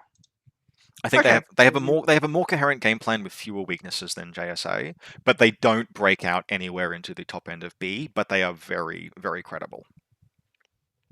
All right. I'm willing to wear this one. Yep. Second last non-aligned armies. This is White Company. I have no idea where to put White Company because I am very tired and we've been recording for almost 4 hours. I think it says something that Ivory was on White Company until the cut 2 days before CanCon, and then was on White Banner. Yeah. It seems like they are it has all the options there that you think would make a great sectoral, but it's just sort of hard to make everything work together the way you want it to work together. It does feel weird. Like, I don't know if they are bottom of B or top of C, but that feels like about where they should go. I'd probably put them ahead of a Akari Company personally. Yeah, no, look, that's fair. I think they have the strengths. Like, Yeah. the Guij is a very good tag. It's an okay tag, but it's okay enough. Yeah. It's okay enough. It's okay enough. I think like the Raicho is probably the best like BS14 like generic sort of main battle tag. I mean, Raicho, Salamander, Gator, like there are a whole suite of tags that are in that like simple gunfighter category that are better than the Guija, but that does not make the Guija bad. Like I would say it's probably better than the Magariba, very comparable to the Oyuroi kind of thing. Gunfight, Yeah. good. So White Company initially are billed as like it's PanOceania with smoke, or it's kind of like Jing with Kahu, and like it hybridizes that. Plus, it has Yeah, hacking in and the form of the Denavus. it's just not that. It's just not though. Like you need No, to sort of pull so many strings and twist so many knobs to try and make it all work. there are very few factions in the game that will bring fewer total wounds to a list than White Company. Yeah, And that ultimately, so White Company has Kahu, and Kahu are very, very good, and it has smoke, they which they have blades. Does that do anything for no, you? because what makes Blade special is the fact that they can link with Pan-Oceanian tags that have remote presence. Okay, So if we like White I had to Company, ask the question. yeah, no, they get blockers as well. There is nothing wrong. There's nothing wrong with blockers, and there is nothing wrong with blades. And those additions are additions to the faction. I But feel like the yeah, Peacemaker and the Bulleteer nerfs definitely hit White Company kind of hard as well. yeah. So the presence of blades in Pan-Oceania versus the presence of blades in White Company. Their blades are linkable, but they are not linkable with things that they multiply in the same way as they do in Pan-Oceania. Can you, let us check live, can you link a bulleteer in White Company? You cannot link a bulleteer in White Company. You cannot link a tag in White Company. Yeah. Nope, they are not wild cards. So you are not left with the same strength. And so White Company does have, if you want to play like a special ops fire team dude that is true to the like premise of these aren't super heavy infantry or tags, or these are just dudes, but they're like elite dudes, but they're not fucking Ariadna and hillbillies. They're dudes with tech. Like White Banner falls into that niche, but genuinely, like you have pieces that are genuinely excellent, but there tend to be fewer wounds in White Company lists than many other lists, and a lot of it is like armor nothing. The Kahu exemplifies White Company in a way that it doesn't exemplify Svalaheimer, because in Svalaheimer, there might be a Kahu and there might be a Jotun. But in White Company, there might be a Kahu, or there might be John Hawkwood, who is also armor basically nothing. Yeah, yeah, it's yeah, Yeah. it's. I'm not gonna say it's grim because I don't think it's grim. I think No, it's a it's fine absolutely not. faction. And like top of C tier is a faction that can absolutely win games. It is a faction that can absolutely do and perform well. But when you're in C tier, you are looking at a 5-round event and thinking, I am not sure I'm going to get lucky enough to make this 5-0. This is a faction where you have to get lucky to go 4-0. 4-1 rather, but a good player can go 4-1 with White Company in a 5-round event, but is relatively more challenging to go, significantly challenging. It's always challenging to go 5-0, but in White Company you have to get past certain obstacles that are baked into the faction mechanically. Yeah, that all Yeah. makes sense to me. It's Also, they're totally reliant on Guilang skirmishers as their midfield, which I think suck. yeah, I don't like Guilangs at all. Technically, they have beast hunters as well, which is better than just Guilangs. But anyone in the comments who says that Guilang skirmishers are good, I disagree. I think they would be good if they were like 6 points cheaper. They pay out the ass. That visor must cost like 10 points on them. Yeah, the rest of the profile. I mean, they're whip 14 as well, which is good exactly sometimes, but there is no Guilang profile where every single piece of equipment is something that I'm glad to have. Yeah, All right, last faction in the game. Last faction in the game, Spiral Core.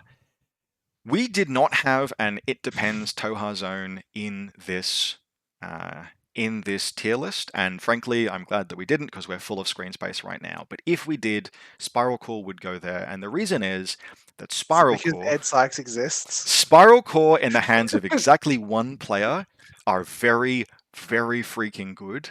And I don't know of any other player in the world that has attempted to champion them and make use of their strengths.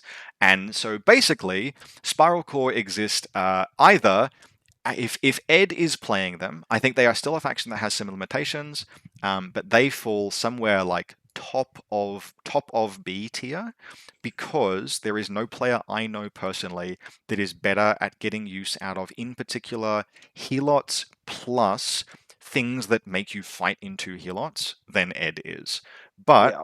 there is only one Ed Sykes, and he plays more factions than just Spiral Core, which means that on average, and excluding him as a consideration, I think we probably need to move them to somewhere down in C tier, noting that they are like next to Shazvastii, maybe to the right of Shazvastii feels about right. Yeah, like Spiral Core are a faction where it would take very little effort on the part of CB to make them feel a lot better to play. If you make Tricore work how it should work, They shoot back up probably into B tier just by themselves. Yeah. Yes. but then maybe Ed Sykes is the best player in the world after that. So the reign Ed of terror over Canberra would be scary. Well, no, because so I've played against Ed plenty of times when Tricor was fully effective, and it's the thing about how Ed in particular plays is that it is mastery over helots especially. There is no one I've ever played Sure. against that knows how to put a helot in a particular part of the table that you're just like, oh, why does it have to be there? Why is it there? Just to play good forehead. Then Ed, yeah. Like seeing into the future, into those spaces those pieces will occupy. And if you can do that, like if you're a player that like really puts the time in and understands how those pieces work, then Spiral Core are able to combine the defensive, not just the defensive power of helots, but you also have Ferroware, a little bit of a shell game, impersonators, some flexibility of links, access to smoke, which Varuna does not have. Good.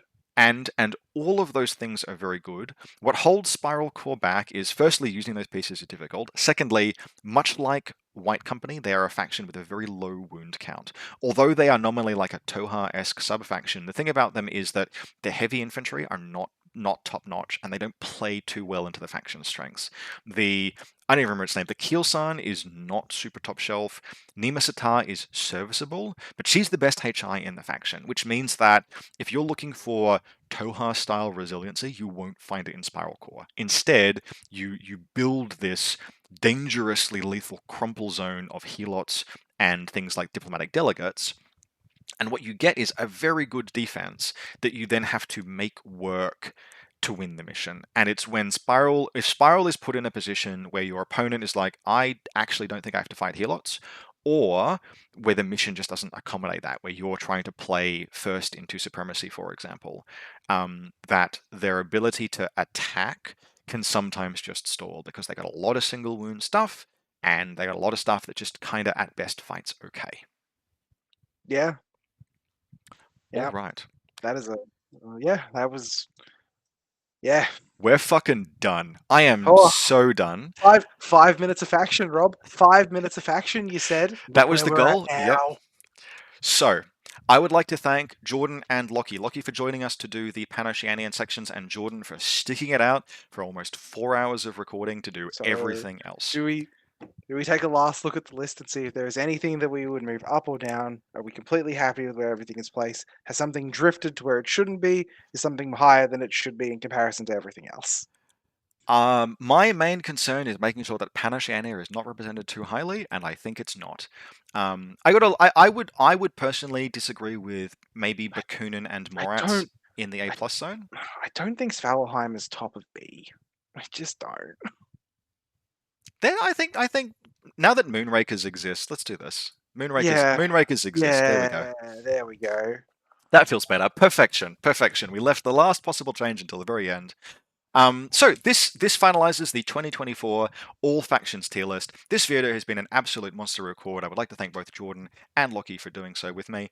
As always, if you enjoyed this and you'd like to support the channel, you can do so either via the Buy Me a Coffee link in the video description below, or by becoming a channel supporter. Thank you very much to everyone who already has. And again, channel supporters and people who donate via the Buy Me a Coffee link, I'm always welcome to take requests. I will attempt to fulfill them if I can, and I will almost certainly remember almost all of them. I have a Sasvastia list I apparently need to play at some time. Vanilla combined List that I have to play at some point soon. Jordan, send me through that. I will.